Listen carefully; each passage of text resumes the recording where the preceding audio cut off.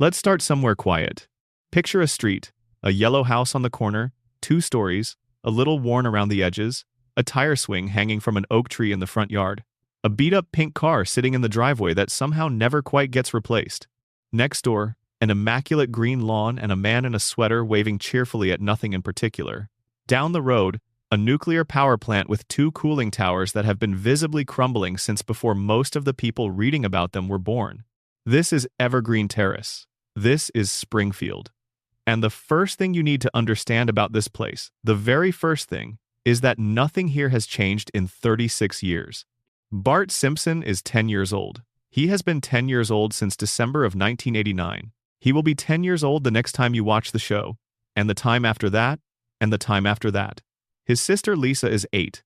She has an emotional depth and an intellectual curiosity that most adults never develop, and she has had both of those things since she was 8 years old, which was also 36 years ago. Maggie is in a permanent state of being one.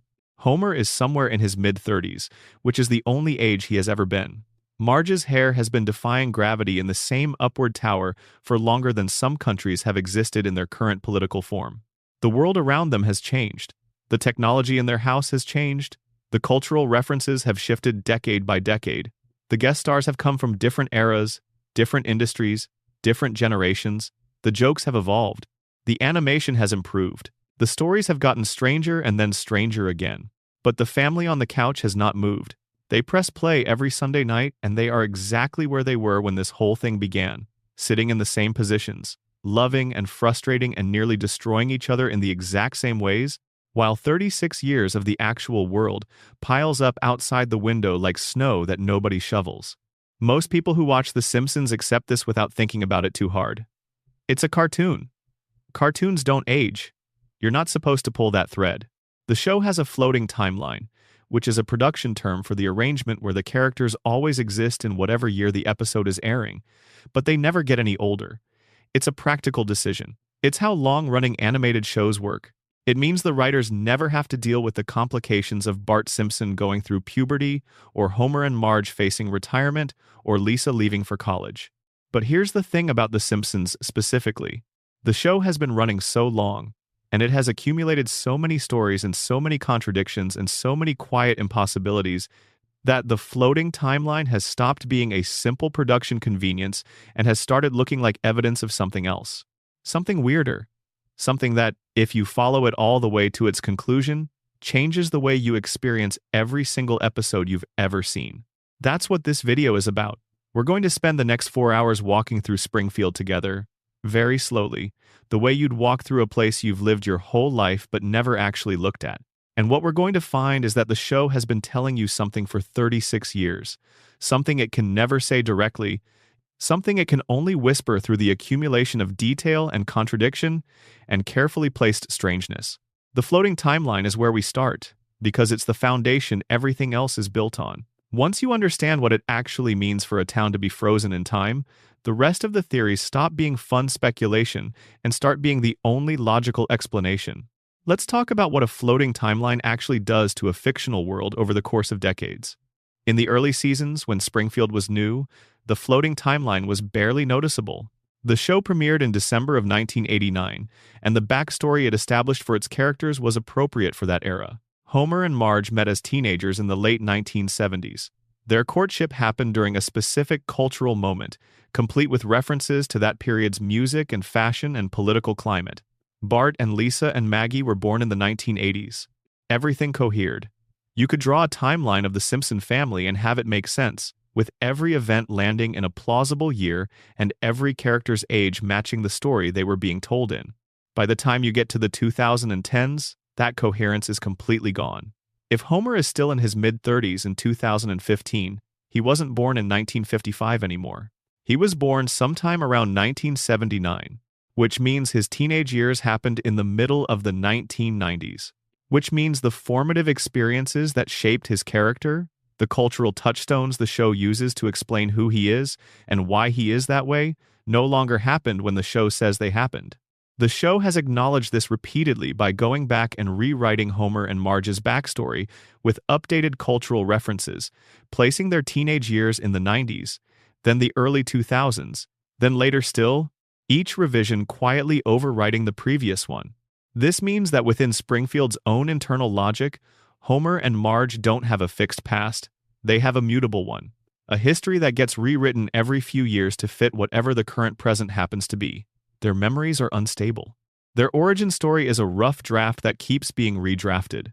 They have been teenagers in 4 different decades now, and at no point has either of them seemed confused about which one was the real one. That should bother you. In a show with any other kind of storytelling structure, a character's origin story is sacred. It's the foundation of their psychology. You change it, you change them. But The Simpsons has changed it multiple times, and Homer is still Homer every time. He's still the same man. The backstory is different, but the person is the same, as if the specific memories don't actually matter, as if whatever happened before the current episode is less important than who the character is right now, in this moment, in this story. There's a name for what that looks like from the inside. It looks like a dream. In a dream, you have a sense of who you are and who the people around you are and what the general shape of your life has been. But the specific details are hazy. You know that you went to school, but you can't quite remember what school it was or who was in your class. You know that something important happened to you when you were young, but if pressed for the specifics, you find them shifting. The story of your past in a dream isn't a fixed sequence of events. It's a feeling, a general impression, something that seems to hold together as long as you don't look at it directly. That's what Springfield's past has become, over 36 years of the floating timeline. A feeling, an impression. The specific memories reshape themselves to fit whatever the current moment requires, and nobody in the town ever notices the reshaping, because the part of their brain responsible for noticing would need to compare the current version of a memory to a previous version, and in Springfield there are no previous versions. There is only now. There is only this episode. There is only the eternal, unchanging present of a family that has been sitting on the same couch for longer than some of their viewers have been alive. This is the foundation. Everything else we're going to talk about tonight sits on top of this foundational strangeness. The radiation theory, the coma theory, the Burns conspiracy, the Maggie mystery, all of them are attempts to explain the same core impossibility. Why doesn't Springfield change? Why doesn't anyone age? Why does the world keep moving while the people inside this particular town stay perfectly still? We'll get to each of those theories in their own time. But first, let's spend a little while just sitting with the strangeness itself. Because the floating timeline doesn't just affect the characters, it affects the town. It affects the buildings and the institutions and the history of a place that has absorbed decades of story without absorbing any of the passage of time that stories are supposed to represent. Think about what Springfield has survived. The town has been destroyed by a comet. A real comet came down and would have obliterated the entire community if not for a last-minute intervention. The town has been sealed under a giant glass dome by the Environmental Protection Agency, which is a federal government agency operating within the show's own universe, meaning this happened in Springfield's actual legal and physical reality. The dome went up. The town was quarantined. That is not a small thing. That is not a Tuesday. That is one of the most dramatic single events that could happen to any community, being physically separated from the rest of the country and told by the government that your town is too contaminated to be part of the outside world. One episode later, the dome is gone. Nobody mentions it. Nobody processes the trauma. Nobody has a conversation that begins with the words, "So, about that time, we were all trapped under a dome." Springfield had a catastrophic environmental event that involved federal intervention and physical containment of its entire population, and the next week everything was exactly as it had always been. Or consider the time Springfield's economy collapsed. Or the time the town voted to execute Homer. Or the time Bart sold his soul and then got it back. Or the time the entire town was brainwashed by a monorail salesman and built an unsafe transit system that nearly destroyed them. Or the time an earthquake leveled the Flanders house and the community rebuilt it so badly it fell down immediately. Or the time a music festival turned into a riot. Or the time the mob moved in and took over the town's sanitation department. Each of these events, taken individually, would be enough to permanently alter any community's psychology. If your town survived a comet strike, you would talk about the comet for the rest of your life. If your neighborhood was sealed under a federal containment dome, that would be the defining event of your community's identity for generations. But in Springfield, it's Tuesday. By next week, it's forgotten. The community resets. The slate is wiped clean. The family goes back to the couch. The question is how? How does a community forget things this significant? How do the individual characters who experience these events walk away without permanent psychological change? The show's official answer is that it's episodic storytelling, which is true from a production standpoint but is not an answer to the deeper question. From inside Springfield's own reality, something is enabling this forgetting. Something is doing the work of erasure every time an episode ends. Something is pressing the reset button on a town full of people who should, by any reasonable measure, be completely traumatized by the accumulated weight of their own history. We have 4 theories about what that something is. And over the course of tonight, we're going to walk through each of them with the care they deserve, because each one of them is genuinely compelling, and each one of them, strangely enough, leads to the same conclusion about what Springfield actually is, and what it means to the people who live inside it. Before we get there, though, let's spend a little more time with the characters themselves, because the floating timeline doesn't just erase Springfield's history. It has done something very specific to the Simpson family that becomes important once you start paying attention to it. Homer Simpson is, depending on which episode you're watching and which backstory the writers have decided is currently in effect, somewhere between his mid-30s and his early 40s. His exact age has been stated in different episodes, and the numbers don't always agree, which is itself a symptom of the floating timeline disease. But regardless of which specific number you're using, Homer is a middle-aged man who has been middle-aged for 36 years. He has not accumulated the experiences that normally define middle age in any progressive sense. He has had experiences, an enormous number of them, many of which would count as life-changing by any normal standard. He has been to space. He has met multiple presidents. He has saved the town from disaster more times than anyone in Springfield seems to remember. He has discovered his long-lost mother, watched her die, dealt with that grief, and then been exactly the same Homer the following week. That last one is worth sitting with. When Mona Simpson died, the show produced what many fans consider one of its most genuinely moving sequences. Homer holds his mother's hand.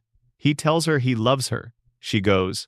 And for a moment, the comedy dissolves entirely and the show becomes something closer to a short film about loss.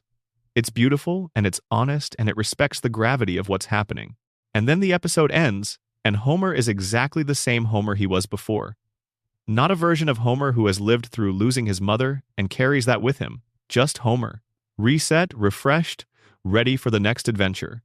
There is no psychological accumulation. There is no scar tissue. There is no sense that the specific Homer we see in any given episode is a product of everything that has happened to the Homers in every previous episode. He exists in a kind of perpetual present tense, which is, again, a production necessity for episodic television, but within the logic of Springfield's own reality is something much stranger. It means that the Homer we see on screen is not a character with a history. He is a character with a shape, a personality without a biography. He has the broad outlines of a past, the general shape of a childhood and a courtship and a marriage and a career, but the specific texture of that past, the things that actually happened to him and changed him, is unavailable to him. He can't access it. It doesn't seem to accumulate in a way that affects who he is right now. This is what trauma does to memory. This is what chronic neurological damage does to a person's ability to integrate their own history into a coherent self-narrative. This is what it looks like when someone's brain cannot do the work of connecting what happened yesterday to who they are today. Springfield isn't frozen in time because the writers are lazy. Springfield is frozen in time because something in Springfield has broken the mechanism by which time is supposed to work. And the symptoms of that breakage are visible in every single character, in every episode, if you know what you're looking for. We're going to spend the rest of tonight figuring out what broke it. But before we dive in, take a moment. Get comfortable. This is a long night, a slow walk through a town that's been hiding things in plain sight for 36 seasons. There's no rush. Springfield will be here when you get back, exactly as it always has been, exactly as it always will be, unchanged and unchanging, waiting on the other side of the theme song. Drop a comment letting everyone know where you're watching from and what time it is wherever you are. There's something about knowing that people all over the world are settling in for this at the same time, all of us visiting Springfield together from our own different corners of the night. And if you haven't yet, subscribe, because this is just the beginning, and what's coming next is worth staying awake for. Let's go deeper. There is a building on the edge of Springfield that has two cooling towers. They are enormous. They dominate the skyline in a way that no single structure in a real American town of Springfield's apparent size would ever dominate a skyline. Because real towns don't build their identities around nuclear reactors the way Springfield has quietly built its entire identity around this one. The towers are cracked. They have been cracked for as long as anyone in Springfield can remember, which, given everything we've already established about Springfield's relationship with memory, might not mean very much.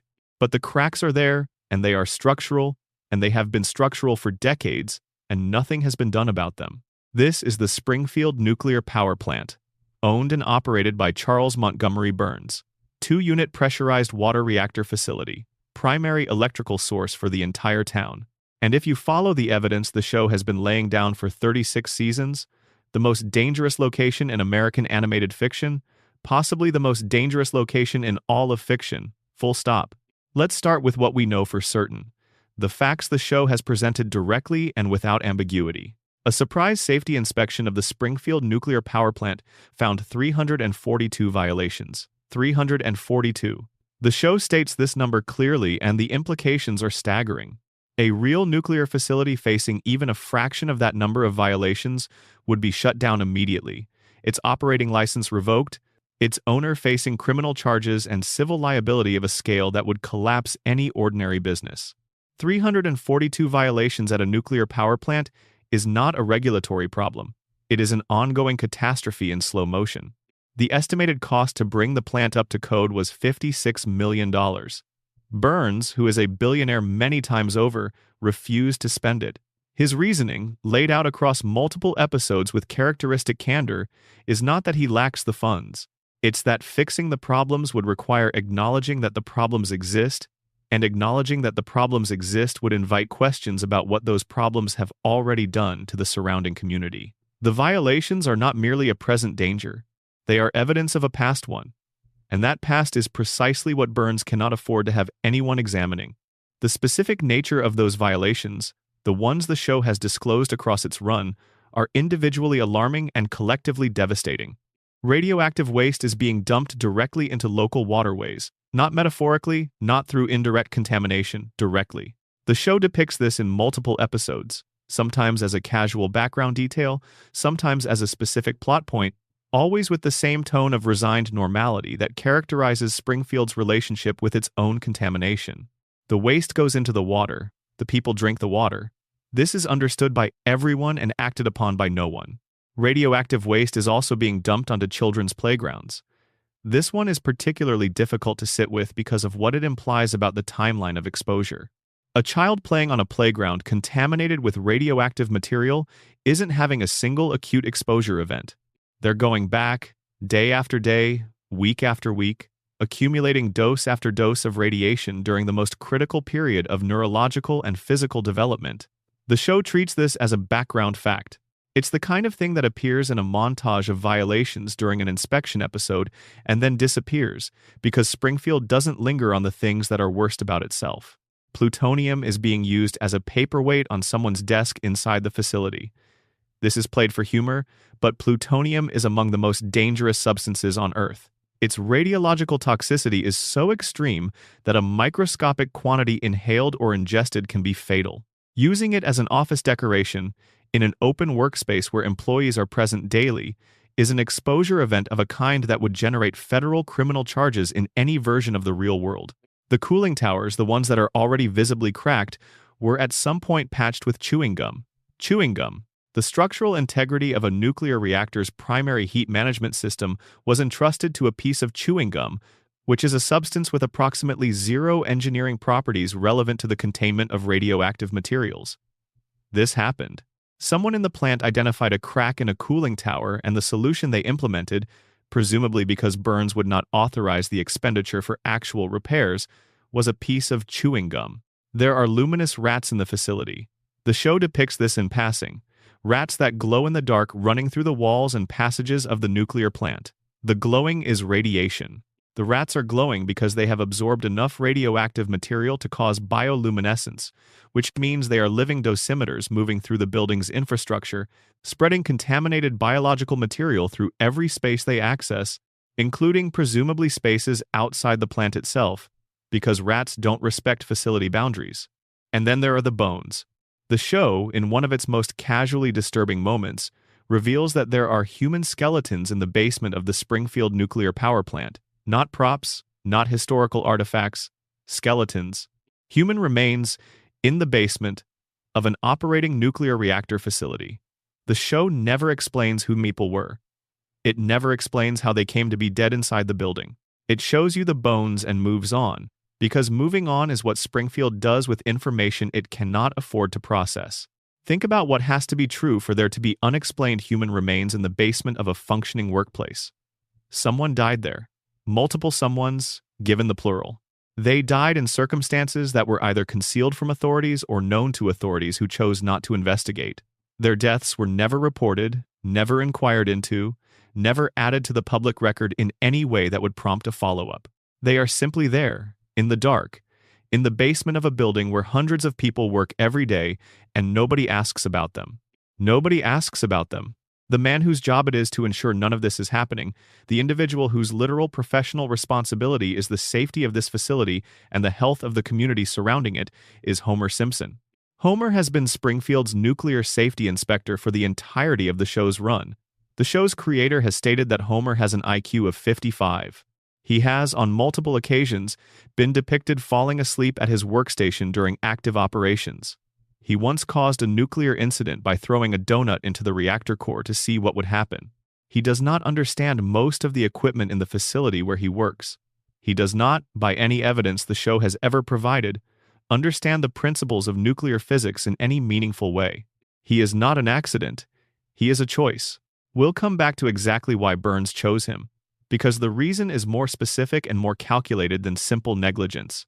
But for now, the important thing is that this is the person standing between Springfield and radioactive catastrophe. He has been standing there for 3 decades, failing continuously, and the town has continued to exist around him, absorbing whatever is leaking out of that facility, building a life downwind of those cracked cooling towers, drinking from water that receives the facility's runoff, and wondering, perhaps occasionally but never urgently, why things are the way they are in Springfield. Now let's look at the effects. The very first visible mutant in Springfield's ecosystem appears in Season 2.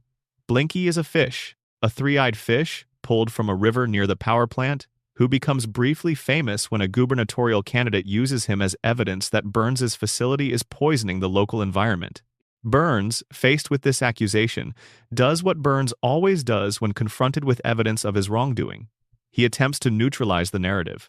He appears on live television and eats Blinky, demonstrating that the fish is safe for consumption, that 3 eyes don't indicate any kind of toxicity, that the whole thing is a misunderstanding and there's nothing to worry about. The candidate loses the election. The town moves on. Nobody conducts an independent study of the river. Nobody tests the water. Nobody asks the obvious question that Blinky is posing, which is, if the fish in the water near the power plant have developed a 3rd eye, what is happening to the organisms that have been drinking that same water for years? The answer has been visible in the show since its first frame. It's been visible in the faces and bodies and biology of every single character the show has ever drawn. But because it's been there from the beginning, because it's simply the art style, simply the way Springfield looks, nobody has ever asked it the way it deserves to be asked. Why is everyone in Springfield yellow? The residents of Springfield have yellow skin. Not tan, not olive, not any shade that occurs in real human populations anywhere on Earth. Yellow. The specific shade of yellow that characterizes every Springfield resident regardless of their ancestry, their lifestyle, their diet, their age, their profession. Homer is yellow, Marge is yellow, Bart, Lisa, and Maggie are yellow. Their neighbors are yellow, the people at the supermarket are yellow, the doctors are yellow, the teachers are yellow, everyone who lives in Springfield is yellow. But here is the detail that the casual viewer tends to miss because it's easy to dismiss as an animation choice. The people who visit Springfield from outside are not yellow. Celebrity guest characters, visiting politicians, characters established as being from other towns or other states, they look different. Their proportions are more naturalistic. Their eyes sit in their skulls at angles that more closely approximate actual human anatomy. Their features, while still stylized, don't carry the specific set of distortions that marks every Springfield native. The show draws outsiders differently from insiders. It always has. And the standard explanation, the art style explanation, the one the show itself relies on when it wants to avoid the question, is that this is just how The Simpsons looks. The main characters look like that, and the guest characters are drawn to be recognizable as the real people or established characters they're representing, so they look a little more realistic. But that explanation only makes sense if you're looking at the show from the outside, as an audience member who knows they're watching a cartoon. From inside Springfield's own reality, from within the logic of the world the show has constructed over 36 seasons, there is a visible, observable, consistent biological difference between people who live in Springfield and people who don't. The people inside the town have yellow skin, 4 fingers on each hand, eyes that protrude at impossible angles, and proportions that don't match standard human biology. The people outside the town look like people. The people inside the contamination zone look like they've been contaminated. Consider the physical characteristics of the Simpson family specifically, because the Simpsons are the family most closely connected to the power plant. Homer has worked inside the facility in direct proximity to an active reactor for the entire duration of his adult life. Marge was briefly employed at the plant herself, and was exposed to the same violations, the same leaking infrastructure, the same atmospheric conditions. Their children were conceived and born in Springfield, raised on its water and its air, living in the shadow of those cooling towers from the first days of their lives. Homer's physical profile, examined through the lens of radiation exposure, is a case study. He has an overbite that defies dental anatomy. His skull has a shape that doesn't correspond to any natural human cranial structure. His body can absorb damage that would kill a normal person with stunning regularity. He has been shot, electrocuted, fallen from heights that should be fatal, been struck by vehicles, survived explosions, been mauled by animals, and in every case recovered with a speed and completeness that has no biological explanation. His pain tolerance is extraordinary. His healing rate is extraordinary. His resistance to what should be lethal trauma is extraordinary. These are not the characteristics of a healthy human being. These are characteristics consistent with a biology that has been fundamentally altered at the cellular level by long-term radiation exposure. Radiation, at certain doses and with certain types of exposure, does not simply cause damage, it causes change. It restructures the biological machinery of cells in ways that can produce both devastation and, in specific cases, adaptation. Homer's body has adapted. It has become nearly indestructible at the cost of his cognitive function, his judgment, his capacity for critical thinking. His IQ of 55 is not an accident of birth. It is a consequence of exposure. The crayon in the brain episode, which we'll discuss in more detail when we get to the Homer section, reveals that Homer once had a foreign object removed from his brain and his IQ immediately jumped to genius level. The crayon was physically reducing his cognitive function. Without it, he was brilliant. With it, he was the Homer we know. But the question the show raises and then quietly drops is how a crayon came to be lodged in a child's brain in the first place, and why none of the doctors Homer saw throughout his childhood and adolescence, all of them practicing medicine in Springfield, ever noticed a foreign object in their patient's skull. Either the doctors were incompetent beyond any reasonable measure, or they saw it and chose not to remove it. And if the medical community in Springfield is somehow compromised, if the healthcare infrastructure of this town is connected to the same network of influence that keeps the power plant's violations concealed, then Homer's crayon isn't just a tragic accident. It's a deliberate intervention, a maintenance of the cognitive damage that makes Homer the perfect non-threat. The show makes Burns's relationship with radiation explicit in a famous sequence from Season 8. Homer, wandering in the woods near Springfield, encounters what he takes to be an alien, a glowing figure moving strangely, emanating an eerie light. The entire town becomes convinced they've witnessed a genuine extraterrestrial encounter. FBI agents from the television show The X-Files arrive to investigate. The mystery builds toward a dramatic reveal. And the reveal, when it comes, is that the alien is Mr. Burns. Burns has been undergoing a weekly medical treatment so intensive, so saturated with pharmaceutical and radiological intervention, that after each session his body emits a visible green glow. The treatment keeps him alive for exactly 7 more days. After that, without another dose, he dies. He wanders out of the treatment facility in a dazed, post-procedural state and stumbles through the woods like something from another world. Because, in a very real sense, he has become something from another world. He is no longer a creature operating within the normal biological parameters of human life. He is a man being kept alive through technology and chemistry that his body has become entirely dependent on. And the people of Springfield see this glowing figure in the forest, and their first instinct is aliens, not radiation poisoning, not the nuclear facility that has been their primary industry for decades, aliens. The extraterrestrial hypothesis comes before the industrial contamination hypothesis, even though the industrial contamination hypothesis is vastly more consistent with the evidence available to them. Burns glows because of radiation. They should know this. The plant is right there. The water has three-eyed fish in it. They should connect these things. They don't connect these things. They can't connect these things. And the radiation theory offers an explanation for why. Because the same contamination that is making Burns glow, the same contamination that has been leaking into Springfield's water and air for decades, has done something to the cognitive function of everyone who lives there.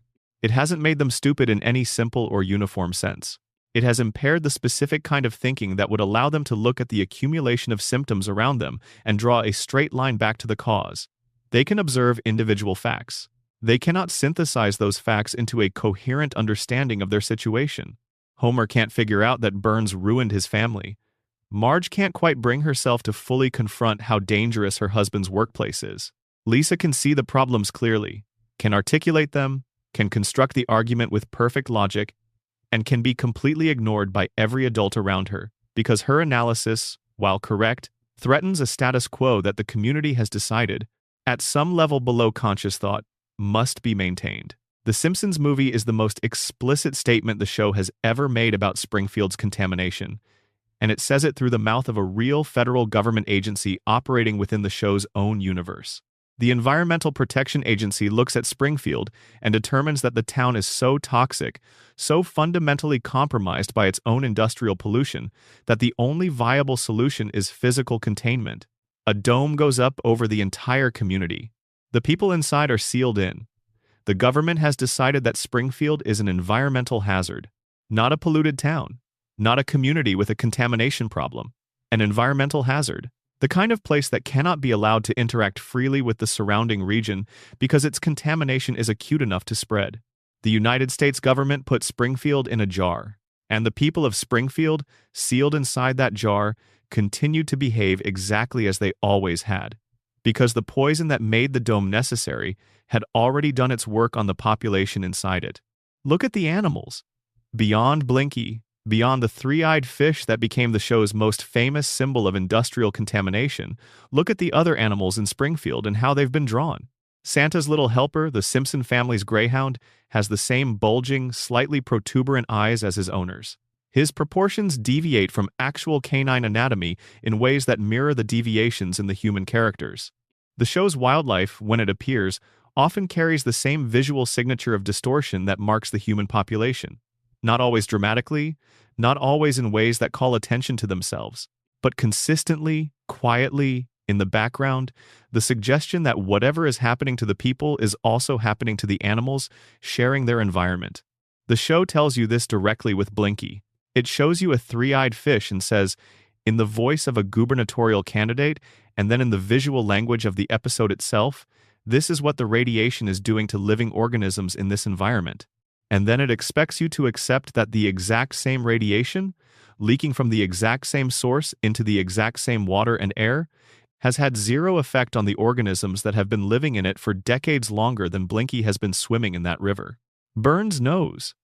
This is the part that gives the theory its moral weight. Burns doesn't just profit from the contamination while remaining ignorant of its effects. Burns is personally dependent on managing radiation's effects in his own body. He understands nuclear medicine at an intimate, personal level, because without that understanding he would be dead. He has physicians who monitor his radiation levels. He has a pharmaceutical infrastructure capable of synthesizing the treatments that keep him alive. He has spent decades developing expertise in exactly the biological mechanisms that his power plant is activating in the population around him. He is not an ignorant polluter. He is a knowing one. When German investors briefly purchased the plant and fired Homer, The first thing they did was assess the cost of bringing the facility up to regulatory compliance. The estimate nearly drove them into bankruptcy before they could complete it. Burns bought the plant back immediately and rehired Homer within days, because Burns knows exactly what a competent safety inspector would find, and a competent safety inspector would shut the plant down within a week, and shutting the plant down would mean the violations stop, and the violations stopping would draw attention to what the violations have already done. And what the violations have already done is standing right there in the streets of Springfield, yellow-skinned and four-fingered and unable to figure out why. Homer's incompetence is the mechanism. His continued employment isn't Burns being forgetful or sentimental. It's Burns being strategic. Homer ensures that the plant continues to operate in violation of every safety standard, that the radiation continues to leak, that the water continues to carry the contamination, that the air continues to carry it, that the neurological fog that settles over Springfield's population remains thick enough to prevent them from ever doing what the German investors almost did by accident. Looking too closely, the power plant is the heart of Springfield. Not in the civic sense, not as a source of civic pride, though the show does occasionally treat it that way with characteristic irony. In the literal sense, it pumps something through the town the way a heart pumps blood through a body. And what it pumps is not electricity, or not only electricity. What it pumps is the invisible, cumulative, impossible-to-refuse alteration of every biological system in its radius. Every yellow face in Springfield traces back to those cracked cooling towers. Every four-fingered hand. Every impossible recovery from a fatal injury. Every forgotten catastrophe. Every morning when the people of Springfield wake up and go about their lives without asking why the fish have 3 eyes, and why the children have always been exactly the same age, and why the richest man in town glows in the dark after his weekly appointment. The plant is the cause. The plant has always been the cause. And the most profound thing about it is that the plant is also the reason nobody can see that it's the cause. The contamination that produced the symptoms also compromised the cognitive architecture that would be needed to trace the symptoms back to their source. Springfield is poisoning itself and can't stop because the poison has already made stopping impossible to conceive of. That's the nuclear theory. We'll keep returning to it throughout the night, because it touches everything, because nothing in Springfield is untouched by what's coming out of those cooling towers. But let's move now to the theory that takes everything we've just established and reframes it through a single, devastating possibility. What if Springfield doesn't look the way it does because of radiation? What if it looks the way it does because it isn't real at all? On April the 1st, 1993, an episode of The Simpsons aired. It was called So It's Come to This, a Simpsons clip show, and the premise was simple enough. It was April Fool's Day in Springfield, and Bart was pranking Homer. The escalation, as Bart escalations tend to do, got out of hand. Bart took one of Homer's beer cans to an auto body shop and placed it inside an industrial paint shaker. The resulting can, when Homer later attempted to open it, exploded with enough force to hospitalize him. While Homer was lying in his hospital bed, still recovering from the explosion, he saw a candy bar in a vending machine across the room. He wanted it. He reached for it. The machine tipped over, fell on him, and Homer Simpson flatlined. He entered a clinically unconscious state, a coma. The doctors were clear. This was not a dramatic episode or a momentary loss of consciousness. This was a real coma, and it lasted 7 weeks. The episode ends with Homer waking up. Bart, in tears at his father's bedside, confesses that the whole thing was his fault. Homer springs awake and immediately begins strangling his son. The family laughs. Homer laughs, even though he explicitly says he doesn't understand why he's laughing. The tone is warm and resolved. Everything is fine. The show tells you Homer woke up, but in the final moments of that same episode, the show also tells you something else. Homer lost 5% of his brain function during the coma. 5%, gone, permanently, never coming back. The doctors explain this clearly. Homer's response to learning that he has sustained permanent neurological damage is to laugh at something he can't understand, and the family finds this charming. The episode ends. The Simpsons continues for 32 more years as if the coma was a small thing, a bump in the road. An April Fool's episode with a little more medical drama than usual. Life goes on in Springfield. Homer goes back to the plant. Bart goes back to school. And nobody, not in the show, not for many years in the fan community, asks the question that the coma theory eventually asks. What if he never woke up? The Homer coma theory is the most discussed, most analyzed, and most internally consistent fan theory in the history of The Simpsons. Its basic premise is simple. Homer did not wake up from his coma in April of 1993. The scene at his bedside, Bart's tearful confession, Homer's sudden and conveniently timed recovery, all of it is part of the dream. Everything that has aired since that episode, every story, every guest appearance, every adventure, every quiet moment, and every catastrophe has been generated by the unconscious mind of a man lying in a hospital bed in Springfield, General, slowly losing brain function while his family sits beside him and waits. The evidence for this theory accumulates across the show's run in ways that are genuinely difficult to dismiss. Start with the most observable thing, the tonal shift. Before the coma episode, The Simpsons was a specific kind of show. It was satirical, yes, and it was a cartoon. They can operate by strict, realistic rules. But the storytelling was grounded in recognizable human experience. Homer tried to quit drinking and struggled with the difficulty of it. Marge considered what it would mean to be attracted to someone other than her husband. Lisa developed a crush on a substitute teacher and had to navigate the confusion of that feeling. Bart faced the real and serious consequence of academic failure, the possibility of being held back a year, and had to reckon with what that meant about his future. The show's emotional core was built on domestic recognizability. The situations were exaggerated, the characters were drawn in bright yellow, but the problems they faced were the problems of real families. Money worries, marital tension, children struggling in school, the weight of ordinary life pressing down on ordinary people. After the coma, something fundamental shifts. Not immediately, not in a way that any individual episode announces. But over the following seasons, cumulatively and unmistakably, the show becomes something different. Homer goes to space. He joins a secret society. He becomes a rock band's manager. He discovers that his mother has been living as a fugitive radical for decades. He meets God. Twice. He travels to dozens of countries. He holds hundreds of different jobs across the show's remaining run, ranging from snowplow operator to food critic to professional wrestler. He befriends celebrities. He saves the town and is occasionally threatened by the town and is sometimes prosecuted by the town and always finds his way home by the end. The show goes from a family sitcom grounded in economic anxiety to a show where its main character has lived several hundred lives simultaneously, none of them quite connecting to the others, none of them leaving the expected marks, all of them resolving before the credits roll and leaving Homer exactly as he was when they began. People have been debating the exact moment when The Simpsons shifted, the point where something changed in its storytelling DNA, for 20 years. The internet has produced enormous amounts of analysis about when the show got worse, with different camps pointing to different seasons, different episodes, different creative decisions. The coma theory offers a precise answer to this question, and it is an answer with an exact timestamp, April the 1st, 1993. The Simpsons didn't get worse after season 4. Homer's brain started deteriorating after season 4, and the show, faithful to its dreaming narrator's increasingly impaired cognition, began generating the kind of stories that an impaired mind generates.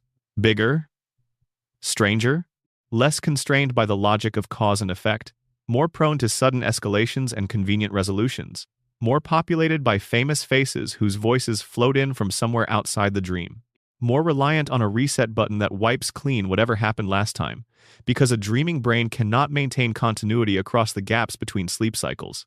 6 months before the coma episode, in the season 4 premiere, Homer has a conversation with God, an actual face-to-face conversation, rendered as clearly and earnestly as anything in the show's history. It is a remarkable scene on its own terms, but what makes it remarkable for the coma theory is what God says to Homer.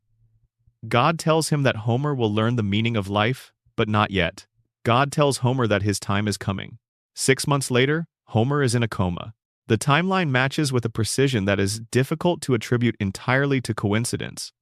God told Homer that his time was nearly up, and 6 months later, on April the 1st, Homer's conscious life ended and the dream began.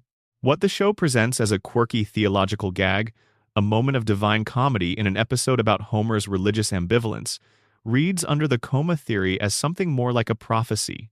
God was telling Homer that his waking life was approaching its end, that whatever came after would be different, that the family he loved and the life he was living were about to be preserved in a particular way. Preserved is exactly the right word, Because the most elegant thing about the coma theory, the piece that makes it feel less like speculation and more like the actual explanation the show has been building toward, is the way it handles the aging problem. Nobody in The Simpsons ages. We've established this already. Bart has been 10 for 36 years. Lisa has been 8. Homer and Marge haven't aged a day. The radiation theory says this is because their biology has been altered by nuclear contamination. The floating timeline explanation says it's a production convention. The coma theory says it's because they exist inside the mind of a man who went to sleep in April of 1993 and has never woken up since. Of course, his children don't age. His unconscious brain can't imagine them growing up because he wasn't there to see it happen. The coma froze his reference point.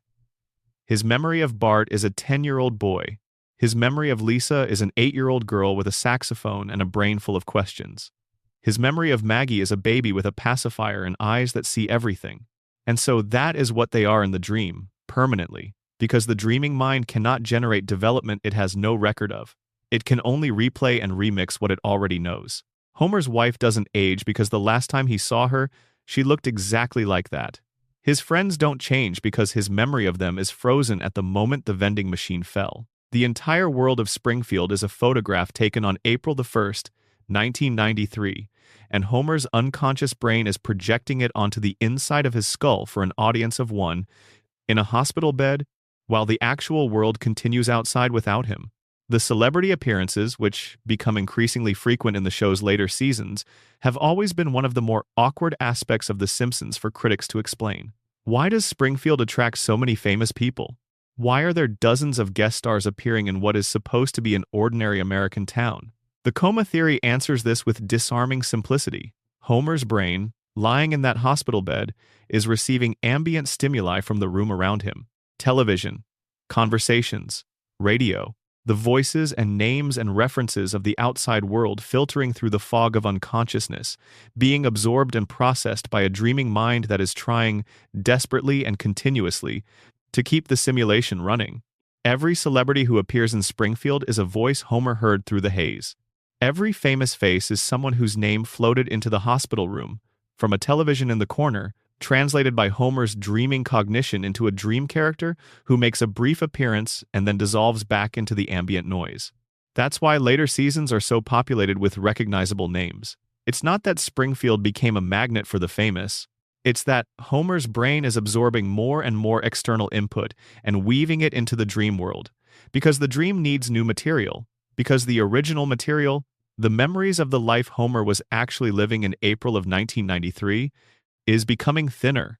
The show acknowledged this theory directly. In season 34, an episode included a deliberately leaked fake deleted scene in which Homer wakes up from a long coma, with the implication that everything outlandish that had happened since season 4 was a dream.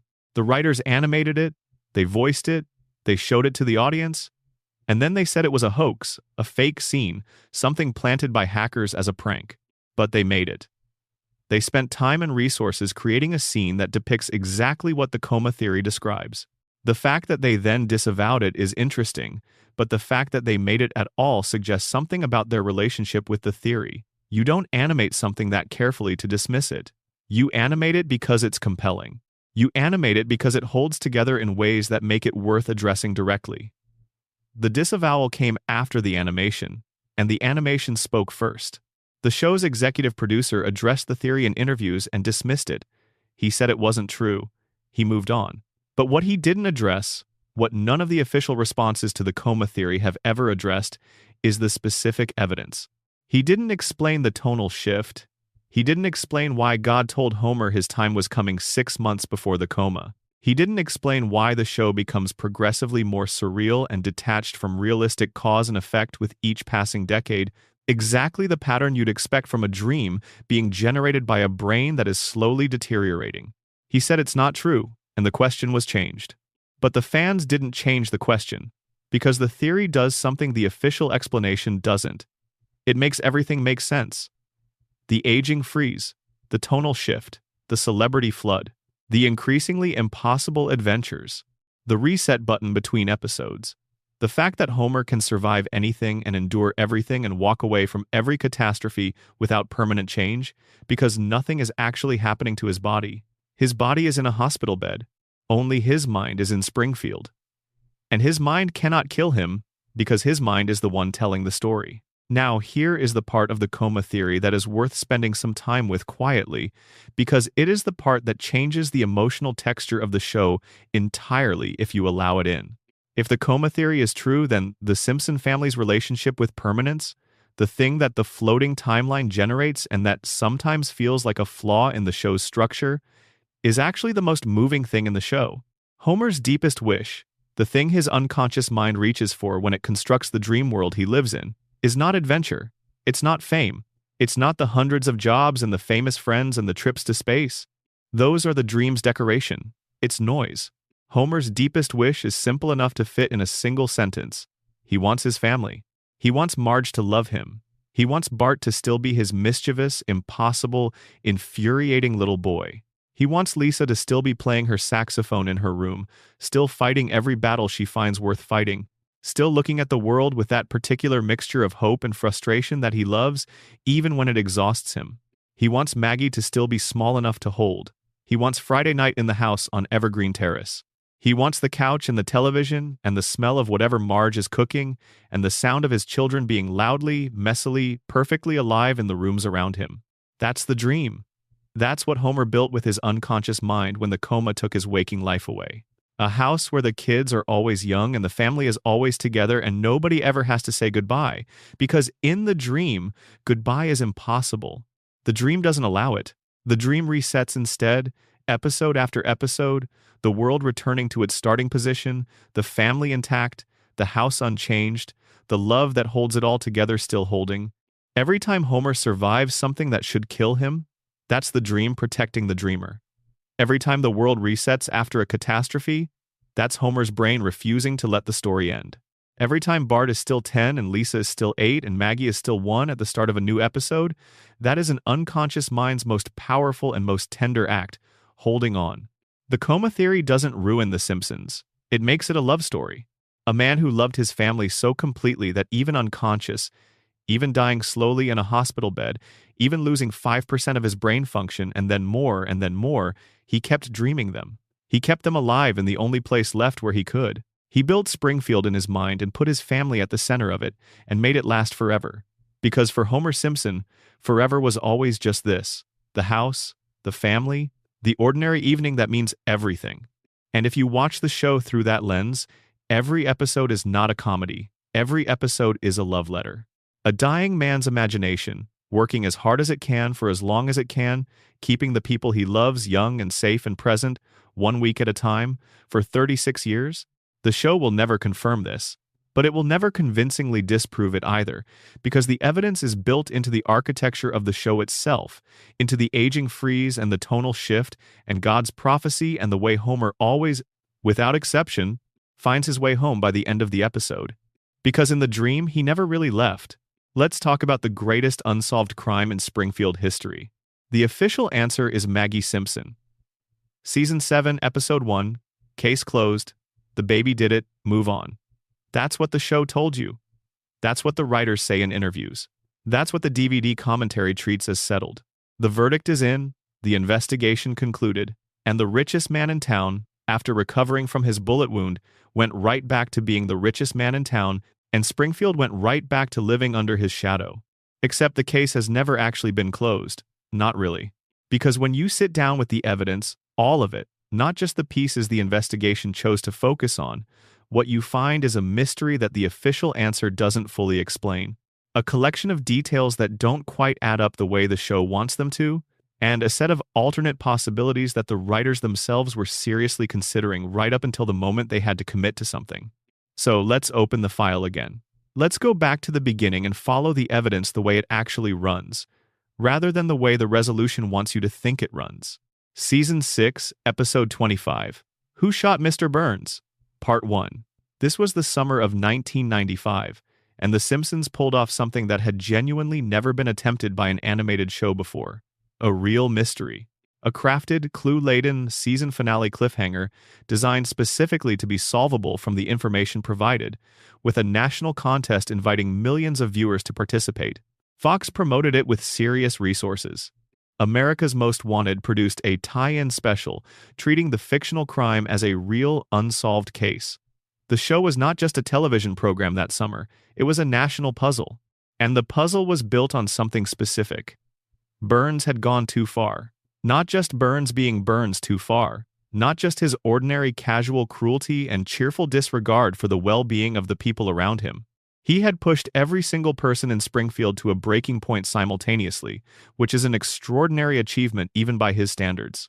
He had drilled under Springfield Elementary School and stolen the oil well that the school had discovered on its property, taking the money that could have funded educational programs and pocketing it for himself.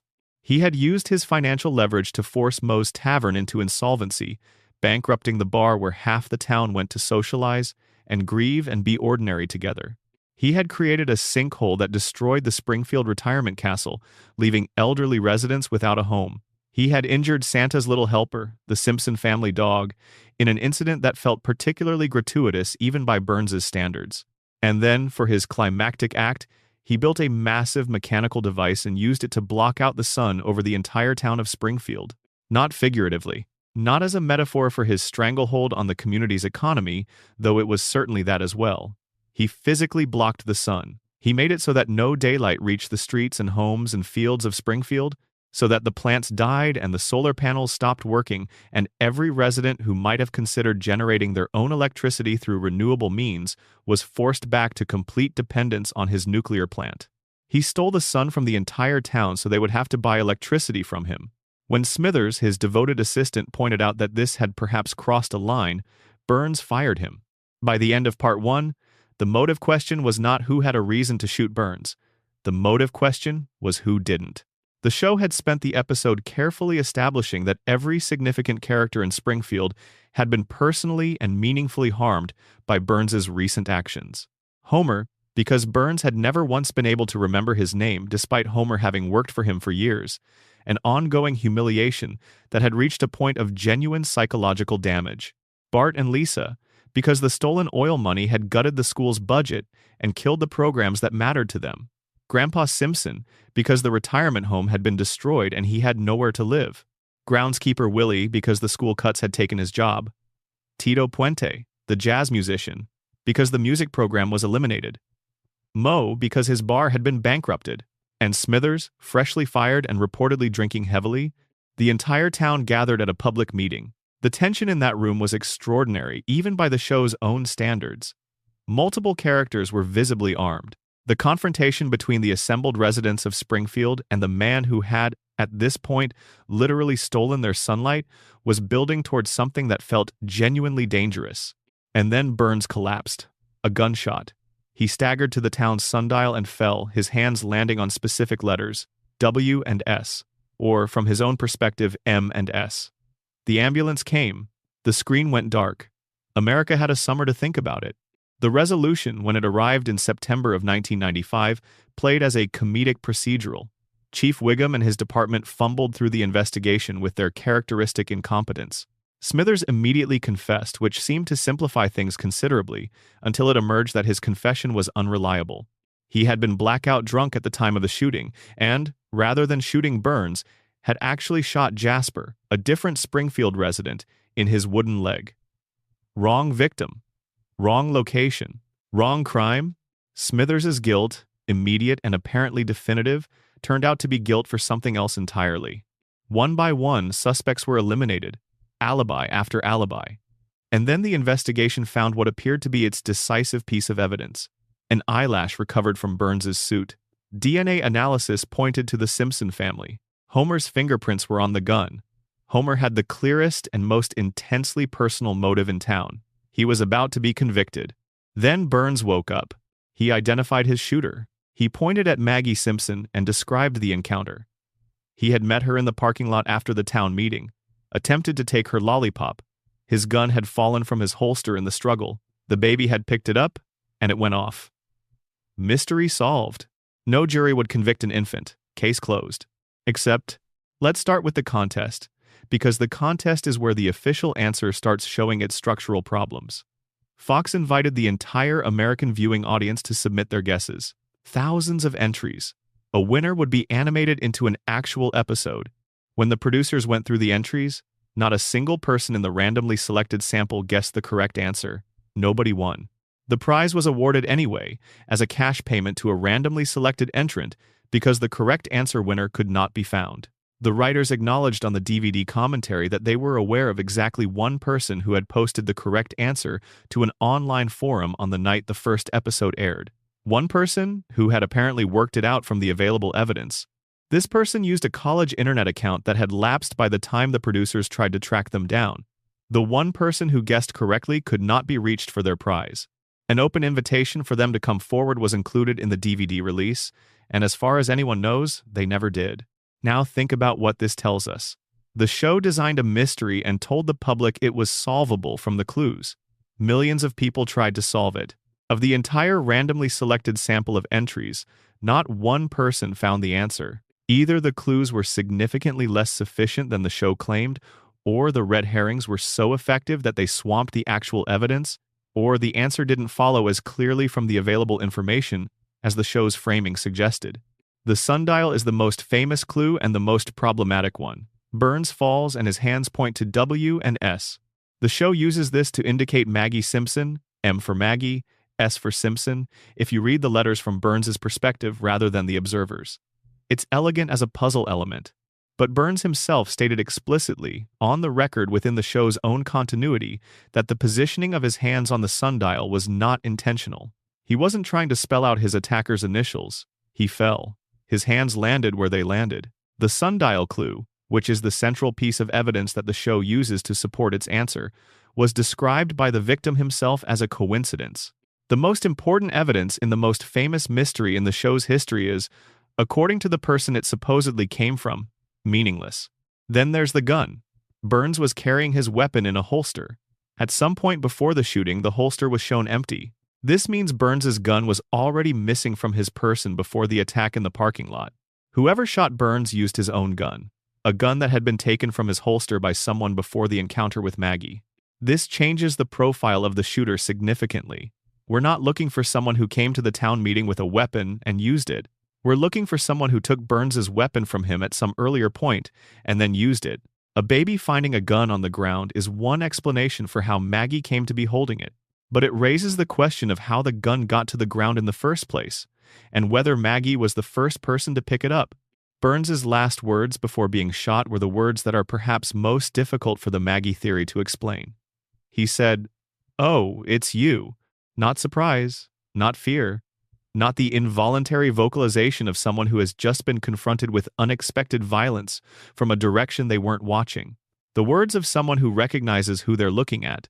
The greeting you extend to an acquaintance you weren't expecting to see at this particular moment, but whose presence is not alarming because they are not someone you consider a threat. Does Burns have a relationship with Maggie Simpson significant enough to generate that response? Has he interacted with her in a way that would lead him, in the moment of being shot, to recognize her specifically and acknowledge that recognition calmly? The show doesn't establish a prior relationship between Burns and Maggie. Burns can't remember the name of the man who has worked for him for years. The idea that he would see an infant in a parking lot and immediately recognize her by name, and express that recognition with the tone of an acknowledged acquaintance, rather than the tone of someone startled by a baby holding a gun, is genuinely difficult to square with everything we know about how Burns's memory and attention work. "Oh, it's you" is a phrase that implies familiarity. It implies prior contact. It implies that the person being recognized is someone Burns had reason to expect to see, or at least to recognize without effort. Who in Springfield would Burns recognize immediately? Who would he encounter in the parking lot of the town meeting and acknowledge with that precise phrasing, calm and recognizing? Someone he knew. Someone who had already spoken to him, or confronted him, or been in his presence in a way that made their face familiar. In Season 18, Homer claims that he was the one who shot Burns. He says it on camera, matter-of-factly, in a way that the show treats as a throwaway moment. Nobody responds. Nobody investigates. Nobody reopens the case. Homer confesses to the attempted murder of the wealthiest and most powerful man in Springfield, and the show moves on as if he said something unremarkable. This could mean Homer is lying for attention, which is within the range of his character, or it could mean Homer is telling the truth, and the original verdict was wrong. If Homer was the actual shooter, then Maggie was not the shooter. And if Maggie was not the shooter, then the baby was blamed for a crime she didn't commit. The DNA evidence was misinterpreted or pointed to the wrong Simpson, and the entire resolution of the show's most celebrated mystery was built on either deliberate misdirection or incompetent investigation. Given what we know about the Springfield Police Department's investigative capabilities, incompetence is not a small possibility. The Marge theory is the alternate reading that has the strongest canonical support and the most emotionally coherent logic. The case was made by a fan, and it's surprisingly hard to dismiss. Marge is a devoted mother who watched Burns destroy her children's school, injure her dog, threaten her family's livelihood, and steal the sun from her community. These are not abstractions. These are direct attacks on the things Marge cares about most. She is not a passive person under her composed exterior. She is someone who acts when her family is threatened. The show has demonstrated this repeatedly. Burns, in an earlier episode, developed an infatuation with Marge after she briefly worked at the plant. The episode Marge Gets a Job established that Burns was genuinely smitten with her, that his feelings were intense enough to affect his behavior, and that he remembered her as someone special. Now apply this to the shooting. Burns is in the parking lot after the town meeting. He encounters someone. He recognizes them. He says, "Oh, it's you," with a tone of recognition rather than threat assessment. If that someone was Marge, if Marge had confronted Burns in the parking lot and the gun had come out and Burns had been shot, his behavior afterward becomes comprehensible in a way that the Maggie theory doesn't quite achieve. Burns woke up from his coma and identified Maggie as the shooter. But if Burns actually recognized Marge and chose to protect her, if his feelings for her were strong enough to lead him to redirect the investigation toward a target who could never be convicted, then the sundial and the baby and the resolution all make a different kind of sense. Maggie becomes the answer not because she's guilty, but because she's convenient. She is present. She is a Simpson, which explains the DNA evidence from the eyelash. She is an infant, which means no jury will ever convict her.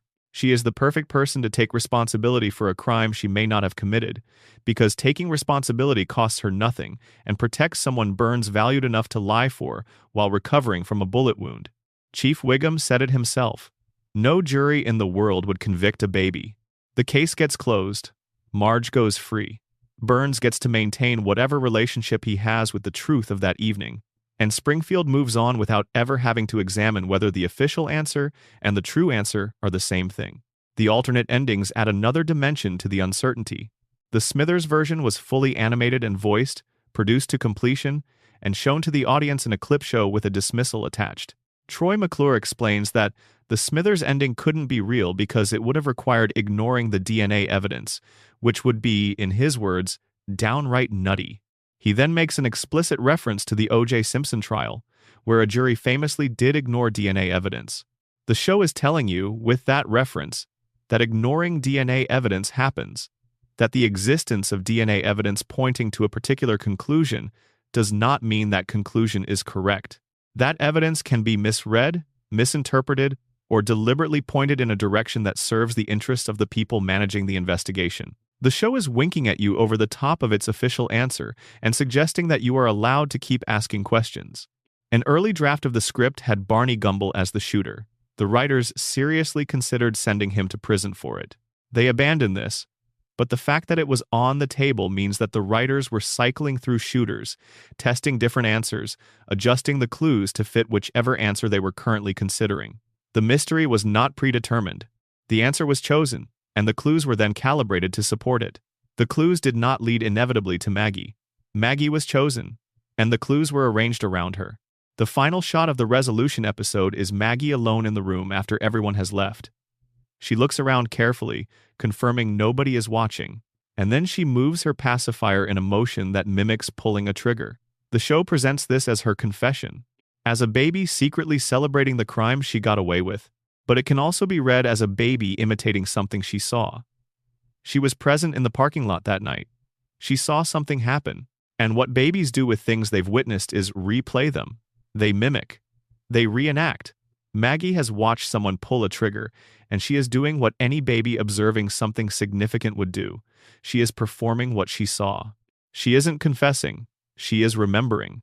In a town where the police solve the wrong crime, where the victim wakes up and points at a convenient target, where the DNA evidence points to a family rather than a person, where the sundial clue is a coincidence the shooter explicitly didn't intend, where the alternate endings were fully produced and then disavowed, where Homer confessed on camera 18 seasons later and nobody blinked, the official answer begins to feel less like a solution and more like a convenience. Springfield closed the case. Springfield does not solve cases. Springfield closes them. The greatest mystery in Simpsons history was never actually resolved. The file was stamped, the verdict recorded, the baby officially exonerated by her own impossibility as a defendant. And whoever was actually in that parking lot with Burns's gun in their hand walked away into the Springfield evening, confident that a town with this particular police department and this particular relationship with inconvenient truth would never come looking. The case is closed, the mystery is open, and it will stay open for as long as people sit quietly in the dark and wonder what Burns actually meant when he said, "Oh, it's you," in the moment before everything went dark. How old is Mr. Burns?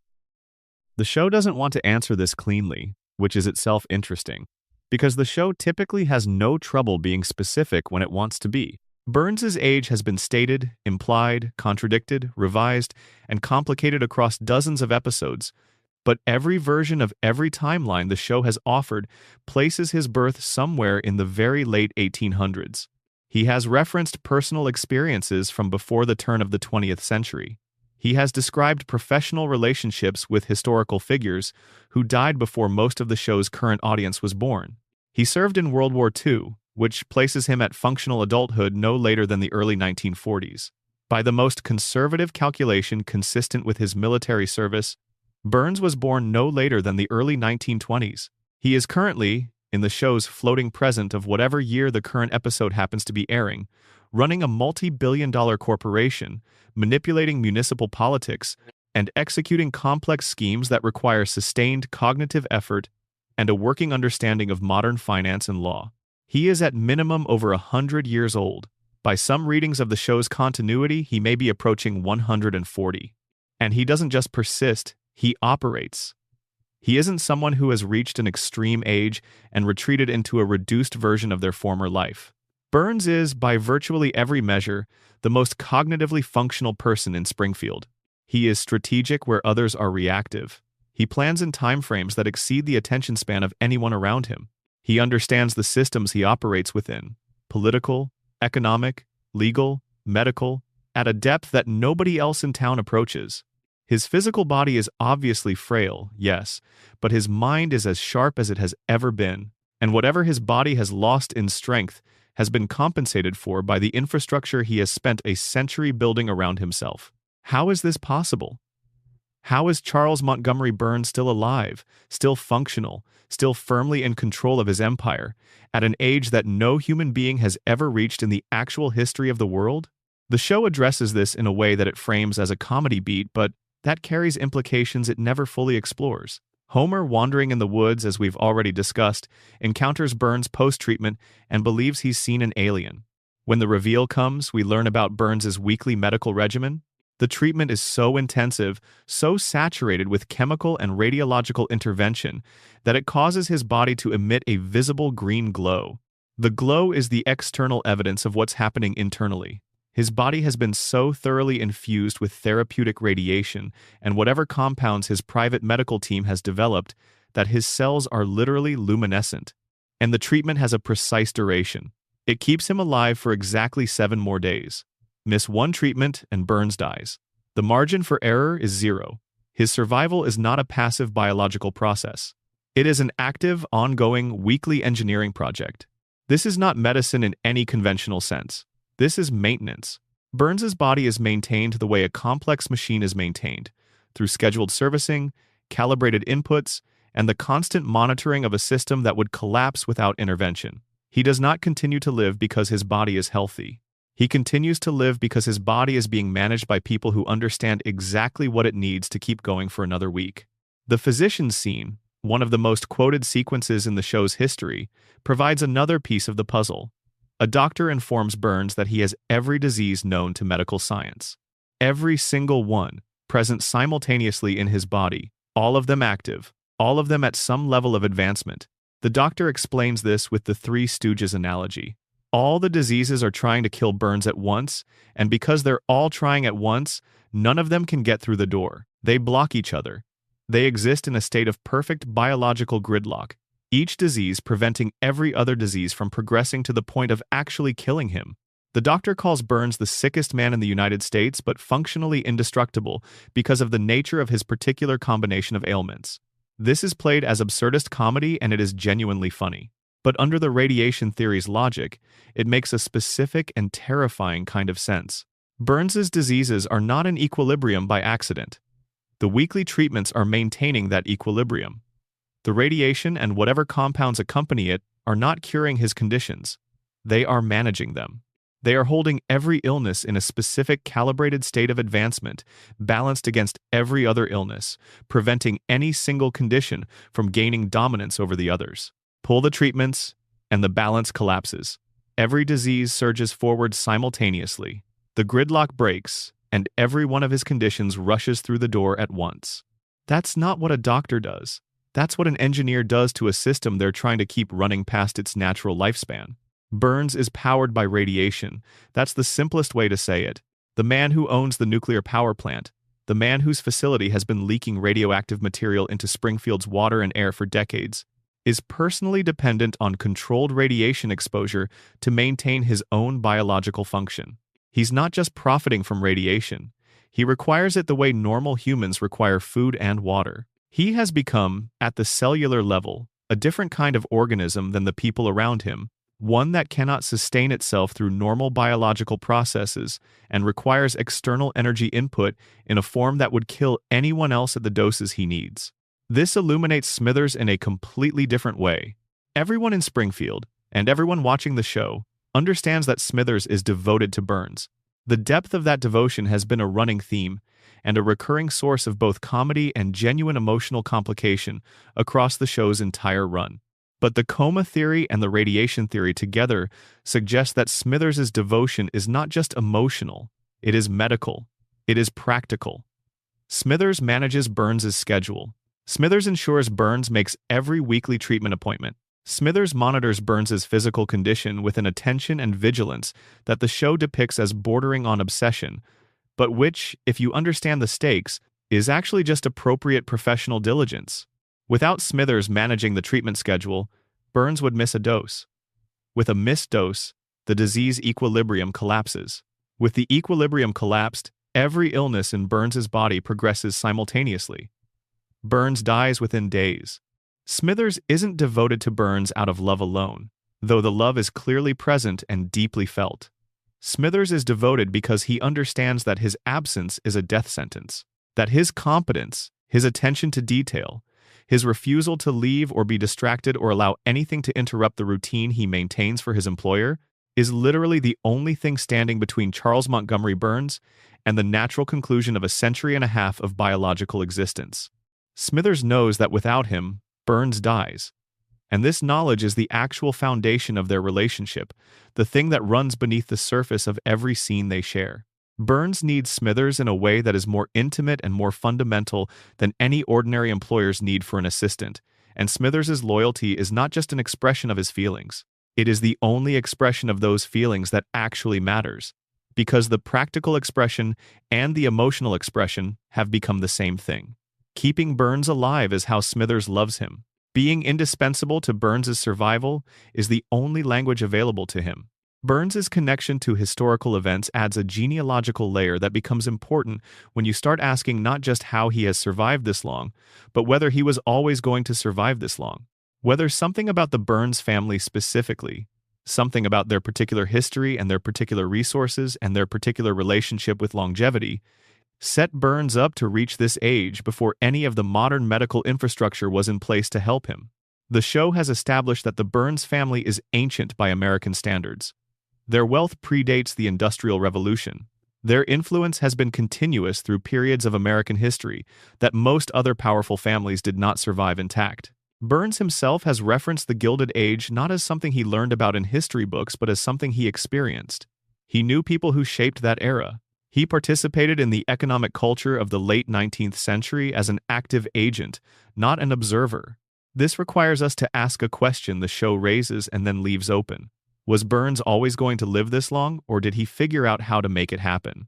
If the Burns dynasty has been in continuous control of its fortune for longer than most American institutions have existed, there needs to be an explanation for that continuity. Generational wealth does not automatically perpetuate itself. Without active stewardship, without someone who understands the fortune and actively maintains it, the most substantial financial legacy erodes within 2 or 3 generations. The Burns family has not eroded. They have compounded, which means there has always been someone actively managing the legacy, someone with both the will and the capability to keep the empire running. Burns has been that person for over a century. Before him, presumably, there was another Burns serving the same function. And before that, another. The question is whether those earlier figures lived as long as the current one, and if they did, what mechanism they were using to do it, before nuclear medicine, before modern pharmaceutical science, before any of the technology that currently sustains Burns's existence was available. The show doesn't answer this, but it does establish something important through the cumulative weight of what it shows us. Burns has spent his entire extraordinarily long life building a system specifically designed to ensure his own continued survival. Every dollar he's ever spent, every institution he's ever influenced, every professional relationship he's ever cultivated, every medical researcher he's ever funded, and every politician he's ever purchased, all of it serves the same ultimate purpose. Keep Burns alive. Keep the treatments coming. Keep the diseases balanced. Keep the reactor running, because if Burns dies, everything he's built dies with him. And Burns has spent more than a century ensuring that will never happen. There is one more dimension to the Burns immortality question that is rarely discussed and is perhaps the most disturbing of all. Burns has come closer to dying than almost any other character on the show. He has been shot. He has been hospitalized multiple times. He has collapsed, been attacked, been poisoned, been abandoned in the wilderness in circumstances that should have been fatal. And every time, he comes back. Not the way Homer comes back from injuries, through the show's general cartoon resilience. Burns comes back through infrastructure, through resources, through the machinery of accumulated wealth that ensures there is always someone standing by with the capability and the mandate to rebuild him. Homer survives because the show needs him to survive, and because the coma theory suggests he's dreaming and dreams don't kill their dreamers. Burns survives because he built a system whose entire purpose is his survival, and because that system has the resources to function even when Burns himself is incapacitated. Homer's immortality is passive.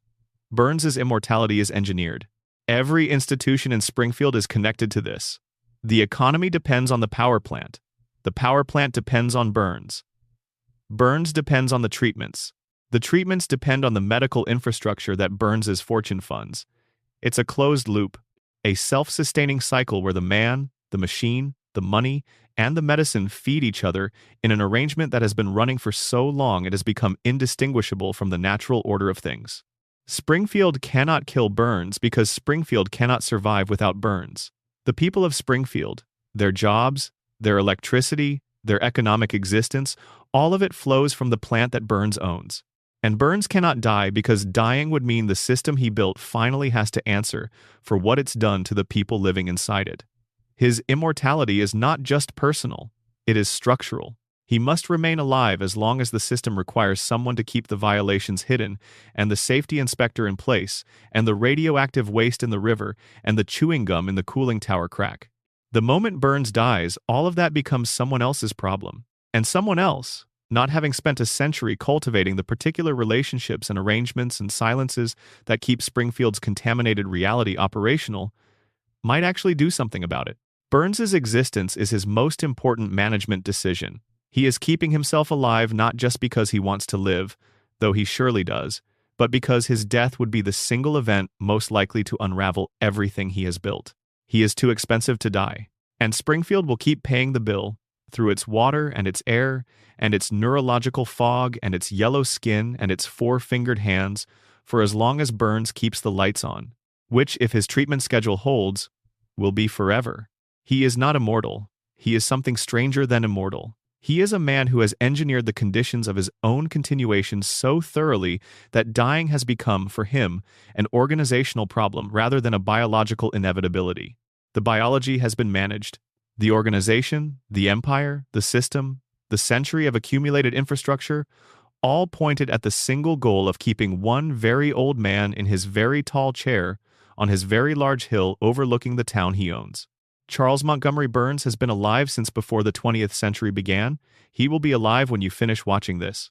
He will be alive next week, and the week after that, because the treatment schedule will be maintained, and Smithers will be there, and the system will keep running, and Springfield will keep paying for its electricity, and nobody will ask the question that would unravel everything.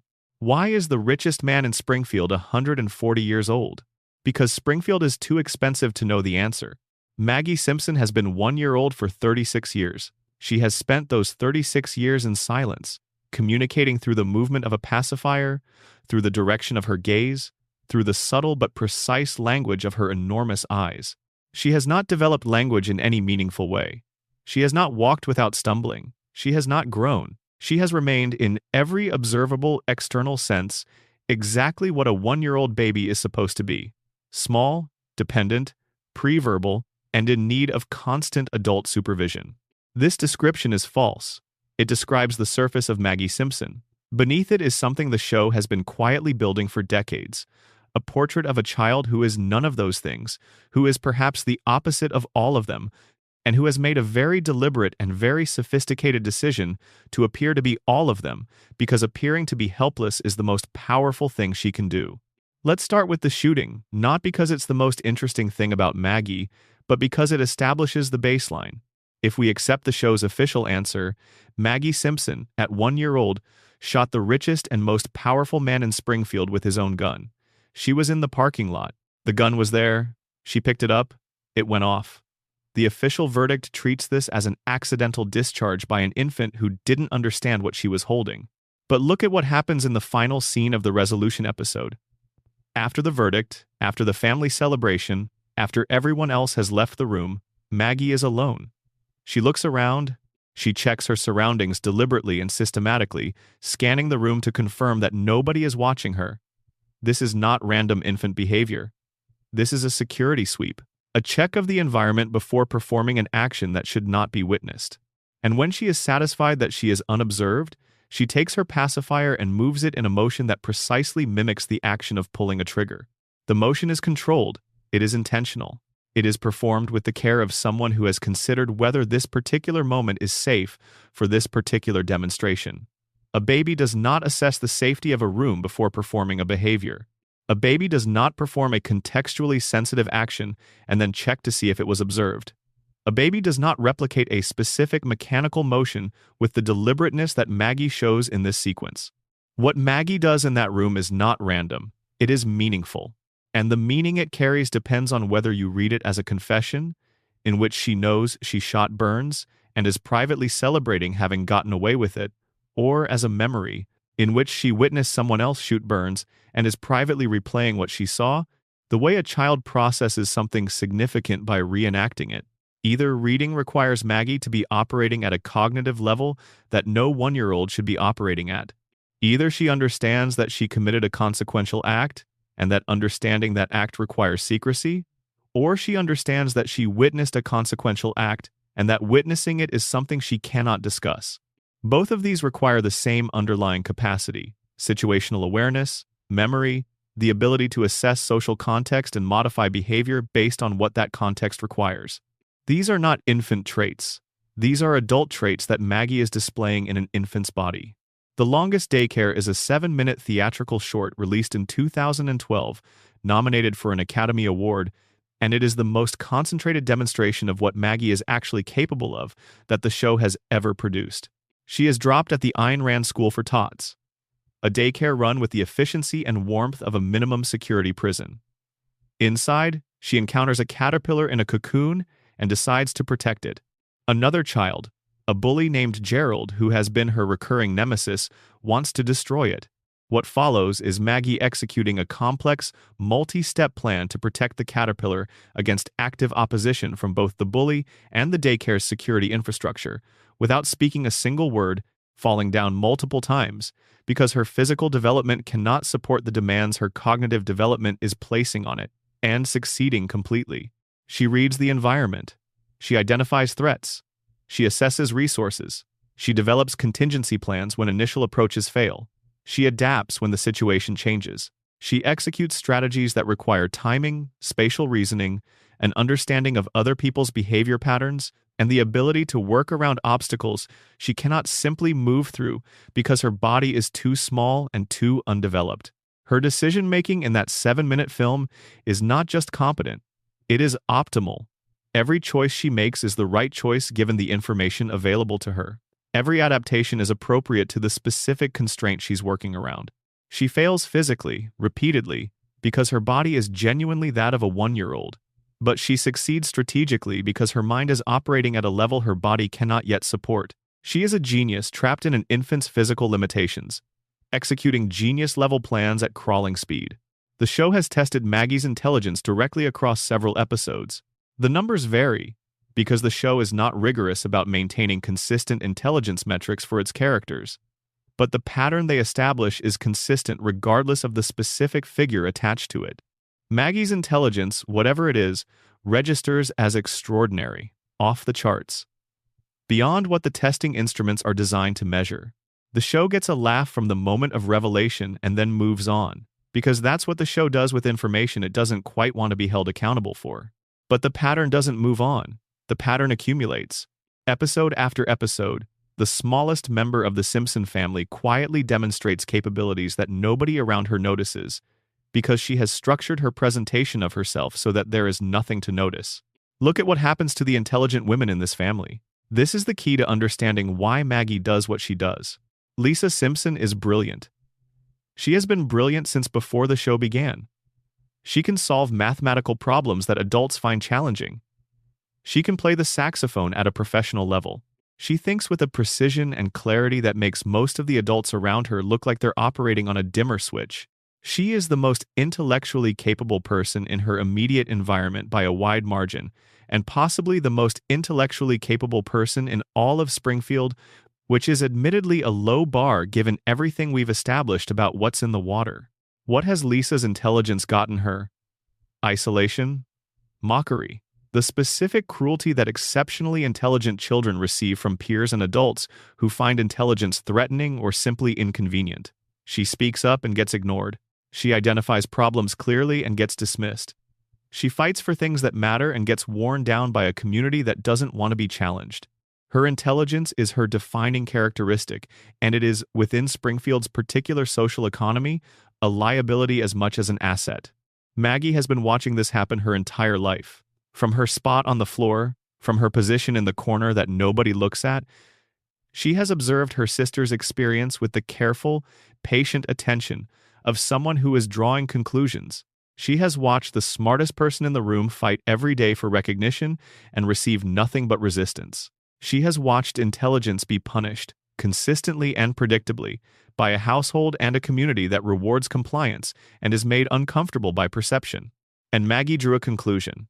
If Lisa's strategy is to be visibly intelligent, to announce her capabilities and fight for them to be recognized, and if the result of that strategy is isolation and dismissal, and the particular exhaustion of being the only person in a room who is trying to see things clearly, then Lisa's strategy is wrong.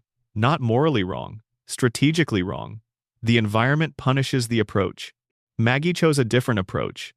She chose to be invisible, to present the world with exactly what it expects from a baby: silence, dependence, apparent helplessness, to operate her actual capabilities entirely below the threshold of what anyone around her is paying attention to.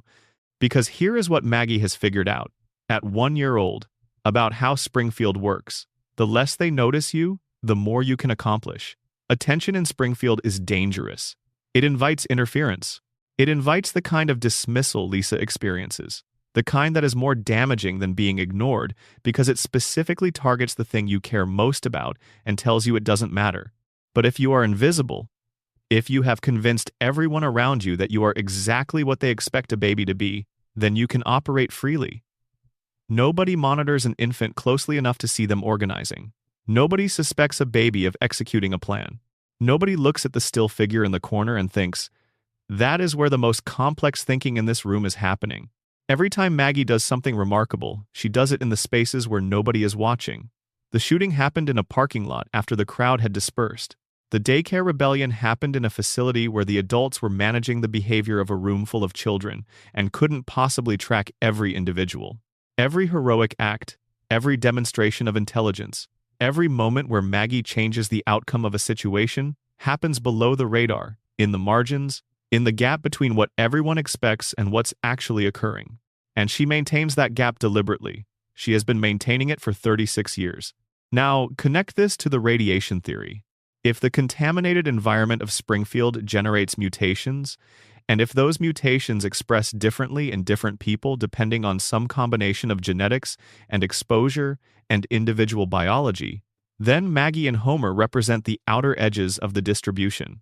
Homer, who has spent his adult life inside the power plant in direct proximity to its most radioactive elements, whose brain was already compromised by the crayon and the chronic exposure before he ever clocked in for his first shift, is what happens at one extreme.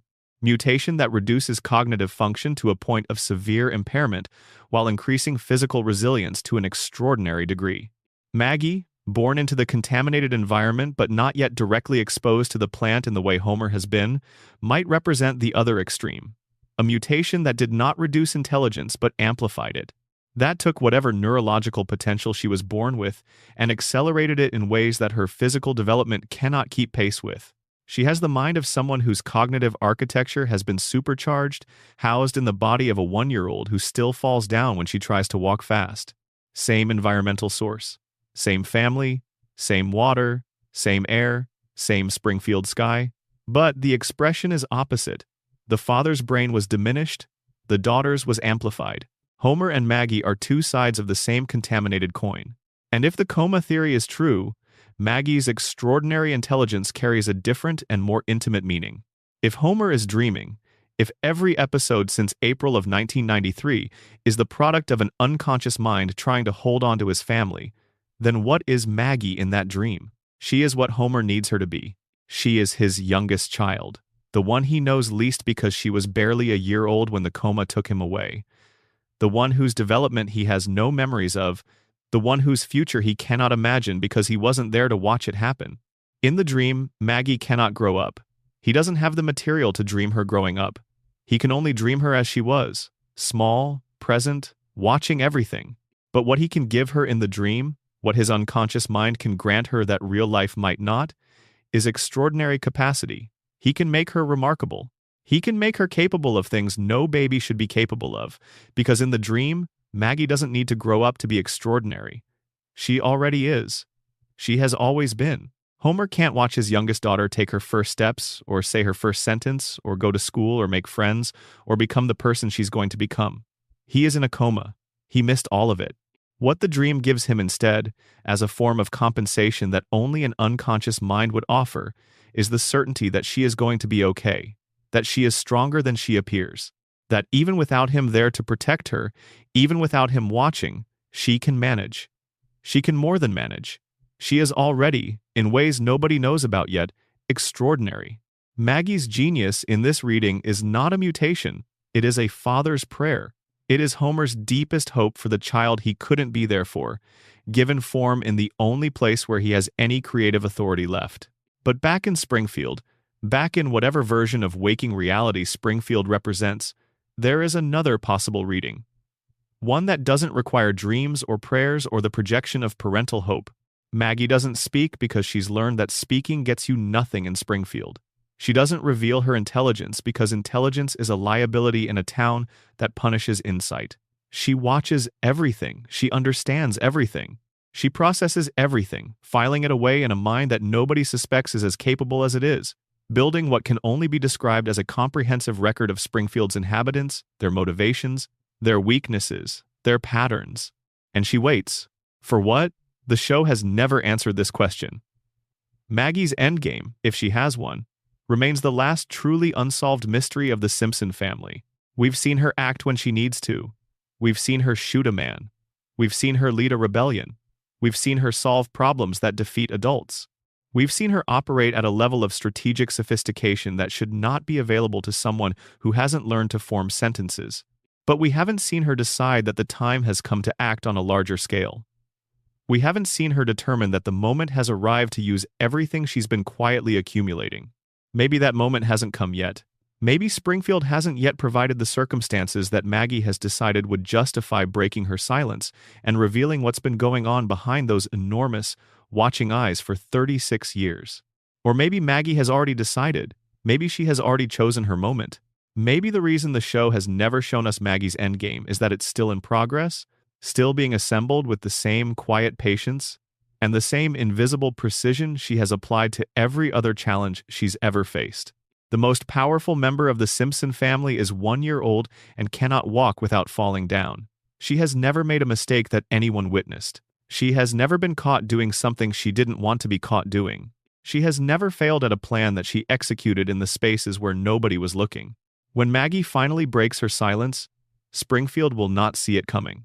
Because that is precisely how she designed it. For the first 6 seasons of The Simpsons, Homer Simpson's mother was dead. That was the established fact. Abe Simpson, Homer's father, had told him so when Homer was young. He had shown Homer a grave. Homer had accepted the information the way children accept the loss of a parent, with a grief that shapes everything that comes after, a wound that heals imperfectly and leaves its mark on the architecture of the adult. Homer grew up believing he was a boy whose mother had died. He became a man whose entire emotional life was organized around that absence. His need for approval, his desperation to be liked, his terror at the possibility of being left, a terror so present in him that it functions less like a fear and more like a background condition, an ambient anxiety that colors every relationship he has. His willingness to endure humiliation from his employer rather than risk the consequences of confrontation. His clinging to Marge with a devotion that is partly love and partly the reflex of someone who learned at a very young age that the people you love can disappear without warning and without explanation. Homer Simpson's entire personality is a scar, and the wound that made the scar was, for 6 seasons, the death of his mother. In season 7, the show revealed that the death was a lie. The episode is called Mother Simpson, and it aired in November of 1995. What happens in it is this. Homer, in the process of faking his own death to avoid a Saturday work shift, ends up at the Hall of Records to correct the official record of his demise. While there, he makes a discovery that changes everything he thought he knew about his own life. According to municipal records, his mother is alive. She never died. The grave Abe showed him was not hers. It was the grave of Walt Whitman, the poet, whose headstone Abe had been presenting to his son as his wife's burial site for Homer's entire life. Homer's mother has been alive this whole time. Abe knew. Abe kept the secret. Abe let his son grow up in the shadow of a death that hadn't happened, carrying a grief for someone who was still living in the world somewhere, still breathing, still existing, just not in Homer's life. Homer finds Mona at a cemetery. She is visiting what she believes is her son's grave, because the town has recently announced his death. She doesn't recognize him at first. He has changed enormously in the decades since she last saw him. But when Homer proves who he is, the reunion that follows is one of the most emotionally honest things the show has ever produced. A grown man and his mother, separated for 27 years by a lie built from grief and fear, finding each other beside a headstone that belongs to neither of them. And then Mona tells him why she left. She didn't die. She didn't leave because she stopped loving him. She left because Burns found her. The story goes back to 1969. Mona Simpson was an ordinary housewife, married to Abe, mother of young Homer, living in Springfield while the world outside was erupting through the civil rights movement and the anti-war protests and everything else that defined that particular historical moment. And then she was radicalized. The show depicts this with its characteristic blend of comedy and genuine emotional weight. She joined a group of activists. They had a target. Mr. Burns owned a biological weapons laboratory, not just a nuclear power plant, a facility designed and operated for the production of biological weapons, a germ warfare laboratory. In Springfield, the same town where Homer was growing up, where children were going to school, where families were living their ordinary lives under the reasonable assumption that the wealthiest man in town was not manufacturing weaponized pathogens a few miles from their homes. Mona and her group broke into the facility and destroyed what was inside. They detonated what the show calls an antibiotic bomb, a device designed to neutralize the biological agents stored there. The raid was successful. The weapons were destroyed.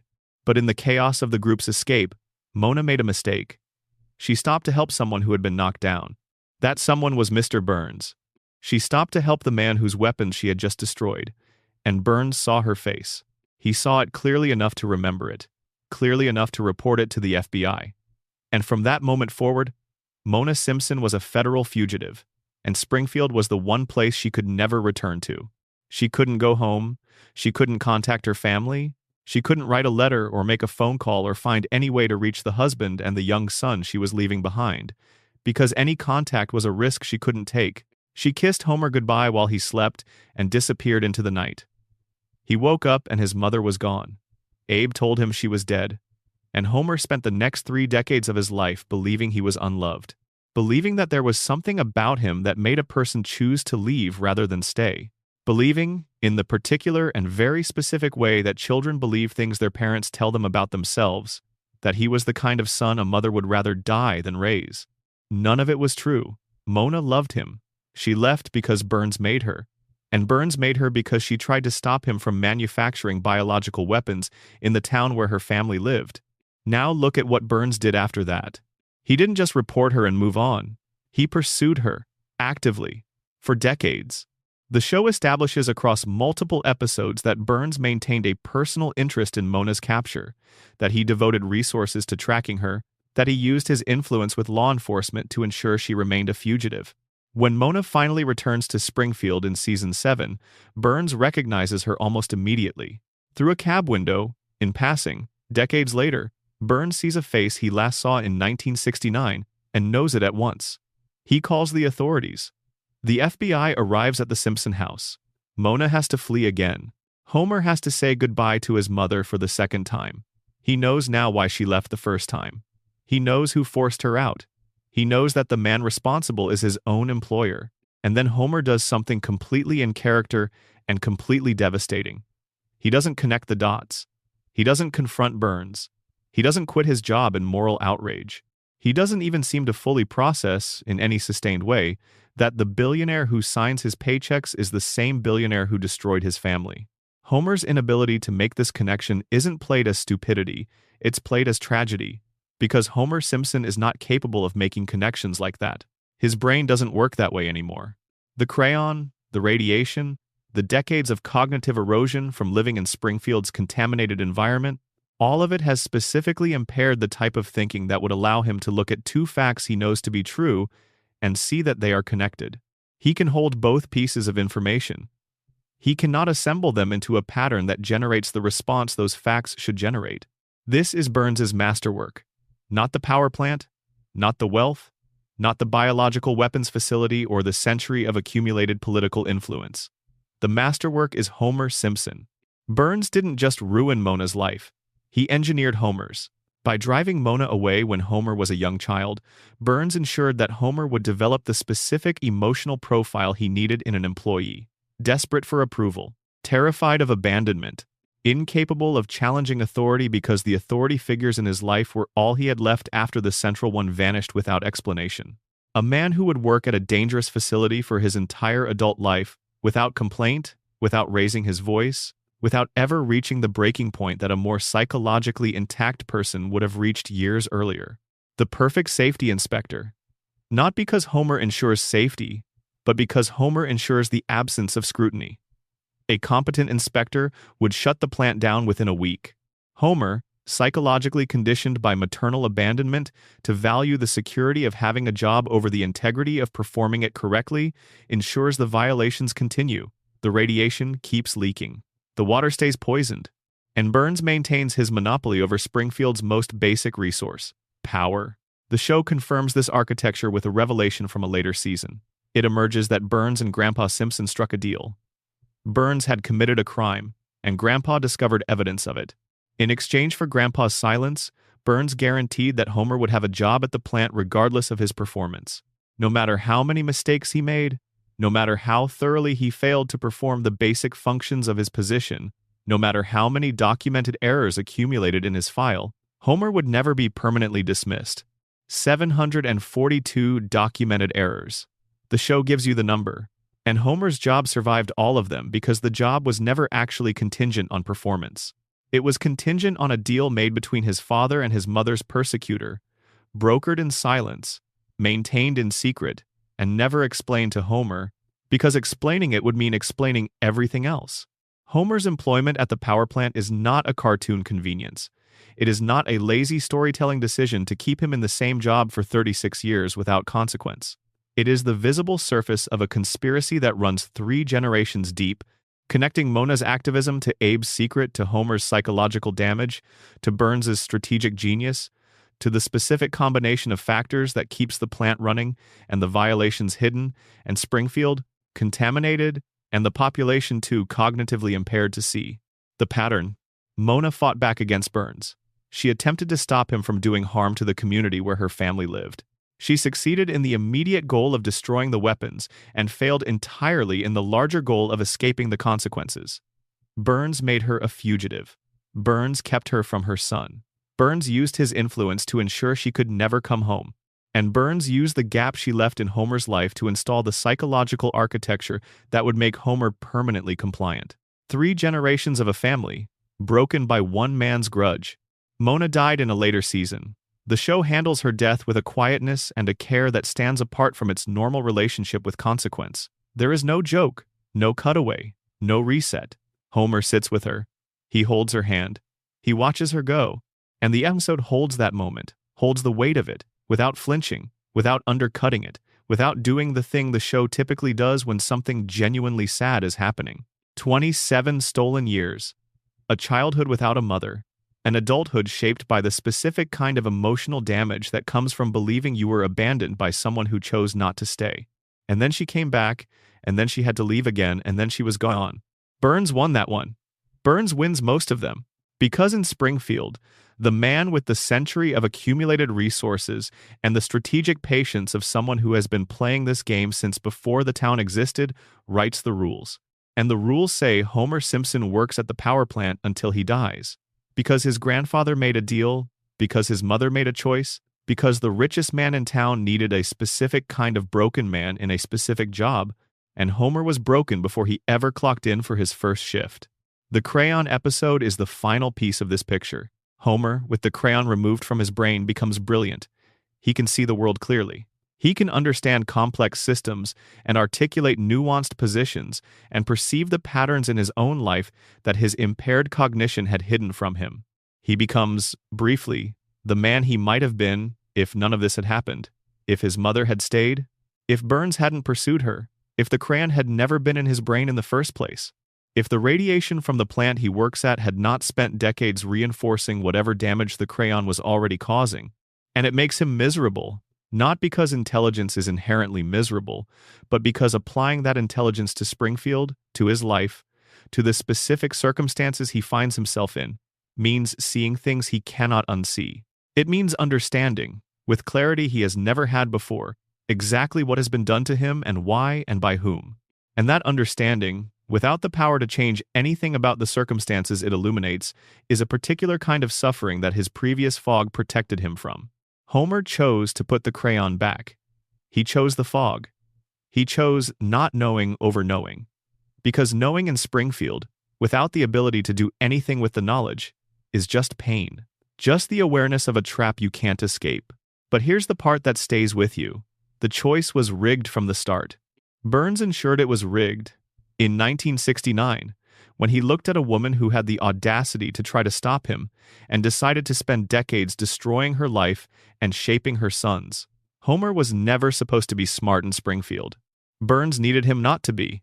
And so the system, from Homer's mother's disappearance, to the radioactive water, to the crayon in his brain, to the deal between Abe and Burns that kept him employed regardless of his performance, all of it worked together to ensure that Homer's potential was never realized. There is a man inside Homer's skull, trapped behind a crayon and a lifetime of exposure and 27 years of grief for a mother he believed was dead when she was actually alive, running and hiding and missing him. A man who could have understood the world around him, who could have seen the pattern, who might have been able to do something about it. That man never got out. Burns made sure of that before Homer was old enough to know there was anything to escape from. Springfield is the most famous fictional town in American history. More people can name Springfield, know its landmarks, picture its skyline, than can name the capital cities of half the states in the actual country. It has a nuclear power plant, a tire fire that has been burning since before most of the characters can remember, a gorge that has served as a dramatic location in dozens of episodes, a harbor, a monorail whose brief existence ended in predictable disaster, an elementary school, a prison, two hospitals, a stadium, a museum, and a quickie mart on what appears to be a significant corner. It also has mountains and an ocean and a desert and farmland and forests, sometimes within the same episode, frequently within the same season, and nobody in 36 years has commented on the geographical impossibility of a single American town containing all of these features simultaneously. Springfield borders the states of Ohio, Nevada, Maine, and Kentucky, depending on which episode you're watching. It is located on the coast and in the heartland, and near the Canadian border and near Mexico, all in the same show, across episodes that treat these contradictory locations as equally valid and equally unremarkable. Its climate ranges from conditions appropriate for deep winter blizzards to conditions appropriate for tropical heat waves, sometimes within episodes that take place in the same week. Springfield does not exist in any state because Springfield exists in all states simultaneously, or in none of them, or in whatever state serves the needs of whichever episode is currently being told. This has been the case since the show began, and the show's creators have spent 36 years managing the resulting confusion with a combination of deliberate misdirection, calculated vagueness, and occasional outright contradiction. Every time a clue appears that seems to narrow Springfield's location to something manageable, another clue appears in a different episode that eliminates the narrowing. It's not a mystery that gets closer to resolution as more episodes accumulate. It's a mystery that gets more complex, because every potential answer carries within it the seeds of its own refutation. Lisa's area code in one episode begins with 636. That's a Missouri area code. The state abbreviation NT, which appears briefly in another episode, is not a real American state. A phone call to what is described as the state capital produces a voice that identifies the state as one beginning with a vowel. The address on official documents has been shown in ways that suggest different regions at different times. A travel itinerary in one episode places Springfield at a specific number of hours' drive from a named city that would locate it in one part of the country, while a different episode places it at a different distance from a different city that would locate it somewhere entirely inconsistent. Every piece of evidence both includes and excludes possibilities. The mystery is not insoluble, it is anti-soluble. It has been designed to resist resolution, and every apparent solution carries within it an episode that disproves it. Matt Groening, the show's creator, broke from this pattern once. In a 2012 interview with Smithsonian Magazine, he named Springfield, Oregon as the inspiration for the town. He said he chose the name Springfield because it appears in so many American states, and because he grew up near Springfield, Oregon, and the name carried a personal resonance. He identified a specific real place as the source material. For approximately 48 hours, the location of Springfield was answered. Then the show continued and immediately contradicted the answer. Episodes aired after Groening's interview that placed Springfield in geographic contexts impossible for Oregon. The writers did not honor their creator's confession. They kept the mystery alive because, the theory goes, the mystery was always more important to the show's function than any answer could be. Why? Why would the people who make The Simpsons spend 36 years deliberately maintaining an unsolvable geographical puzzle about a cartoon town? The surface answer is the one the show's creators have given in various forms over the years. Springfield is universal. It is designed to feel like any American town, to resonate with any American viewer, regardless of their actual location, to be the town you grew up in no matter where you grew up. This is true as far as it goes. Springfield's universality is a deliberate design choice, and it's one of the things that has made the show connect with such an unusually broad audience for such an unusually long time. When you watch The Simpsons, the place feels familiar even if you've never been anywhere like it, because it's been assembled from pieces of everywhere. It carries the industrial decay of the Rust Belt, the suburban sprawl of the Sun Belt, the small-town insularity of New England, and the cultural blankness of the Midwest, and the particular combination of pride and shame that characterizes any community whose primary industry is something it has complicated feelings about. Springfield is everywhere. Springfield is every town. And a town that could be anywhere is a town that belongs to everyone. But the theories we've been sitting with tonight suggest a darker and more interesting explanation for the geographical impossibility, one that connects to everything else we've been discussing, rather than sitting apart from it as a separate creative decision. Consider the radiation theory. If Springfield is a contaminated zone, if the power plant's decades of violations have genuinely altered the biological reality of the town and its inhabitants, why should the physical geography be exempt from that alteration? If the people of Springfield can have 4 fingers and yellow skin and biology that doesn't correspond to any natural human population, if the animals can grow third eyes and glow in the dark, if burns can be kept alive past any normal human lifespan through the application of nuclear medicine, why should the land itself remain normal? Why should the space that contains all of this, contaminated, mutated, impossible biological reality be subject to ordinary geographic rules? Maybe Springfield has both mountains and oceans because the contamination doesn't just affect the organisms living there. Maybe it affects the physical landscape.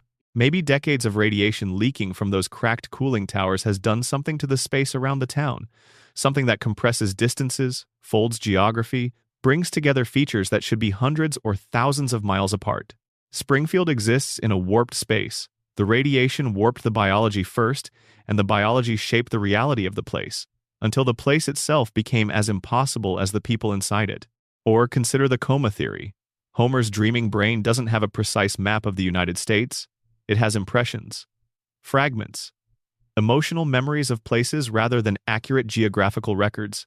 Mountains from a vacation he went on as a child, an ocean he saw from a television set in the 1980s, a desert he passed through on a road trip, farmland he saw from an airplane window. His unconscious mind assembled Springfield from every American landscape he ever encountered or glimpsed or imagined, laying them on top of each other without regard for whether they belong together, because dreams don't operate by geographic logic. Dreams operate by emotional logic. Springfield feels like America because it was made from Homer's emotional memory of America, and emotional memory doesn't respect state boundaries or topographical consistency. It keeps the things that meant something and discards the connector tissue. Homer's dreaming mind kept the mountains because mountains meant something to him. It kept the ocean because the ocean meant something. It stacked them together in the same town because in the logic of a dreaming mind, the things that carry the same emotional weight belong in the same place.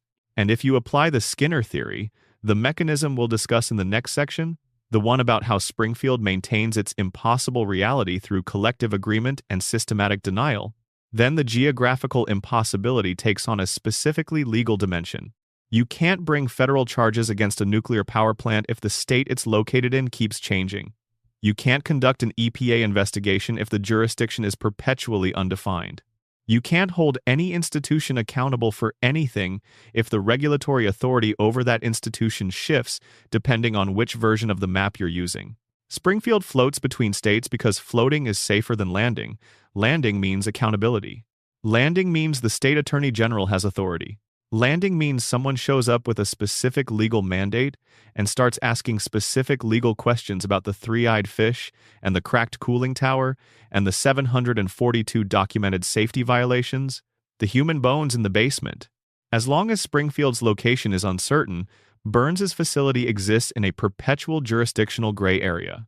The EPA can identify Springfield as an environmental hazard, can even put a dome over it, but the legal infrastructure of accountability requires knowing exactly where you are to know exactly who has authority over you. Burns's geographical ambiguity isn't a cosmetic quirk, it's a legal strategy. A century-old man who has spent a century evading consequences understands that the best protection isn't innocence. It's unassignability. The episode called Behind the Laughter, a 12th season mockumentary, appears to settle the question. In the original broadcast, the narrator identifies the family as being from northern Kentucky. This would be a definitive answer, the closest the show has ever come to an explicit location disclosure in a non-joking context. Except that in syndicated reruns, the location was changed. A different state was named. The answer was different depending on which version of the episode you watched. The definitive answer was not definitive. The settled question was unsettled the moment a different platform showed you a different answer. Even when Springfield has an official location, that location isn't official. It shifts with the platform. It mutates with the medium. It refuses to stay pinned down just like every other fact about this town. Even the truth of Springfield's geography is subject to the same revision, without acknowledgement that Springfield applies to everything else it finds inconvenient. Every state in the Union has been theorized as Springfield's home. Every theory has evidence supporting it and evidence disproving it. The Pacific Northwest connection has the creator's personal history behind it and contradictory geography against it. The Midwest theory has the cultural tone and the corn-fed American character and contradictory coastline against it. The Southern theory has the weather and certain dialect elements and contradictory proximity to named northern cities against it. The answer is that there is no answer. Not because nobody tried hard enough to find one, but because the show made the absence of an answer into the answer. Springfield is more useful as a question than it could ever be as a location. A town that could be anywhere is a town that cannot be shut down, investigated, regulated, or held accountable by any specific authority, because the specific authority with jurisdiction over Springfield is always one map revision away from being the wrong authority for the version of Springfield you happen to be looking at. The show will never locate Springfield, not because the writers can't decide, but because they decided a very long time ago that the not deciding is the most important decision they can make. A town that belongs to everyone belongs to no one, and a town that belongs to no one can do what it wants, which is, when you think about it, exactly what Springfield has been doing for 36 years. In the year 2000, an episode of The Simpsons aired. It was called Bart to the Future, and its premise was a flash forward to a future version of Springfield, in which an adult Lisa Simpson has become the first female president of the United States. The episode, in establishing the context of Lisa's presidency, identifies her predecessor in the Oval Office as Donald Trump. The episode aired 16 years before Donald Trump won the presidential election in November of 2016. When that victory happened, the internet's reaction to the Simpsons clip was immediate and enormous. Screenshots circulated across every platform. The phrase "The Simpsons predicted it" became a cultural shorthand for the show's apparently prophetic relationship with American reality. People who hadn't watched the show in 20 years were sharing clips and asking the same question in slightly different forms. How did they know? The list of apparent predictions is long enough to sustain its own dedicated video, and in fact has sustained many of them. In a 1995 episode, the show depicted a device on a character's wrist that looks remarkably similar to a modern smartwatch, years before wearable technology of that kind was commercially available. In a 1998 episode, Homer works through a mathematical equation that appears to anticipate the mass of the Higgs boson particle, which wouldn't be experimentally confirmed until 2012. In a 1999 episode, Homer proposes that the universe has a donut shape, and in subsequent years, cosmologists found radiation patterns suggesting the universe might actually be toroidal. In a 1993 episode, a flu virus originating from Asia spreads to Springfield, causing mass panic, emptying store shelves, and triggering a frantic search for a cure. 27 years before COVID-19. During that same fictional outbreak, the townspeople accidentally release a swarm of killer bees, which felt specifically resonant when Asian giant hornets, labeled murder hornets by the media, appeared in the United States during the actual pandemic of 2020. In a 1998 episode, the show depicted the Disney Corporation acquiring the Fox network, which is the company that airs The Simpsons. That acquisition actually happened in 2019, 21 years after the joke. In a 1996 episode, the show made a joke involving the hip-hop group Cypress Hill, performing with the London Symphony Orchestra. In 2024, Cypress Hill performed with the London Symphony Orchestra at the Royal Albert Hall, 28 years after the joke. Each of these, taken individually, is remarkable. Taken together, they generate the impression of a show that is operating on some level of awareness that exceeds what ordinary television writing should be capable of. The accumulation is difficult to dismiss as pure coincidence, and the internet's response to each new apparent fulfillment suggests that the cultural appetite for this idea, for the notion that a cartoon from 1989 is somehow seeing ahead in time, is genuinely deep and genuinely widespread. The people who actually make the show have an answer for this. It is not the answer the internet prefers, but it is the honest one, and it comes from people who understand from the inside how the apparent predictions work. The executive producer of the show has addressed the phenomenon directly, and his explanation is concise. If you throw enough darts, you are going to hit some bullseyes. The show has produced nearly 800 episodes over 36 years. Each episode contains dozens of jokes, references, observations, and satirical extrapolations about American culture, politics, technology, and society. When you generate that volume of content over that span of time, a certain percentage of it will align with future events through statistical probability alone, entirely without any special knowledge or foresight. A producer who ran the show during several of its peak seasons put it more specifically, there are very few cases where The Simpsons actually predicted something. Most of what looks like prediction is coincidence, produced by the show's enormous output and the cyclical nature of history. The same patterns repeat.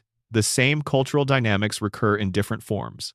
When you've been satirizing American life for 36 years, you've covered enough ground that the ground you covered starts reappearing in reality, because the ground of American life has a limited number of shapes and eventually revisits all of them.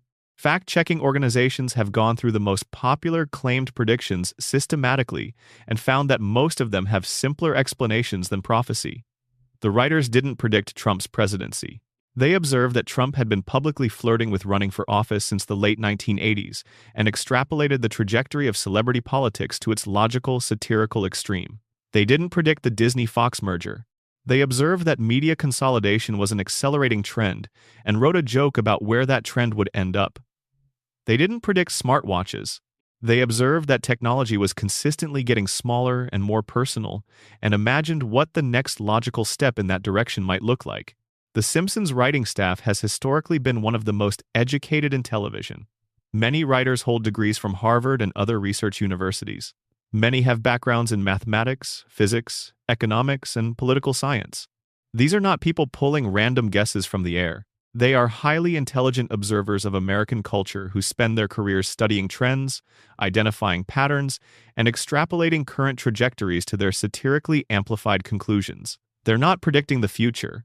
They're reading the present more carefully than most people do, and then pushing the logic of what they see forward a few steps to wherever it leads. All of this is true and honest and significantly deflates the more mystical interpretations of the prediction phenomenon. Most of the predictions are explainable by volume, pattern recognition, and the tendency of human history to repeat its own dynamics in new forms. But not all of them are. Some of the coincidences are specific in ways that make the volume and coincidence explanation feel insufficient. The Trump prediction didn't just suggest that a celebrity might run for president. It specified Trump by name, and the episode depicted him descending an escalator in a visual sequence that mirrors the actual announcement Trump made in 2015, in which he descended an escalator at Trump Tower to announce his candidacy. The specific visual detail, the escalator, is something that wasn't inevitable from the general trend. It's a particular detail that aligned with a particular real event. The Siegfried and Roy episode didn't just joke about exotic animals being dangerous. It specifically depicted a white tiger attacking one of the performers, which is very close to what actually happened in 2003 when Roy Horn was critically injured during a live performance by one of the act's tigers. The tiger, the performer, the attack, three specific details, all present in the joke, all present in the reality. These aren't vague thematic alignments. These are specific images that matched specific events. And when you've ruled out everything that can be explained by volume and pattern recognition, what you're left with is a residual weirdness that is genuinely difficult to fully explain. Here is where the most interesting theory about the predictions lies. The one that is stranger and more compelling than either the prophecy explanation or the simple coincidence explanation. The Simpsons doesn't predict the future. The Simpsons shapes it. Not through magic, not through any mechanism that requires suspending your understanding of how causality works, through cultural influence. Through the specific kind of influence that comes from being one of the most watched, most quoted, most culturally embedded pieces of media in the history of American entertainment. When The Simpsons makes a joke about Trump becoming president, that joke enters the cultural bloodstream at a point when Trump's political ambitions are already known and his trajectory is already being discussed, but when his actual presidency is still an abstraction that most people haven't fully imagined. The Simpsons gives that abstraction a form. It makes the Trump presidency a thing that exists in the cultural imagination in a specific, fully realized way. Millions of people see it. It becomes a reference point, something people discuss and share and think about when they see Trump on the news. It becomes part of the cultural furniture of what a Trump presidency would look like.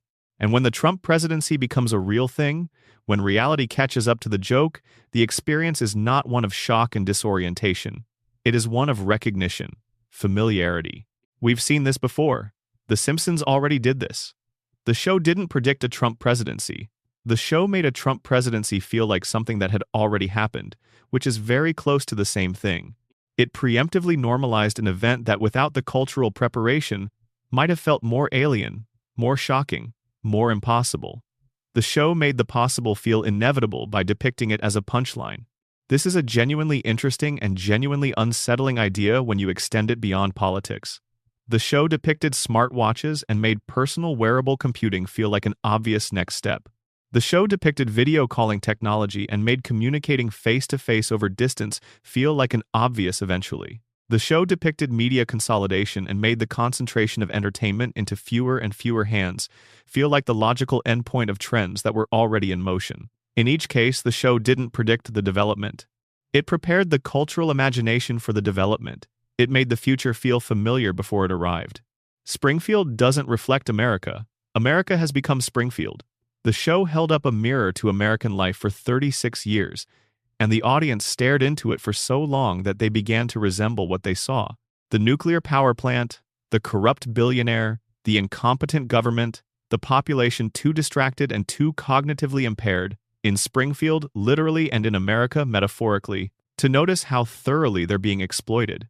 The endless cycle of catastrophe and reset. The collective amnesia that allows the same mistakes to repeat in slightly different forms because nobody can quite hold the previous iteration in mind long enough to recognize the pattern. Springfield isn't a prediction of where America was heading. Springfield is a diagnosis of where America already was, written 36 years ago and updated every week, still running, still accurate, still finding new ways to satirize the same foundational dynamics. And here is the final, deflating, honest piece of the prediction phenomenon.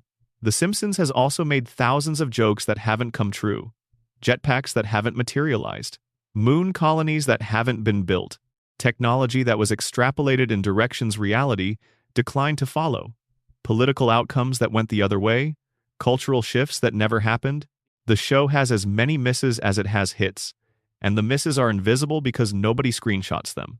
Nobody shares the clip where the show predicted something that didn't happen, because the clip only becomes interesting when what it depicts becomes real. Confirmation bias does the work. Of 800 episodes containing thousands of satirical observations about American cultural trajectories, the ones that align with subsequent reality are shared and remembered and built into a highlight reel that looks like prophecy. The ones that don't align are forgotten as efficiently as Springfield forgets its own catastrophes. You see the bullseyes, you don't see the wall. But try telling that to the internet the next time a clip from 1997 lines up perfectly with a headline from this week. Because the truth is, even knowing exactly how the mechanism works, even understanding that volume and confirmation bias are doing most of the heavy lifting, it is still genuinely impressive to watch. 800 episodes, 36 years, thousands of satirical observations about the trajectory of American life, and enough bullseyes to make even the show's own creators pause occasionally and wonder if something they can't quite name is happening in the writer's room. The show's writers are not time travelers. They are not operating from a position of special prophetic knowledge. They are exceptionally intelligent people who have spent their careers learning to see American life very clearly and push what they see to its logical extreme. And the logical extreme of American life in 1989 has, with considerable frequency, turned out to be the actual American life of 2025, which might itself be the most disturbing prediction of all. Not any specific event or technology or political figure. The implication that runs under all of it, that where we were heading was always visible to anyone who looked carefully enough, that the destination was readable in the departure point, that the America of the present was always the logical conclusion of the America of the past. The Simpsons saw that. The Simpsons has always seen that. It just wasn't sure if we'd believe it. Let's talk about the episode that fans have voted, with remarkable consistency across multiple surveys and discussions spanning nearly 3 decades, as the worst episode in the history of The Simpsons. Season 9, Episode 2, The Principal and the Pauper, aired on September the 28th, 1997. The episode that, depending on who you ask, either represents the moment the show lost its way permanently or represents the most honest and structurally important episode the show ever produced. The backlash when it aired was immediate and intense. The creator of Principal Skinner's voice, Harry Shearer, publicly stated his displeasure. Critics called it a betrayal of everything the show had built. Fans still cite it, 28 years later, as the episode where The Simpsons stopped caring about its own continuity. Here's what happens. Springfield Elementary holds a celebration honoring Principal Skinner's 20 years of service to the school. During the event, a stranger enters. He introduces himself as Sergeant Seymour Skinner. He is the real Seymour Skinner, a decorated Vietnam War veteran who was captured as a prisoner of war in Southeast Asia and presumed killed. He survived his captivity. He escaped. He came home. And he came home to find that someone else had been living his life for the past 2 decades. The man Springfield has known as Principal Seymour Skinner is an imposter. His real name is Armin Tamzarian. Before the war, Tamzarian was a street criminal, a petty offender from the wrong part of the wrong city, with nothing behind him and nothing ahead. He was drafted. He served in the same unit as the real Skinner, and when Skinner was captured and presumed dead, Tamzarian felt a guilt profound enough to drive him to Springfield to deliver the news to Skinner's mother. When he arrived, Agnes Skinner assumed he was her son. She needed him to be her son. She was grieving and alone, and she had built her emotional reality around this person's return. And when someone who vaguely fit the expected profile walked through her door, she recognized what she needed to see. And Tamzarian, who had never been wanted by anyone, who had never had a name that meant anything to a single person who mattered, who had never had a family or a home or an identity worth holding on to, let her believe it. He became Seymour Skinner. He took the name and the rank and the history and the mother who came with them.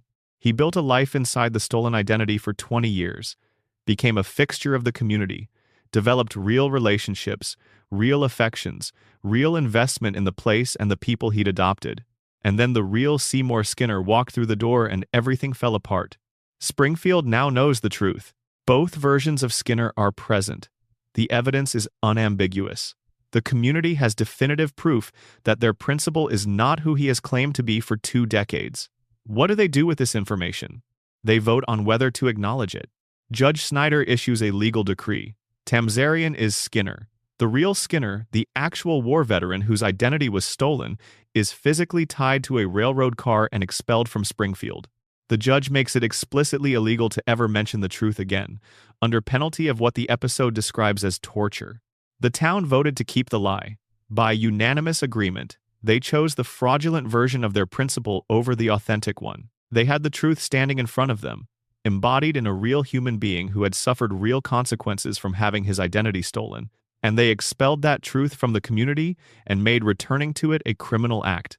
When this episode aired, the fan community was furious. The criticism focused on what it did to Skinner as a character.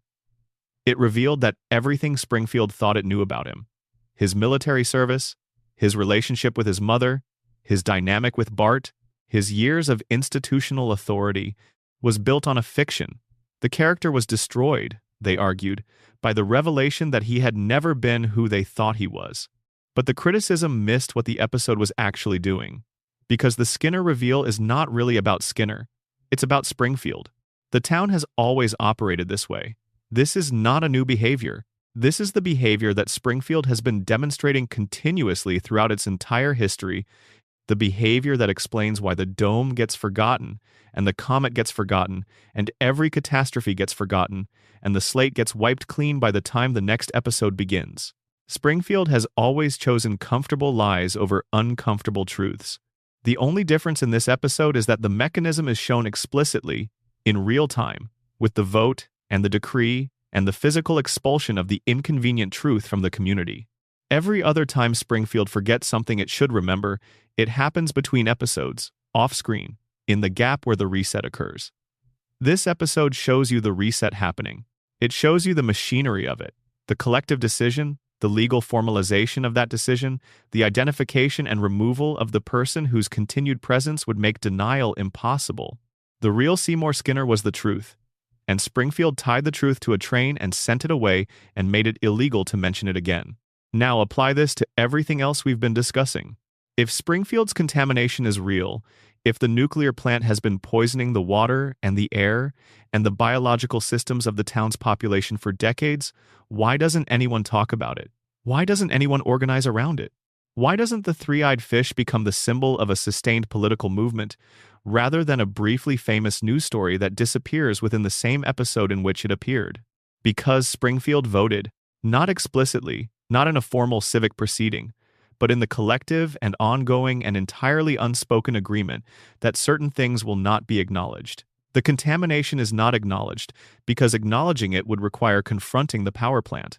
Confronting the power plant would require confronting Burns.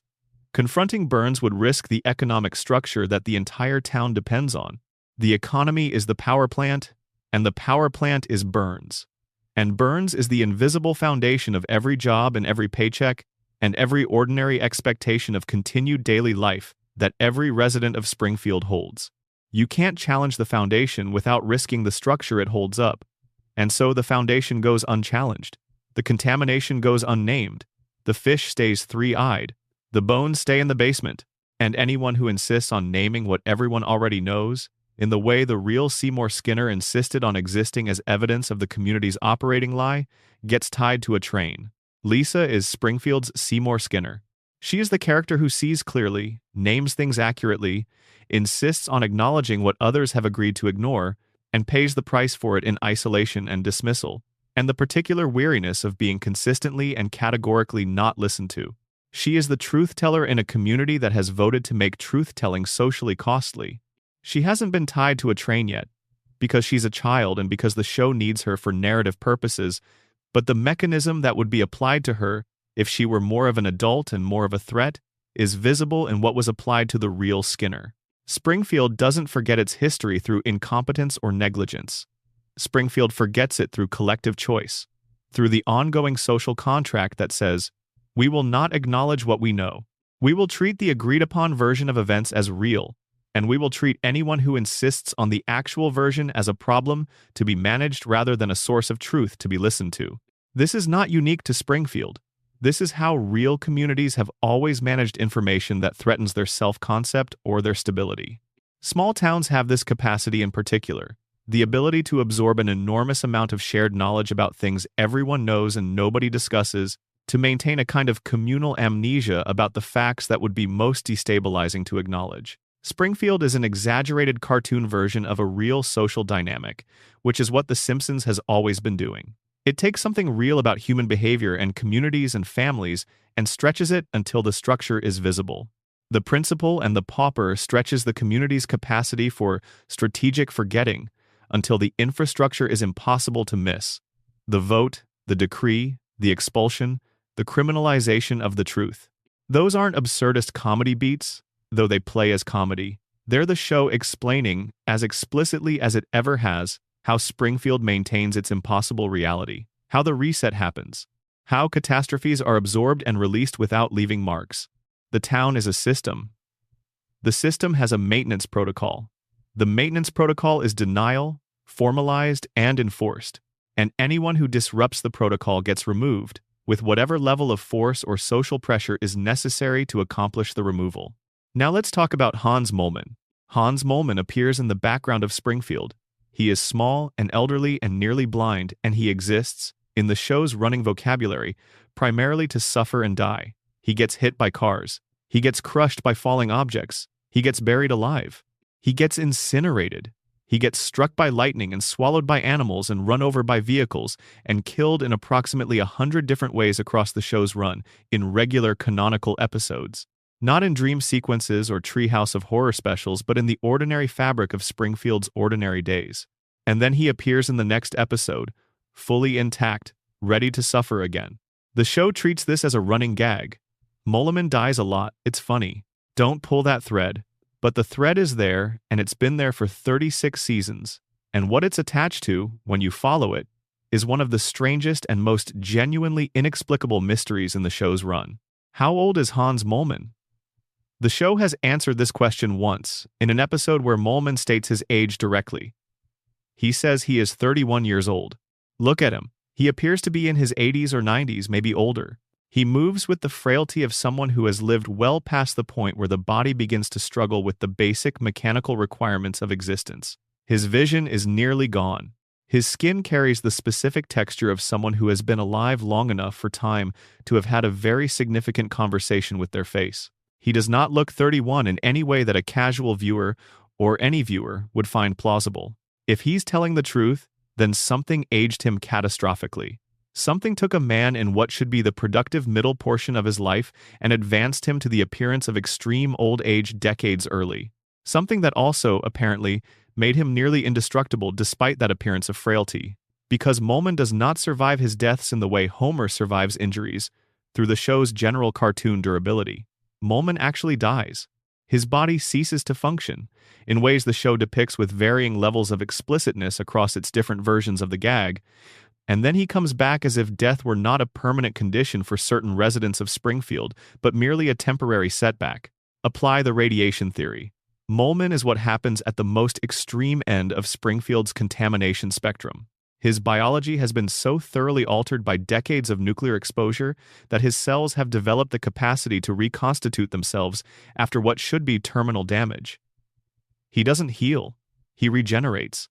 His physical aging has been accelerated to a grotesque degree by whatever the plant's output has done to his cellular machinery, but the same process that aged him has made death itself something his body can come back from. He is the most extreme mutation in a town full of mutations, the demonstration of what the contamination does at concentrations or durations beyond what any other character has experienced. Apply the coma theory. Molman is a background process, a prop in the dream. Homer's unconscious mind generates Springfield with the detail level appropriate to the emotional investment the dreaming mind has in each element of the simulation. The main characters, Homer, Marge, Bart, Lisa, Maggie, Burns, Smithers, are maintained with high fidelity because they matter to Homer's deepest wishes. Background characters like Molman are generated at lower resolution. They populate the dream without being fully constructed within it. When the dream's lower resolution processes temporarily fail, Molman dies. When they restart, he returns. He isn't a person in the dream. He's a recurring texture, a piece of scenery that the dream generates and loses and regenerates without the dreaming mind noticing the interruption. Apply the collective denial theory. Molman's deaths are simply another thing Springfield has agreed not to notice. A man dies visibly, in public, in front of witnesses, repeatedly. Nobody investigates. Nobody asks questions. Nobody demands an explanation for how the same person keeps dying and coming back. The town has normalized Molman's death cycle the way it has normalized three-eyed fish and a glowing billionaire and a principal who was never who he said he was. The collective denial theory might be the most disturbing of the three because it suggests that Springfield's capacity for ignoring what it doesn't want to acknowledge extends even to the repeated death and resurrection of a community member. They see Molman die. They process the information. They do nothing with it. The social contract of Springfield says this is not something we discuss, and so it isn't discussed, and the cycle continues, and Hans Molman dies, and comes back, and dies, and comes back, and Springfield just keeps going. He once stated he was 31 years old. If that's true, then Springfield did something to Hans Molman that none of the other characters will allow themselves to recognize, because recognizing it would mean recognizing what Springfield has done to all of them. Now let's talk about Ned Flanders. Ned Flanders is, by the show's own reckoning, a better person than Homer Simpson in virtually every quantifiable way. He is kind, he is patient, he is genuinely, consistently, and demonstrably generous with his time and his resources and his emotional availability. He is a devoted father. He is a responsible neighbor. He is physically fit, financially stable, and spiritually committed in ways that Homer can only aspire to on his best days and mostly doesn't think about on his ordinary ones. And the show punishes Ned for this relentlessly, systematically, and without apparent remorse. His wife Maude died. She died because Homer, while at a sporting event, was dodging t-shirts being fired from a t-shirt cannon, and the t-shirts he dodged hit Maude instead, knocking her from the bleachers. Homer's reflexive self-preservation literally killed Ned's wife. The specific mechanism of her death traces directly to Homer's selfishness in a particular moment. And Ned forgave him. Because Ned forgives, Ned turns the other cheek. Ned absorbs the most extraordinary accumulation of loss and damage and neighborly negligence and responds with grace and patience and the unwavering faith that whatever is happening is part of a plan that makes sense at a level he can't currently see. But fans have noticed over the decades that the grace and the patience have cracks.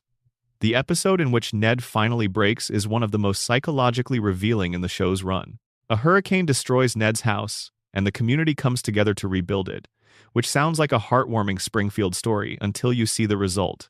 The rebuild is so badly done, so structurally incompetent, that the house collapses the first time someone touches it. Ned looks at the rubble of his home, built by the community's well-intentioned but entirely incompetent effort, and something in him fails.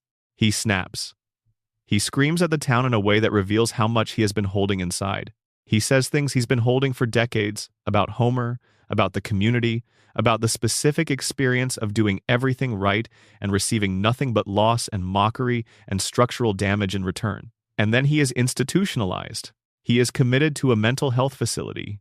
And while he is there, a doctor reveals something that recontextualizes everything about Ned Flanders. His relentless niceness is not a natural character trait. It is the product of childhood behavioral modification. Ned was a violent, uncontrollable child, and his parents, following the philosophy of their particular cultural moment, took him to a psychiatrist who spent years conditioning the aggression out of him. Through what the show describes as behavioral therapy, but what amounts to psychological reprogramming, the doctor beat the rage out of young Ned so thoroughly that as an adult he cannot express anger under any circumstances, regardless of the provocation. Ned's kindness is not a choice. It is a cage. A psychological structure built around him when he was too young to consent to its construction, designed to contain a person who was otherwise unable to function within acceptable behavioral parameters. Everything the show has depicted as Ned's defining virtue, his patience, his forgiveness, his grace under pressure, is the output of a conditioning protocol. The real Ned Flanders, the person who exists beneath the programming, is someone neither he nor the show has allowed us to see fully. His patience with Homer isn't saintly. It's pathological. He cannot express the anger he should feel, because the anger has no available pathway. His forgiveness of Homer after Maude's death isn't grace. It's the programmed response of a man whose conditioning prevents him from accessing the emotion that the situation calls for, regardless of how much of that emotion exists beneath the programming. His faith isn't purely spiritual conviction. It is, in significant part, the framework he has built around a self that cannot make sense of its own experience without one. He needs a reason that the suffering is part of something. He needs the belief that the loss is serving a purpose. Because without that belief, what he's left with is the arithmetic of his own life. He did everything right and nothing worked. The show's most structurally devastating choice, in all its 36 seasons, might be this one. God talks to Homer.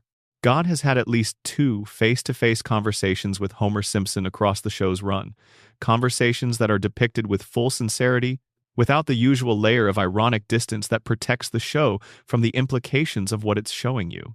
God exists in the Simpsons universe. This is canonically established.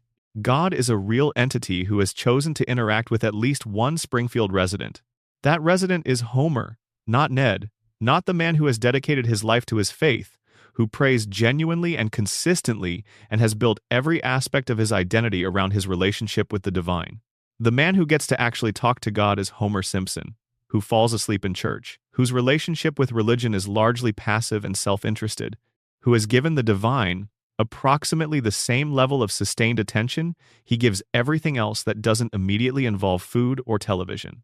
God ignores Ned. God talks to Homer. The devout man prays in silence. The skeptic gets the audience. This isn't random cruelty. It's a thesis statement.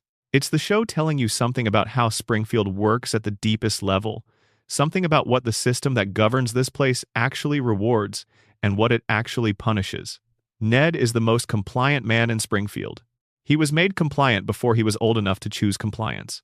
He was conditioned to absorb whatever the world sends him without resistance or protest or the expression of any counterforce. He is perfect for the system. He gives the system exactly what the system demands: unconditional, non-resistant participation. And the system rewards him with a dead wife and a destroyed house, and a neighbor who will never appreciate him, and a God who reserves his attention for someone who mostly ignores him. Homer, by contrast, does everything wrong by the system's stated rules. He is irresponsible. He is negligent. He causes harm to the people around him through a combination of incompetence and self-centeredness. He is the system's worst-performing participant by every visible metric. And the system rewards him with job security, a devoted family, divine conversation, and the peculiar immunity from consequences that we've been examining throughout this entire video. Homer and Ned live next door to each other. They have lived next door to each other for 36 years. The gap between them, the gap between the man who does everything wrong and the man who does everything right, has never closed. The system is not designed to close it. The system is not designed to reward rightness or punish wrongness. It is designed to maintain itself, to keep its most useful components in place. And Homer, broken and compliant and incapable of sustained resistance, is more useful to the system than Ned, because Homer staffs the safety inspector position that keeps the violations undetected, and Ned's perfect compliance, while deeply satisfying to the system's surface requirements, doesn't serve the same structural function. Ned is what happens when you optimize for virtue in an environment that has no use for virtue.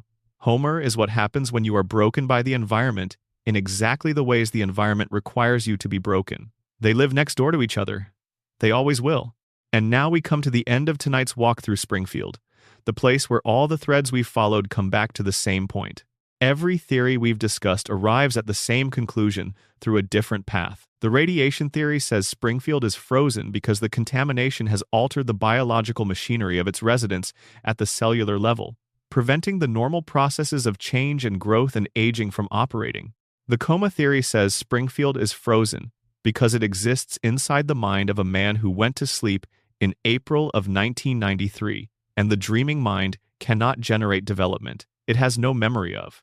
The denial theory says Springfield is frozen because its population has made a series of collective and ongoing choices to resist the acknowledgement of anything that would require change, including the passage of time.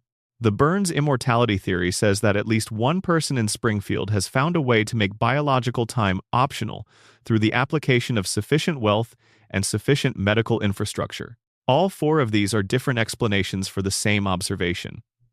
Time doesn't work in Springfield, not the way it works everywhere else. And the floating timeline, the production convention that the show has been using since its first episode, is not a separate phenomenon from these theories. It is the symptom that all four theories are trying to explain. The floating timeline is what Springfield looks like from the outside. The theories are what it feels like from the inside. The show has imagined its characters growing up, multiple times. Flash-forward episodes, alternate futures, possible timelines. Lisa becomes a young woman with a career and a relationship. Bart ages into someone who has had to actually reckon with the consequences of who he was as a child. Homer and Marge face what a long marriage looks like when the children are gone. The show can imagine these things. It has imagined them with care and specificity and genuine emotional insight. But it always brings everyone back. The flash-forward ends and the episode closes, and the next week Bart is 10 and Lisa is 8, and Homer is unchanged and the family is on the couch again, and the theme song plays and the couch gag happens and the eternal present of Springfield reasserts itself over every possible future the show has allowed itself to glimpse. The show can imagine growth. It refuses to allow it. And here is the final thing. The thing that has been sitting underneath every theory and every piece of evidence we've examined tonight. Springfield is frozen because we froze it. Not the characters, not the radiation, not Homer's coma. We did it. The audience. The people who have been watching every week for 36 years, who quote episodes from before they were born, who know the geography of Evergreen Terrace better than they know their own streets, who feel something specific and real and not easy to name when the theme song plays. We need Springfield to stay still. We need Bart to stay 10 and Lisa to stay 8 and Homer to keep stumbling through the door at 5:30 with another day at the plant behind him. We need the house on Evergreen Terrace to stay the same color, and the tree swing to stay in the front yard, and the pink car to stay in the driveway. We need all of it to be exactly as it was. Because if it changes, if the timeline stops floating and starts landing, if the children grow up and the parents grow old and the house gets sold and the show ends, then we have to admit that 36 years have passed, that we are older, that the world has changed in ways we can't entirely reverse or return from, that the couch we sat on as children watching this show for the first time is gone now, or in someone else's house, or in a landfill, and we are sitting on a different couch in a different place, and we have become different people. As long as The Simpsons is on, as long as the couch gag plays and the family rushes in and the credits roll and everything resets for next week, we don't have to admit any of that. We can sit down and turn on the television and visit the family that never ages in the town, that never changes in the show, that never ends. The loop isn't The Simpsons' prison. It's ours. We built it. We maintain it. We tune in every week to make sure the walls are still standing and the family is still whole and the timeline is still floating. And every time we watch, every time we laugh at a joke we've seen before, every time we catch a reference to an episode that aired before most of us were born, we tighten the loop a little further. We make it a little harder for Springfield to escape, and a little harder for us to let it go. Because if Springfield escapes, if the children grow up and the credits roll for the last time, and the screen goes dark and stays dark, then we have to do something we've been putting off for 36 years. We have to say goodbye. And in Springfield, goodbye is the one thing that has never been allowed. So, the dream continues. The loop holds. Bart stays 10, Lisa stays 8, Maggie keeps her pacifier, Homer keeps stumbling home. Marge keeps holding it all together with a patience that the show has made clear is not bottomless but has been required to function as if it is. Burns keeps glowing on Friday nights. Molman keeps dying and coming back. Ned keeps forgiving. Smithers keeps managing the schedule. The cooling towers keep cracking and nobody fixes them, and the water keeps carrying whatever it carries. And the question that all of tonight's theories are different attempts to answer, the question that has driven 36 years of fan analysis and speculation and obsessive rewatching and careful reading of evidence that was always hiding in plain sight, sits at the center of it all like a stone in water. Why can't we let them go? Maybe because they're us. Maybe because Homer is our father and Marge is our mother and Bart is who we wanted to be when we were young enough to get away with wanting it. And Lisa is who we should have been if we'd been braver. And Maggie is the part of ourselves we keep hidden, the part that watches and understands and says nothing and waits. Maybe because Springfield is our town. Maybe because every cracked cooling tower and every three-eyed fish and every communal forgetting and every vote to keep the lie and every reset after the catastrophe is something we recognize, from some angle we can't quite name, as familiar. Or maybe it's simpler than any of that. Maybe we can't let them go, because letting them go means growing up, and growing up means leaving Evergreen Terrace, and leaving Evergreen Terrace means finding out what comes next. And The Simpsons has been telling us, for 36 years, that what comes next is less interesting than what we already have. That the family on the couch, messy and chaotic and loving and infuriating and completely unable to escape each other, is the thing worth having. That the ordinary evening, the beer and the television and the children doing their homework upstairs, is the thing worth dreaming about when everything else is gone. Homer Simpson has been right about this the whole time. In his coma, in his fog, in his broken and contaminated and improbably resilient way, he figured it out. The family is the point. The family is the entire point. Everything else, the adventure and the fame and the 100 jobs and the 100 impossibilities, is just what the dream wraps around the thing it's actually trying to protect. Springfield is a love story, the longest one in television history. A family in a yellow house on a corner in a town that cannot be found, loving each other badly and completely in a loop that was never going to end. Because we needed it not to. Thank you for spending 4 hours in Springfield tonight. If you made it this far, through all the theories and all the evidence, and all the accumulated strangeness of 36 seasons hiding things in plain sight, then you know something most viewers don't. You know that the show is bigger and darker and more carefully constructed than it appears. You know that the jokes are load-bearing. You know that what looks like cartoon logic is something else, something that has been assembled over 3.5 decades with more intention and more care than any casual viewer would ever suspect. Drop a comment. Tell everyone where you watched from and what time it was. There's something about knowing that someone in a completely different part of the world was here for this at the same time. Subscribe if you haven't already, because this is just one corner of Springfield and there are a lot of corners left to explore. And when you watch the show again, which you will, notice the cooling towers, notice the water, notice Maggie watching from the corner, notice the way Ned smiles a little too consistently, notice that Homer always finds his way home by the end of the episode, without exception, without failure, in a way that no real person who has lived the life Homer appears to have lived could actually manage. And ask yourself the question that all of tonight's theories are different ways of asking. How? The answer is in the town that cannot be found, in the family that cannot age, in the dream that cannot end, in the loop that we tightened a little more tonight, every one of us, by watching. Springfield will be here when you come back. It always is. That's the whole point. There is something worth understanding about the specific mechanics of how The Simpsons has managed its timeline, because the floating timeline isn't just a passive convention the show inherited from other animated series. It is an active, ongoing creative choice that the writers have had to consciously maintain and re-execute in every single episode for 36 years.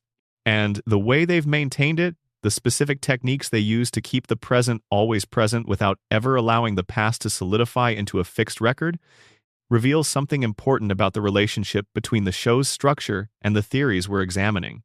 Consider how flashback episodes work in The Simpsons, because flashback episodes are where the floating timeline creates its most visible and most interesting problems. When the show wants to depict Homer and Marge's courtship, it has to make a choice about when that courtship happened. In the early seasons, the answer was straightforward. They met as teenagers in the late 1970s, and the episodes depicting this were set in that period with appropriate cultural markers. The music, the fashion, the political context, all of it was period appropriate to the late 1970s and early 1980s. This was the show's original backstory, and it cohered internally. But the floating timeline requires that Homer and Marge be roughly the same age in every episode, which means as the present moves forward, their past has to move forward with it. By the mid-1990s, a flashback depicting Homer as a teenager in the 1970s would have made him older in the show's present than the show was portraying him. The math stopped working, and so the writers began adjusting. The courtship moved forward in time. Cultural markers from the original backstory were quietly updated or replaced. Homer and Marge met in the 1990s instead, in flashbacks from the 2000s. Then they met in the 2000s, in flashbacks from the 2010s. The show has now told Homer and Marge's origin story 4 or 5 times, with each version set in a different decade, each version using different cultural references to establish its period, each version presenting itself as the definitive backstory that explains who these people are and how they came together. And each version replaced the previous one without the show ever acknowledging the replacement. The old version wasn't retconned with any explanation. It simply stopped being used. The new version appeared and was treated as if it had always been the version, the way a town might quietly redecorate a public building and trust that nobody will remember exactly what the previous decoration looked like. This creates a specific kind of instability in the characters that is unlike anything you encounter in a show with a fixed timeline. In a normal show, a character's past is a resource the writers can draw on, a stable set of facts and experiences that inform who the character is and give the audience a cumulative understanding of their psychology. The longer the show runs, the richer this resource becomes, because every season adds more to it.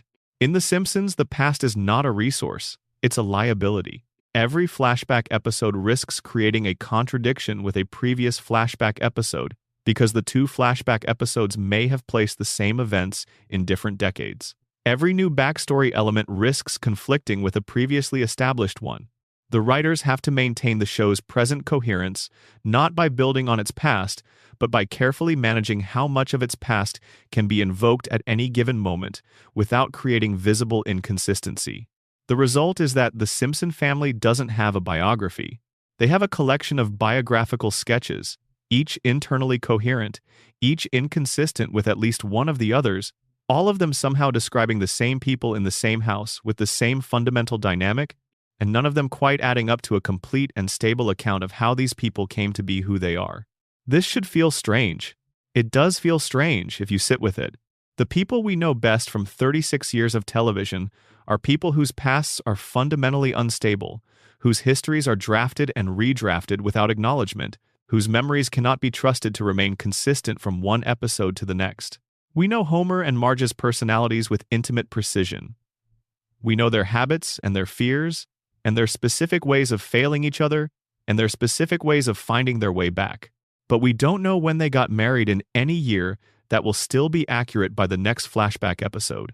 We don't know what decade Homer graduated high school in any version of the timeline that both subsequent seasons will honor. This is what the coma theory is pointing at when it describes Homer's brain generating Springfield from fragments and impressions rather than accurate memories. The instability of the backstory isn't a narrative flaw. It's a simulation artifact. It's what happens when an unconscious mind tries to construct a coherent history from material that was never organized into a proper record. because the person doing the constructing lost consciousness before the organizing happened. The floating timeline, examined through this lens, is the dream's memory trying and failing to be a real memory. It knows the shape of things. It knows the emotional texture of the Simpson family's past. It knows what it felt like when Homer and Marge were young and falling in love and figuring out what kind of people they were going to be. But the specific factual content of those memories, the dates and the places and the cultural context, shifts because the dream is filling in gaps with whatever available material seems to fit, and the available material changes as the dreaming mind absorbs new input from the outside world. Homer's brain is in a hospital room. The television in that room has been playing for 30 years. The references it absorbs now are different from the references it absorbed at the beginning. When the dream needs to populate Homer's teenage years with cultural context, it uses what's available, and what's available has been changing for 3 decades. So Homer's teenage years shift with the available cultural material, decade by decade, settling temporarily into whatever era the dreaming mind is currently most exposed to, and then shifting again when the exposure changes. That's the floating timeline from the inside of a coma. That's what the show's most persistent production convention looks like when you apply the most compelling fan theory to it. Now, let's go somewhere the floating timeline has created a specific and documented problem that the show never fully resolved. Bart's implied future. In the early seasons, before the floating timeline had fully revealed its implications, the show occasionally made references that implied a specific relationship between the characters' ages and the passage of calendar time.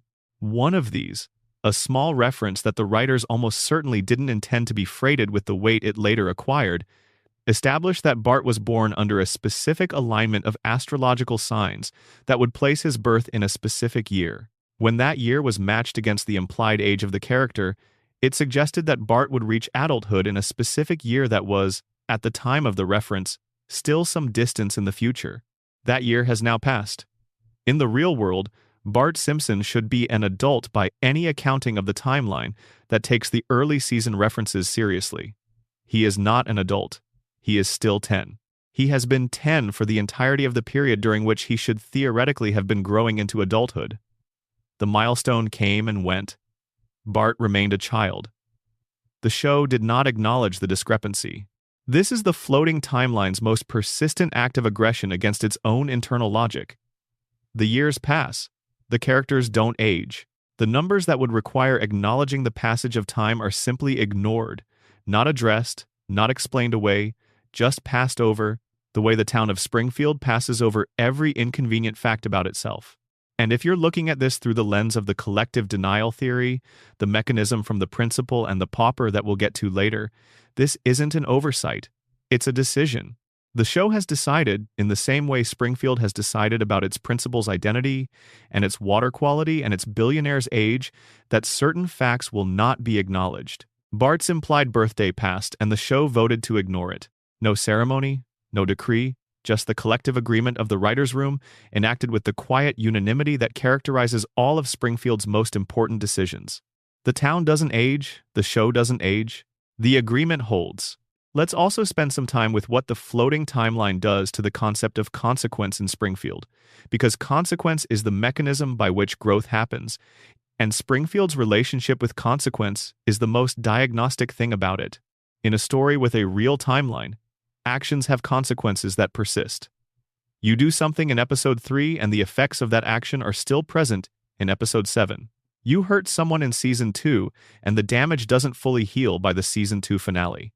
You make a mistake in your 30s and you're still living with the shape of that mistake in your 40s. This is how life works. This is how stories that are trying to describe life are supposed to work. Consequence is not just a narrative tool. It's the mechanism by which characters demonstrate that they are real, that their experiences accumulate, that the weight of what has happened to them is carried forward into what happens next. Springfield doesn't work this way. The show has an explicit reset button, not always operated between every episode. There are episodes with genuine consequences that persist, but the general tendency is toward the restoration of the status quo by the time the credits roll. Homer destroys a relationship and rebuilds it. Bart does something genuinely damaging and is forgiven with a speed that would be implausible in any realistic account of human behavior. The town suffers a catastrophe and is made whole by next week. This is, again, explained by the floating timeline as a production choice. Episodic television that is designed to be watchable in any order, or that airs in an era before streaming made viewing order trivially manageable, needs to be largely self-contained. Each episode needs to be accessible to a viewer who hasn't seen the previous one. Persistent consequences make this more complicated. But in Springfield specifically, the absence of persistent consequence is so complete and so consistent that it has become one of the show's most defining characteristics, something fans have been discussing and theorizing about for as long as the show has been running. And the theories that explain it: the radiation damage that prevents memory consolidation, the dreaming mind that resets between sleep cycles, the communal agreement to treat each episode as a clean slate, are all pointing at the same underlying strangeness. Springfield cannot accumulate change. Whatever mechanism would normally allow a community to learn from its history, to carry the lessons of its past forward into its present decision-making, is broken. Springfield is a town without institutional memory, without the kind of collective self-understanding that communities develop through the experience of consequence. Every mistake is unprecedented. Every crisis is faced without the benefit of having faced the previous one, because the previous one has been absorbed and forgotten with such efficiency that it might as well have never happened. This makes Springfield uniquely vulnerable to exactly the kind of ongoing exploitation we've been describing. Burns can keep the violations running because there's no accumulating public record of the harm they've caused that could eventually generate sufficient political will to address them. The same scandal can happen repeatedly without the second occurrence being recognized as a recurrence, because the first occurrence has been sufficiently forgotten. The town can be mobilized to anger by the same provocation multiple times because the previous time it was mobilized by that provocation has been wiped from the collective memory. Springfield is a perfect subject for exploitation. It cannot remember being exploited. It cannot recognize patterns that would require comparing its current experience to its past experience. It cannot organize for change that would require acknowledging that things have been this way for a very long time. And all of this, every dimension of Springfield's impossible relationship with time and memory and consequence, is visible in the floating timeline if you know how to read it. The floating timeline is not a neutral production choice. It is the show's most important piece of evidence. Everything strange about Springfield is legible in the simple fact that 36 years have passed and Bart Simpson is still 10 years old.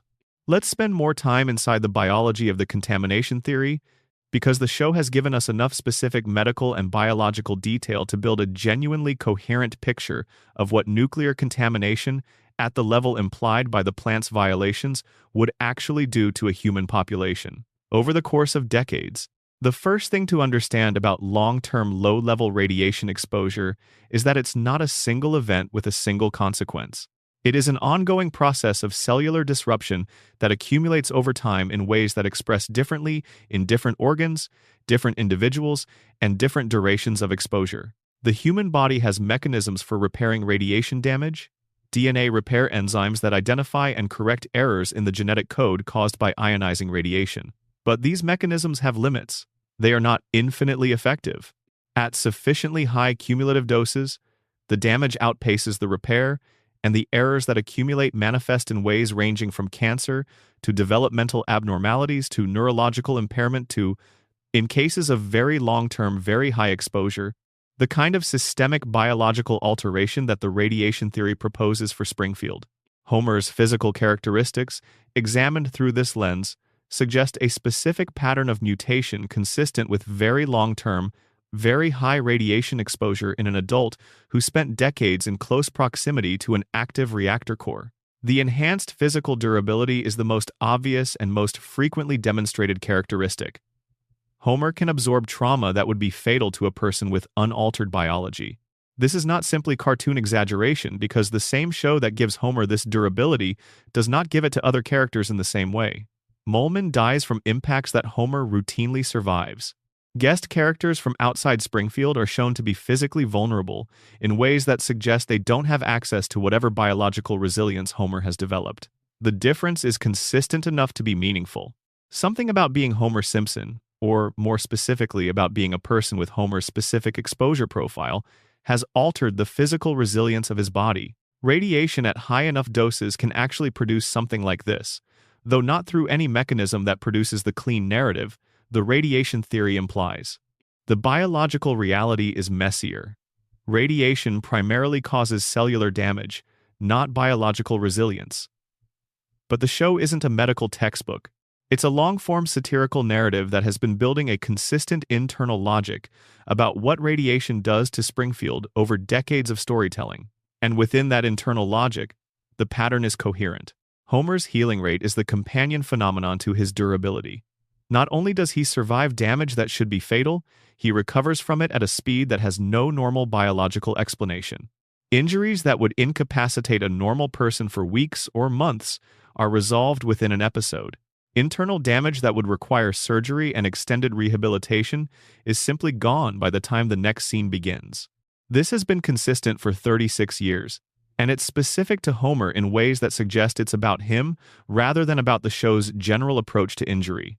If radiation exposure can, in some fictional biology, produce enhanced cellular regeneration as a mutation, then Homer's body has been optimizing this capacity through decades of exposure, becoming increasingly efficient at repair because repair has been demanded of it so consistently and at such high levels. The body adapts to what it must survive. Homer's body has been surviving for 36 years of abuse, and it has become very good at it. The neurological impairment is the other side of this adaptation. Homer's cognitive limitations are documented explicitly within the show, not just implied by his behavior. His IQ is stated. The crayon in his brain is shown to be directly suppressing his intelligence, and when it's removed, his intelligence immediately and dramatically increases. The radiation theory adds another layer. Even without the crayon, even with the foreign object removed, Homer's brain is operating in a body that has been marinating in radioactive contamination for decades. The crayon makes the impairment acute. The radiation makes it structural. The combination of dramatically enhanced physical resilience and dramatically impaired cognitive function is, within the radiation theory's logic, the specific trade-off that Springfield's contamination has made with Homer's biology. His body has become nearly indestructible. His mind has been eroded. These are not independent facts. They are two aspects of the same biological adaptation, a system that has poured resources into physical maintenance at the expense of cognitive sophistication. This has a certain terrible elegance to it. Homer has become the perfect occupant of his position at the plant. His body can survive the workplace that would injure or kill a person with normal physical vulnerability. His mind cannot produce the kind of clear thinking that would lead him to question the conditions of that workplace or the relationship between those conditions and his own biological state. He has been optimized for his role. The optimization was not designed. It was the natural result of decades of exposure.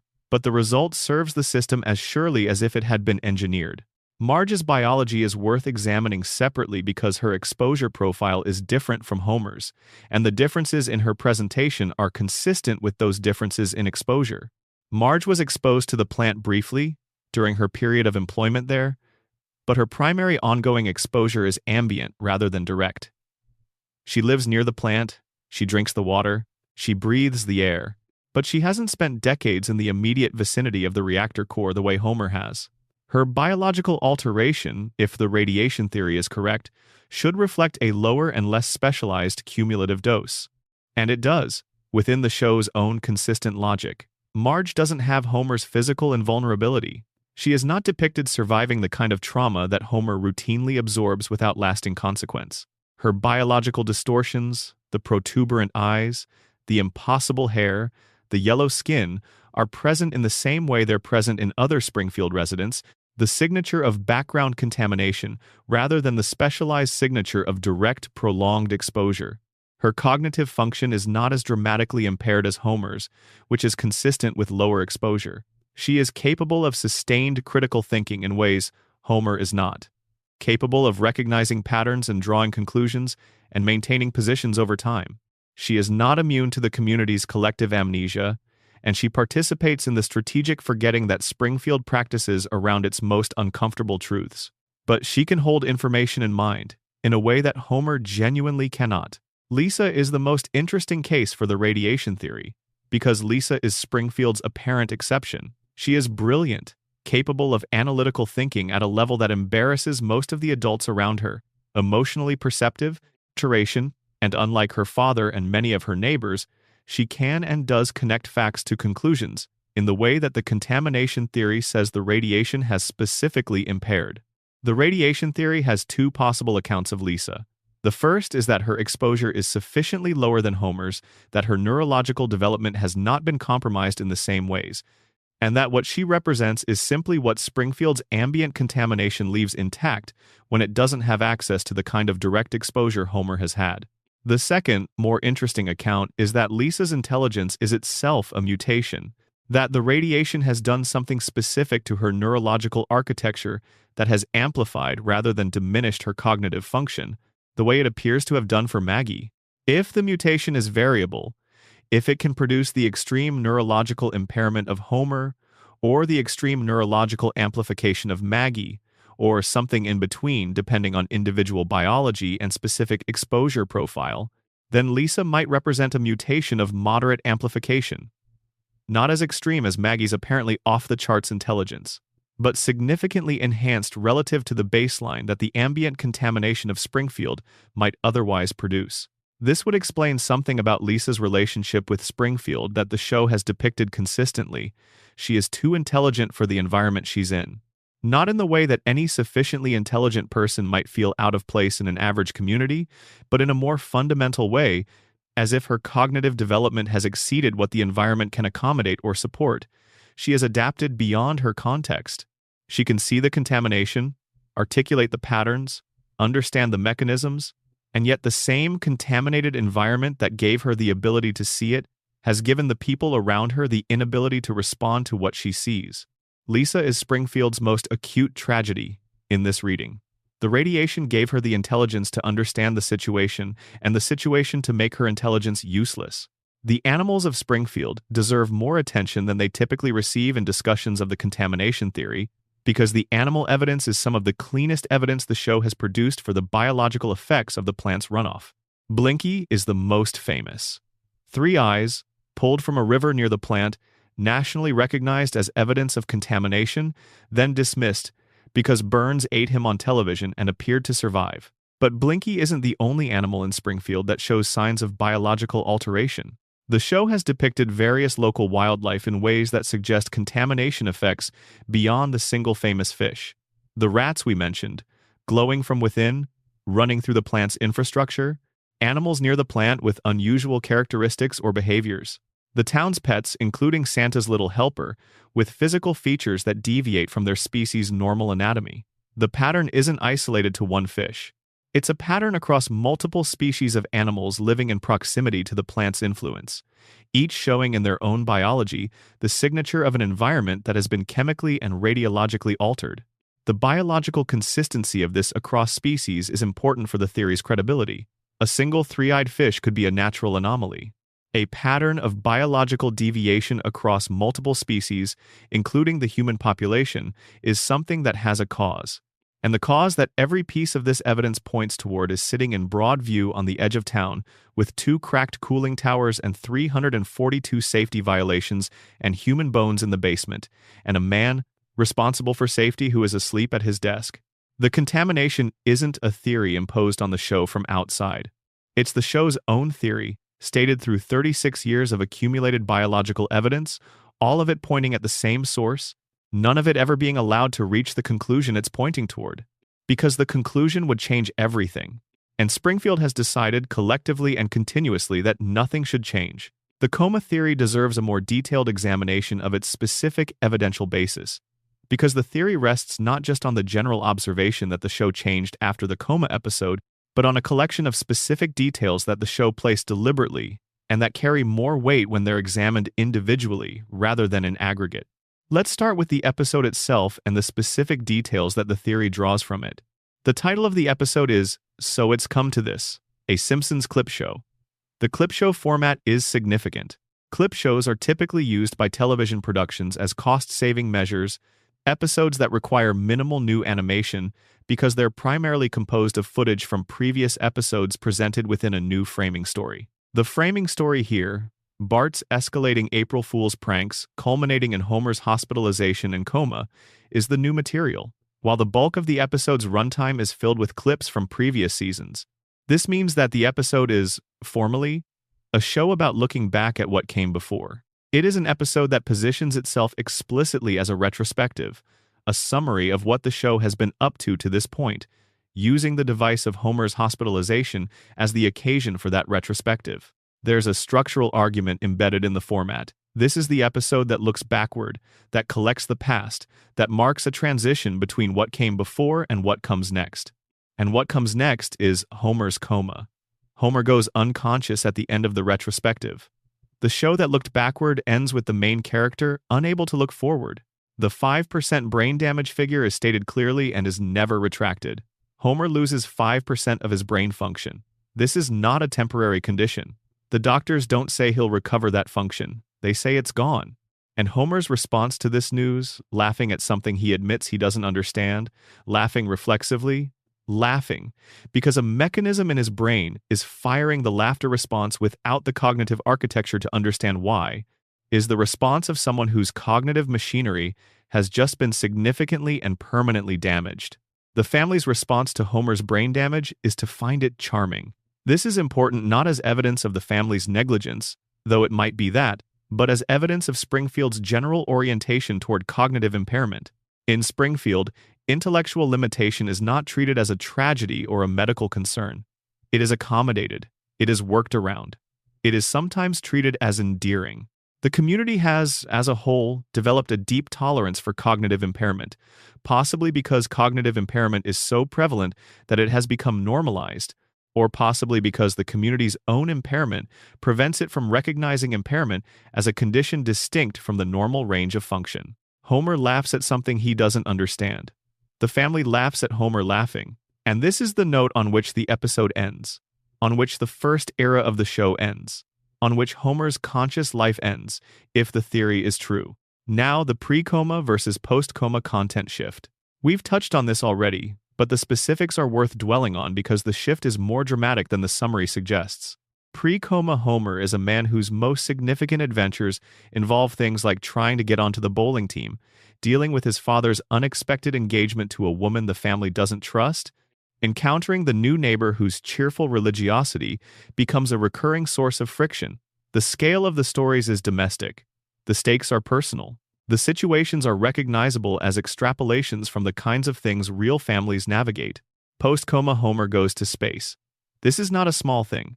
NASA selects Homer to travel aboard the space shuttle because he represents an average American whose presence will improve public interest in the space program. Homer undergoes astronaut training and is launched into orbit. This happens in the same show that began with Homer trying to get onto a bowling team. The jump from bowling team to space shuttle is not a natural narrative escalation. It is a rupture, a discontinuity, the kind of gap that appears in a dream when the narrative logic of one scene doesn't carry smoothly into the next, because the dreaming mind doesn't have access to the connective tissue that would make the transition feel real. One moment you're in a familiar setting doing a familiar thing. The next moment you're somewhere entirely different doing something you've never done before. That's how dreams work. That's how the post-coma Simpsons works. The Secret Society episode is another clear marker. Homer discovers that a mysterious organization called the Stonecutters has been controlling the world from behind the scenes for centuries, and he becomes their leader. This is exactly the kind of narrative that a dreaming mind would generate when it is processing ambient information about the outside world and constructing stories from that processing. Conspiracy narratives have a certain dream logic. They involve the discovery of hidden patterns and the protagonist's sudden elevation to significance within those patterns. They are the kind of story that dreams tell about importance and meaning. And Homer's unconscious mind, starved for the sense of significance that his ordinary life before the coma didn't provide, reaches for exactly this kind of narrative. Homer discovers that he has a birthmark that marks him as the long-prophesied leader of the Stonecutters. The idea that Homer has always been special, always been significant, always been the one at the center of things, just waiting to be recognized, is the deepest wish of someone who has spent his life feeling overlooked and undervalued. It's the wish of someone whose boss can't remember his name, whose contributions go unacknowledged, who feels at some level below conscious thought that he matters more than anyone around him acknowledges. In the dream, the secret society recognizes it. The dream gives Homer the recognition his waking life withheld. This pattern repeats across the post-coma episodes. Homer meets God. He connects with celebrities. He discovers that his mother has been a heroic figure. He saves the town from disasters. He is recognized as significant by people and institutions that would have no reason to recognize him in any realistic account of his life. The dream is compensating. The dream is giving Homer everything that the waking life was withholding. The dream is generous. Dreams are always generous to the dreamer when they can be. There's a specific episode in the post-coma era that deserves attention as a potential direct reference to the coma theory, even if the writers didn't intend it that way. In an episode several seasons after the coma, Homer has an extended daydream sequence in which he imagines his life taking different turns. He imagines what would have happened if he had made different choices. The episode is formally about alternative timelines, about the relationship between the life you're living and the lives you didn't live. This is exactly the kind of cognitive experience that the coma theory attributes to Homer's dreaming mind. The exploration of alternatives, the simulation of different paths, the navigation of a landscape of possibility rather than a fixed sequence of events. The dreaming mind doesn't follow linear narrative logic. It branches, it explores, it asks what if in ways that waking consciousness usually doesn't have the freedom to ask. The episode is presented as a fantasy within the show's own narrative, Homer daydreaming within his life rather than dreaming his entire life. But the meta-level resonance with the coma theory is hard to dismiss entirely. The show is depicting Homer simulating alternatives from within a fixed reality. The coma theory suggests that Homer's fixed reality is itself a simulation. The structures mirror each other in ways that feel intentional, even if they aren't. And there's the God conversation we mentioned, which deserves its own focused attention because the timing is specific enough to be notable, regardless of whether you find the coma theory convincing. The episode Homer the Heretic aired in the 4th season, which the coma theory identifies as the last full season of Homer's waking life. In this episode, Homer decides to stop going to church and instead stays home and has what can only be described as a very good day. He cooks his own breakfast, he watches television in his underwear, he wins a poker game. He is visited by God in what presents as a dream, but is treated by the episode with sincerity, as a real divine encounter, and God tells Homer something specific. God tells Homer that he will discover the meaning of life. But not yet. The phrasing is important. Not just you will discover it eventually in the vague, non-committal way that divine pronouncements often hedge their bets. Not yet is specific. It implies a timeline. It implies that the discovery is imminent in some sense, close enough that the qualifier is meaningful rather than empty. Not in the distant future. Not when you've grown as a person and earned the revelation. Not yet. 6 months later, Homer is in a coma. 6 months after God tells Homer that a particular revelation is coming but hasn't arrived yet, Homer's waking life ends and the dream begins. What is the meaning of life? Homer's unconscious mind has been answering this question for 36 years, in the only language available to it, the language of story. The meaning of life, in the coma's infinite storytelling dream, turns out to be the family. The house on Evergreen Terrace. The specific ordinary miracle of people who love each other, managing to keep going despite everything that conspires against them. Homer's coma dream is the discovery of the meaning of life. It just takes 36 years to fully articulate it. God was right. Homer would discover it. Not yet, but eventually. We need to spend more time with Ned Flanders, because the surface reading of Ned, the nice neighbor who provides a foil for Homer's irresponsibility, dramatically undersells the complexity of what the show has built with him and what that complexity reveals about Springfield's moral architecture. Let's start with what we actually know about Ned from the episode that changes everything about him. Hurricane Neddy aired in Season 8. The hurricane that gives the episode its title destroys Ned's house, a house that Ned has maintained with the care and attention that characterizes everything he does, while the Simpson house, not maintained with anything like that care, survives largely intact. This is the show's first indication that the system does not reward rightness. The man who does things correctly loses his house. The man who does things haphazardly keeps his. The community's response to Ned's loss is a demonstration of Springfield's limitations. They rebuild the house. This is presented initially as a heartwarming community effort, neighbors coming together to help a neighbor in need. And then Ned sees the result, and the heartwarming turns to ash, because the rebuild is structurally catastrophic. The house is so poorly constructed that it fails the moment someone opens a door too enthusiastically. The well-intentioned community effort has produced something worse than nothing because a pile of rubble is easier to rebuild from a foundation up than a standing structure that appears functional but is internally compromised. Ned's response is the episode's central event. He screams.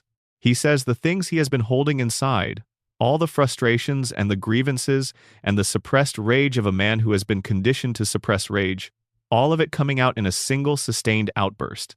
And the specific targets of that outburst matter. He goes through the people around him systematically, naming what each of them has done, calling out their specific failures, demolishing the pleasant fictions that his conditioning normally requires him to maintain about the people he's supposed to love. He calls Homer a rotten neighbor. He says it clearly and directly, and without the hedging that characterizes every other thing Ned says about Homer, the careful, rhetorical constructions that let him technically express displeasure while maintaining the surface of cheerful tolerance. He says Homer is a rotten neighbor, and he means it, and his face says he means it, and for a moment the conditioning is gone, and what you see is the man underneath it. The man underneath is furious, and then Ned collapses. He is hospitalized, he is committed to a psychiatric facility, and the episode delivers its revelation. Ned's niceness is not a character trait. It is the product of behavioral modification administered during his childhood.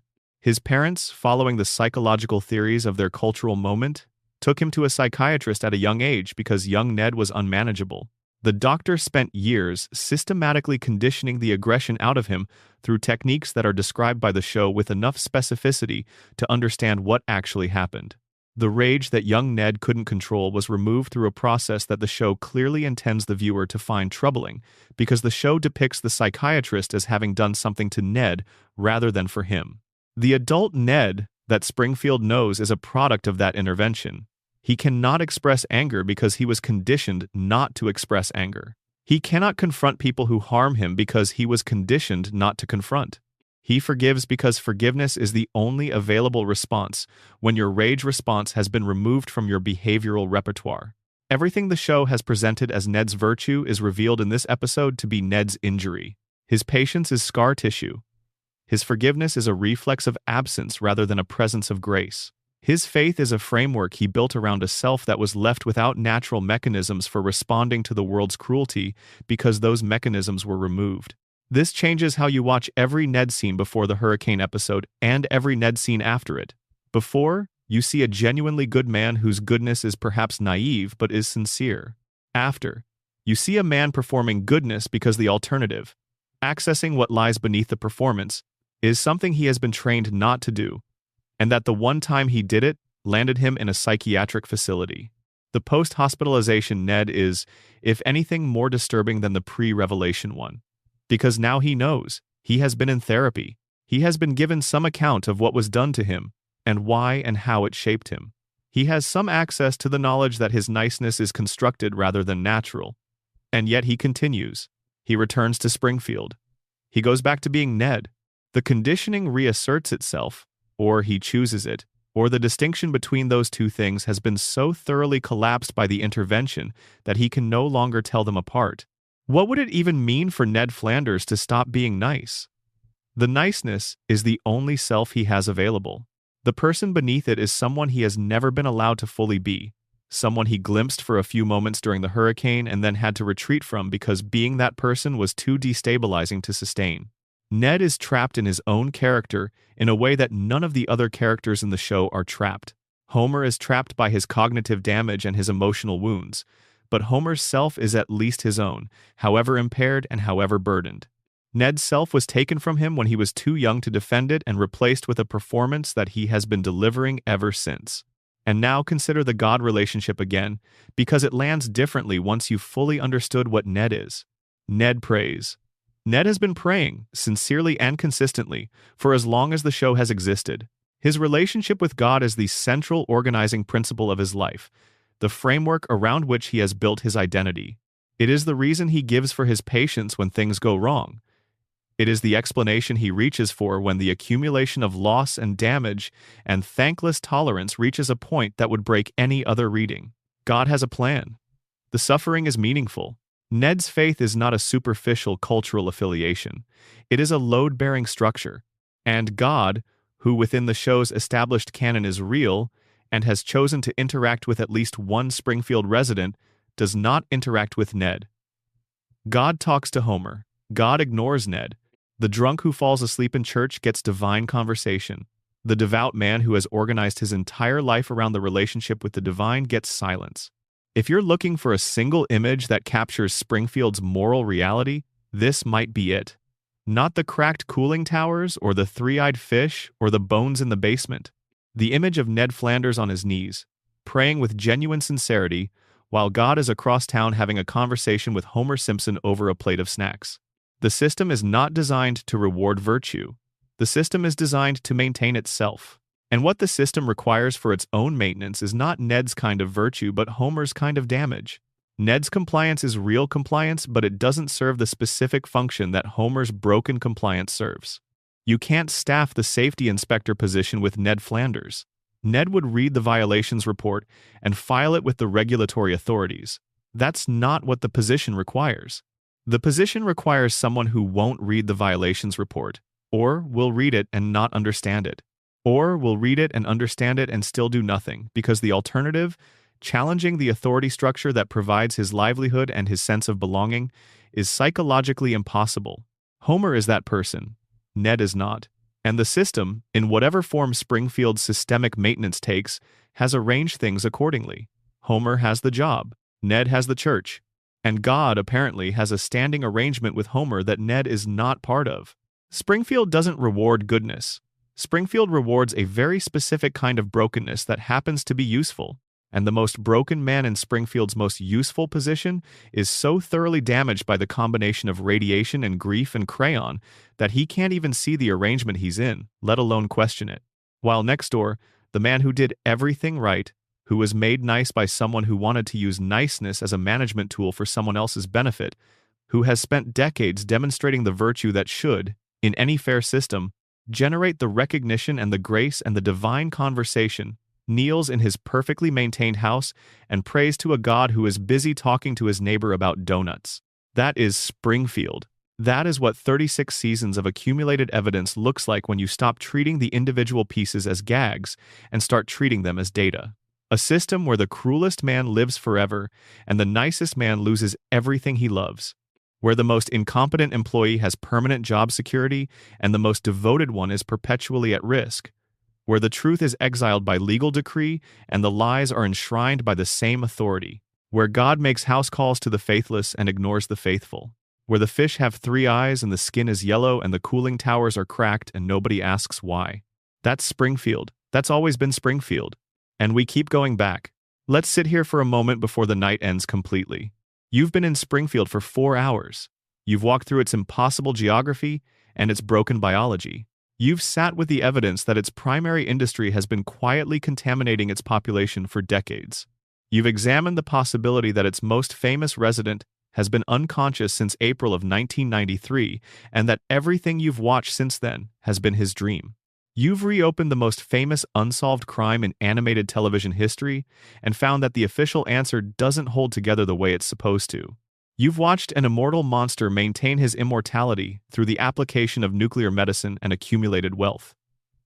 You've understood what Maggie's silence is actually saying. You've traced the specific way one man's grudge destroyed 3 generations of a family and left the youngest member of that family working for the man who destroyed it. You've learned that Springfield's impossibly contradictory geography is not an accident, but a shield.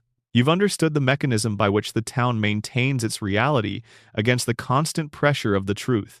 You've felt the sadness at the center of the nicest man in Springfield. You've watched Hans Molman die and come back in the background of a joke. And now, at the end of all of it, we're back to where we started. The yellow house on Evergreen Terrace, the tire swing, the pink car. The nuclear plant on the horizon with its cracked towers and its 342 violations, and its incompetent safety inspector and its immortal owner, and its bones in the basement. The family on the couch. Everything we've examined tonight is an attempt to answer the same question, and that question is not really about Springfield. It's about us. Why do we keep watching? Why does this show, this cartoon about a yellow family in an impossible town that hasn't changed in 36 years, continue to hold our attention in a way that nothing else has managed to sustain for this long. The theories give us different answers, all of them pointing at something true. The radiation theory says Springfield's appeal is the appeal of recognition. We live in versions of Springfield. We live near the cracked cooling towers of our own communities, drinking the water that runs past the facilities that employ us, watching the billionaires who own our infrastructure accumulate more power while the water stays poisoned and the violations go unfiled. We recognize Springfield because Springfield is a cartoon version of the dynamic we actually live inside. And sometimes, seeing the cartoon version makes the real version easier to understand. The coma theory says Springfield's appeal is the appeal of love. Homer keeps dreaming because the family is worth dreaming about.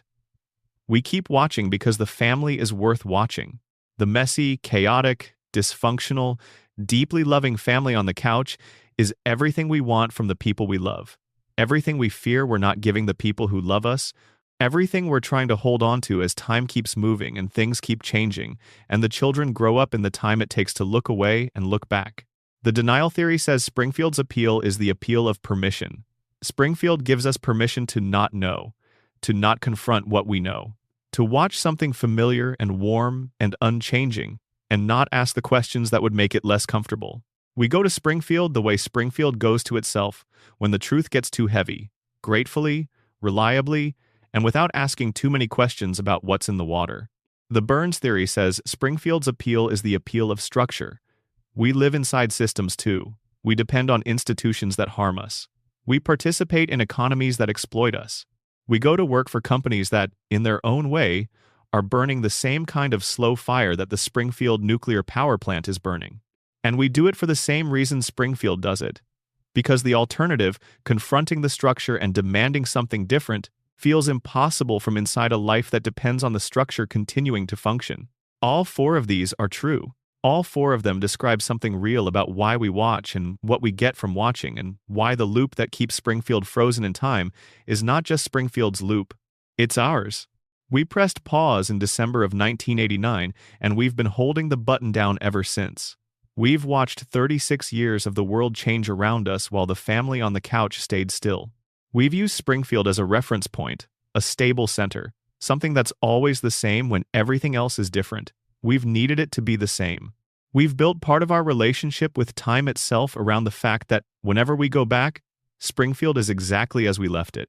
And what that means, what all of this finally comes back to, is that we've been doing exactly what the theories say Springfield does. We've been choosing the comfortable fiction over the uncomfortable truth. We've been voting every week for 36 years to maintain the lie that Bart Simpson is 10 years old and always will be.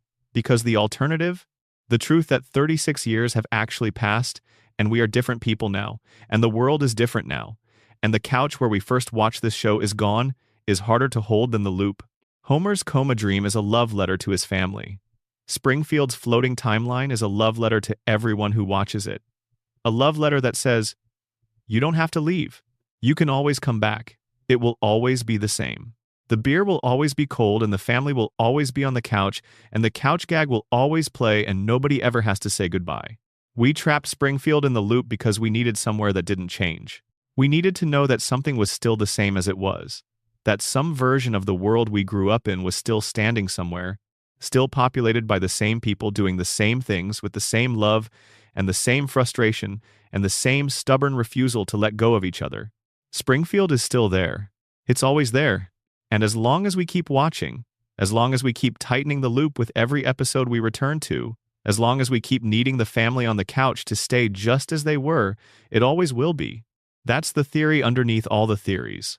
The one that doesn't require radiation or comas or conspiracy or immortality. The one that just requires you to look at what you've been doing for 36 years, every time you've gone back to Springfield, every time you've sat down on whatever couch you currently have and turned on whatever screen you currently own and let the theme song play. You've been holding on to something ordinary and irreplaceable, something that the floating timeline and the forgetting and the reset were always, from the very beginning, designed to protect. A family that loves each other badly and completely.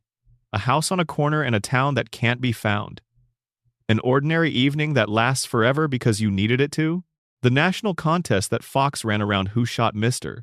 Burns deserves more sustained attention than it usually receives in discussions of the mystery, because the contest is not just a promotional gimmick attached to the episode. It is itself a piece of evidence about the nature of the mystery and the nature of the answer.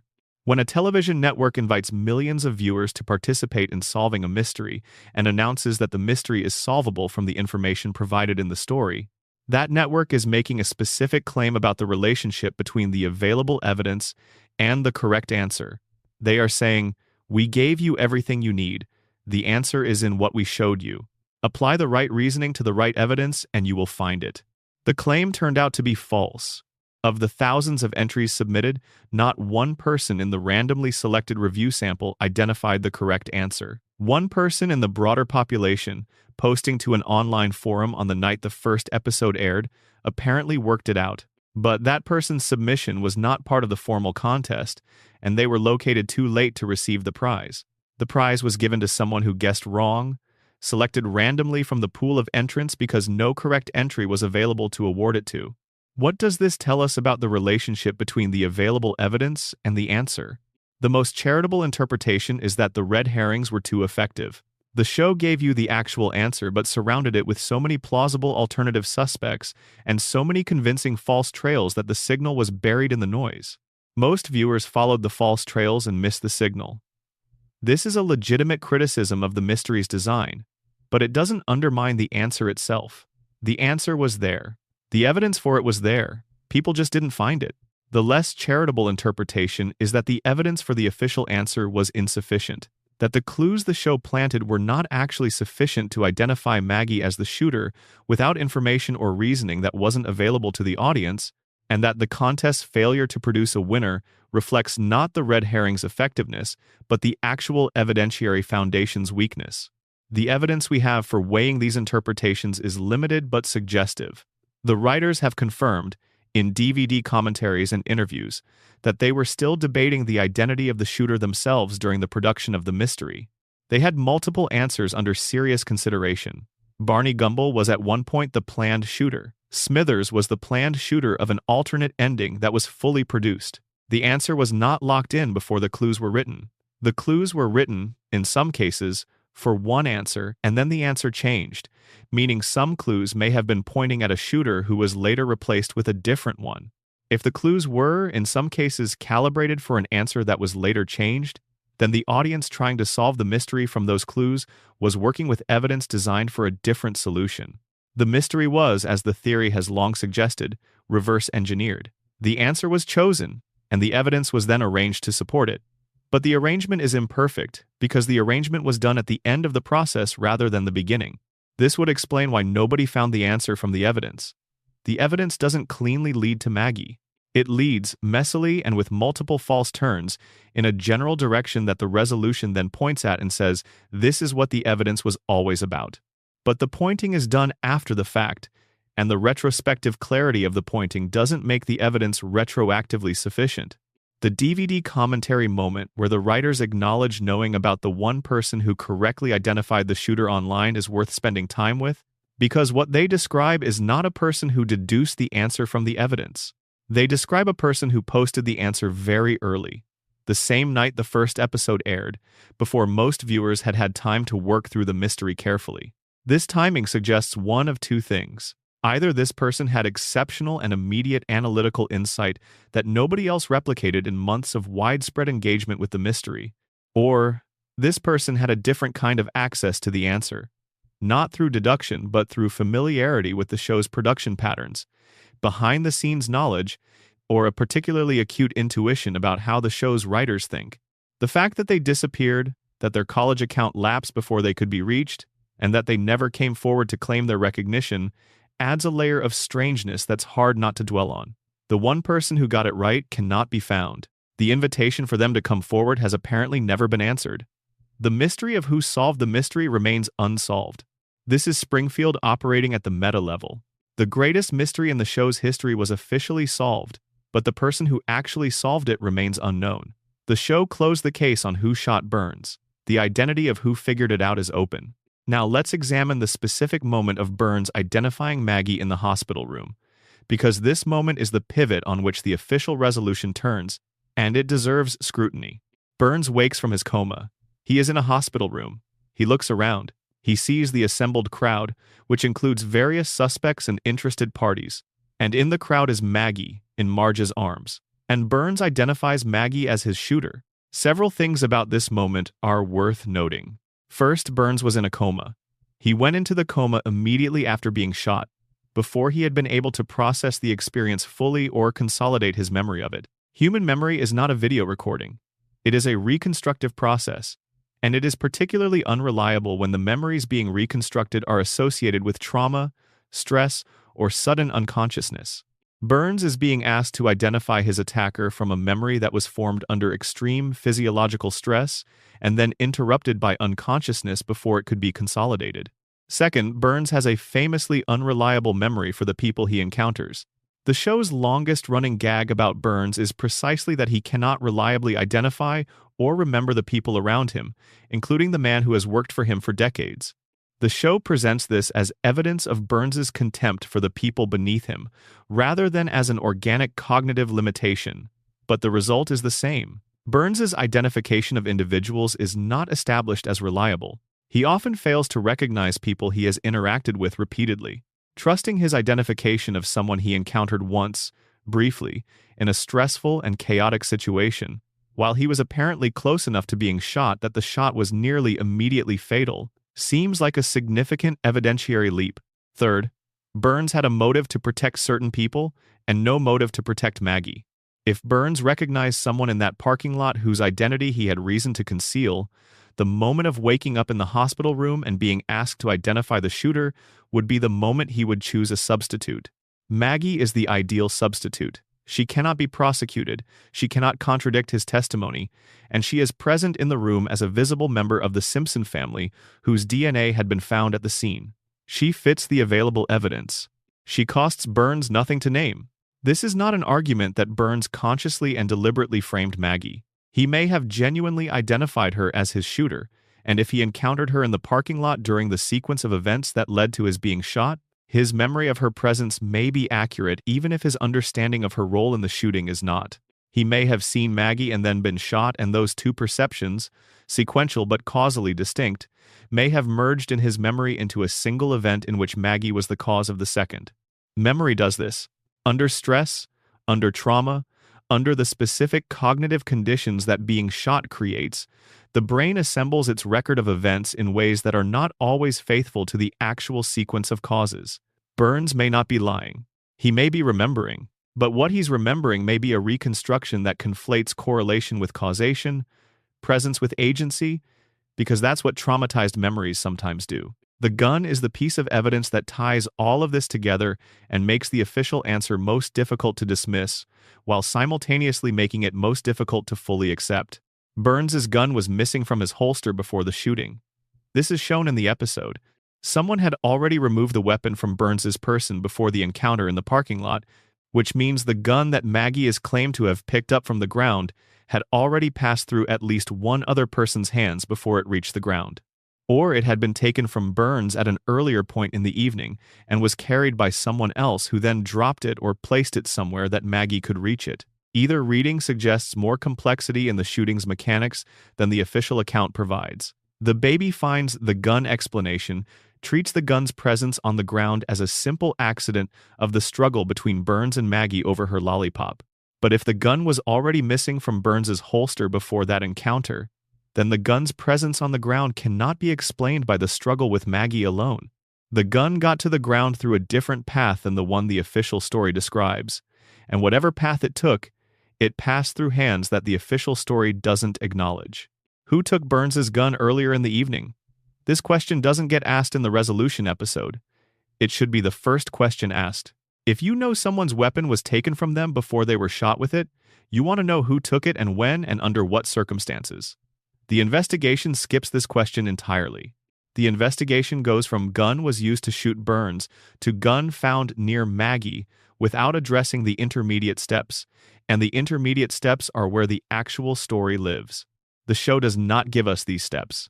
It never does. Whoever took Burns's gun before the parking lot encounter remains outside the frame of the official investigation.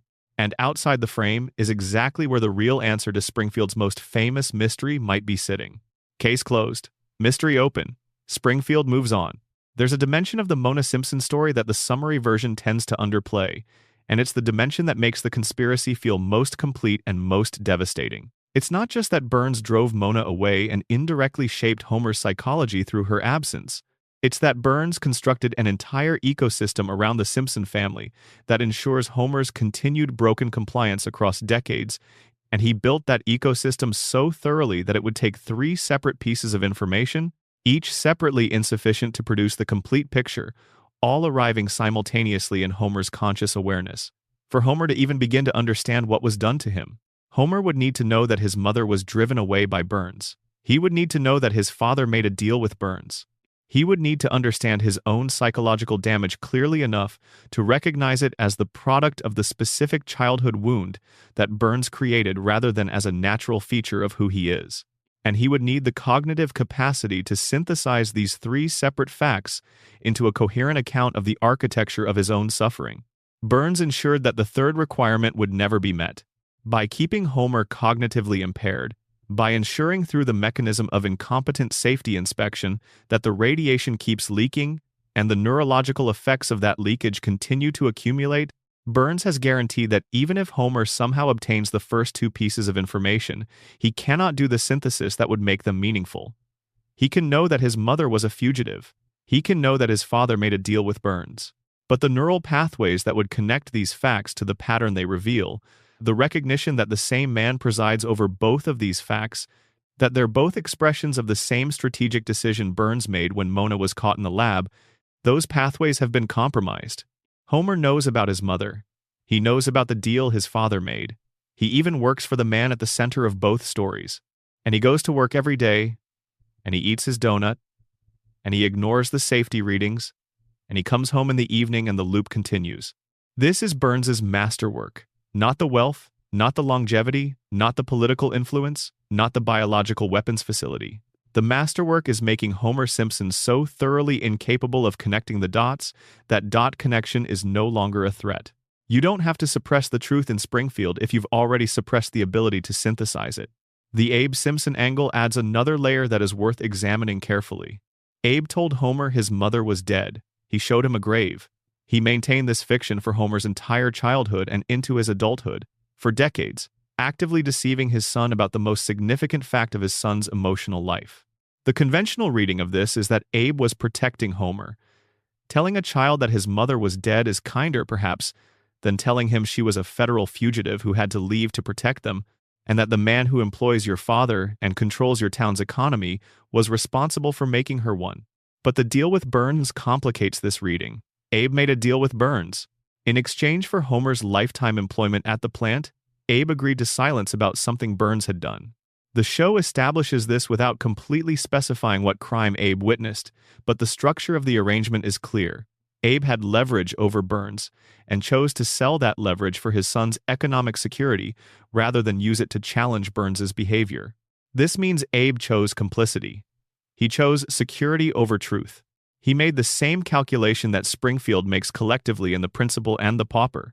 The comfortable fiction is more valuable than the uncomfortable truth, and anyone who can benefit from maintaining the fiction should maintain it. Abe applied this calculation to his son's fundamental understanding of his own family's history. He decided that Homer's security, the guarantee of continued employment, was worth the cost of Homer never knowing the truth about his mother. And Homer never asked why his mother died. He accepted the story. He grieved it. He was shaped by it. And the shaping served everyone in the arrangement except Homer. This is the specific cruelty at the heart of the Mona conspiracy. It's not just that Burns hurt Homer.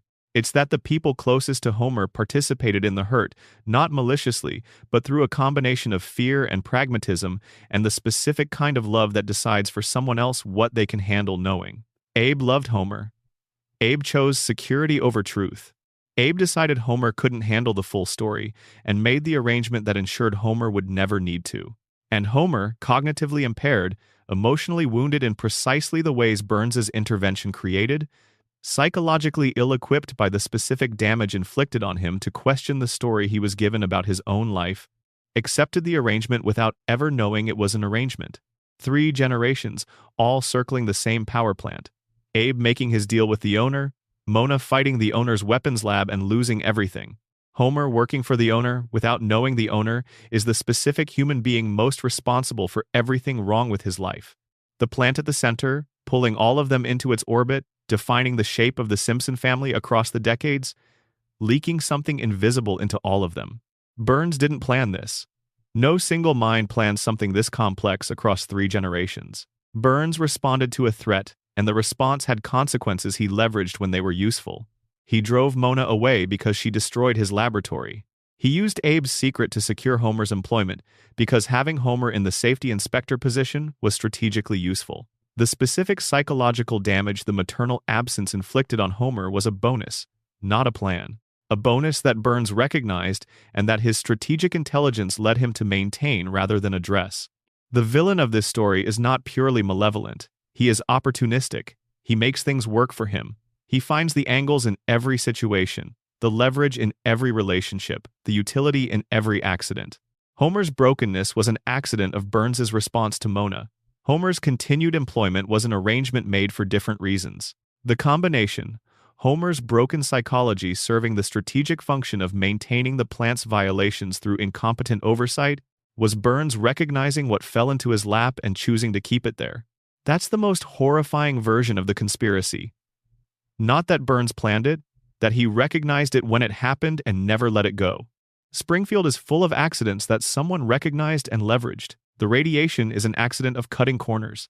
The cognitive impairment is an accident of the radiation. Homer's position is an accident of Abe's deal. The maternal wound is an accident of Burns's grudge. The deal is an accident of Abe's discovery. All of them accidents. All of them maintained, after the fact, by someone who understood their utility and arranged things to keep them functional. Burns didn't build the cage Homer lives in. He found Homer already partway into it, and he quietly finished the construction. And Homer walks into it every morning, sets down his lunchbox, falls asleep at his desk, eats a donut, ignores the readings, and goes home in the evening to the family he loves in the house on Evergreen Terrace in the town he was born in, where the water tastes the way it tastes and the sky looks the way it looks and the cooling towers are cracked and everything is exactly as it always has been and always will be, exactly as Burns needs it to be. 4 hours is a long time to spend anywhere. It's long enough to feel like you actually visited rather than just observed. And Springfield, at 4 hours, starts to feel familiar in a way that goes beyond the 36 years of familiarity that most viewers already carry with them. You start to notice things you missed before. Details that were always there but didn't seem significant until you had the context to understand their significance. The yellow skin was always there. The 4 fingers were always there. The cracked cooling towers were always there. The bones in the basement, Molman's repeated deaths, Ned's conditioning, Burns's glow, the sundial, the empty holster, God talking to Homer while ignoring Ned. All of it was always there. In every episode, hiding in plain sight with the perfect confidence of things that know they'll be overlooked because the audience has agreed, without being asked, that these things are simply how Springfield looks. The theories we've spent tonight with are not the show's secret. They are the show. They are the logic that the 36-year accumulation of detail was always describing. The show was never hiding this. It was showing you this. Episode after episode, it was putting the evidence in front of you and trusting that enough people would look at it carefully enough to see what was there. Some people did. The fan communities that developed around these theories, the Reddit posts and the YouTube videos and the long forum discussions that have been ongoing since the internet made them possible, are the show's most attentive viewers. They're the people who looked at Springfield and refused to see only the comedy, who insisted on treating the accumulating detail as data rather than decoration. They were right to insist. The data is real. The patterns are real. The conclusions, each of them separately compelling and all of them pointing in the same direction, are the product of careful engagement with a show that put more into its construction than most of its audience has ever given it credit for. What do you do with this? You can watch it differently now. You can notice the cooling towers every time they appear in a frame and understand that they're not set dressing. You can watch Homer walk past the bones in the basement and understand that the show is saying something about what he cannot see. You can watch Maggie watch the room and understand that she's doing what the show is doing, collecting information that nobody else is treating as significant, waiting for the moment when it matters. You can understand why Springfield resets. You can understand why Burns is still alive. You can understand why nobody has aged. You can understand why the geography doesn't work and why the memory doesn't persist, and why the same catastrophes keep happening, and why the fish have 3 eyes, and why God calls Homer but not Ned, and why Homer stays at the plant, and why Ned stays next door, and why the loop holds and holds and holds. You understand it now because you spent 4 hours in Springfield, and you looked at it carefully. That's all the theories ever asked of anyone. Look carefully. Pay attention to what's there. Don't accept the surface as the whole story. Treat the details as meaningful rather than incidental. Ask the questions that the characters can't ask because the characters are trapped inside the very loop that the questions would unravel. The Simpsons has been asking these questions for 36 years. It asks them through jokes, through background details, through brief moments in episodes that the narrative moves past but that stay in the viewer's mind, through the accumulated weight of a show that has had more time than any other show to build its case. The case is built. The verdict is yours. Springfield is waiting. It's always waiting. And whenever you go back, the cooling towers will still be cracked and the water will still carry whatever it carries and the family will still be on the couch and the loop will still be floating. Because we need it to. Because some things are worth keeping. Even in the dark, even from a distance, even through 36 years of time that passed for us but not for them. Some things are worth keeping exactly as they are. Good night.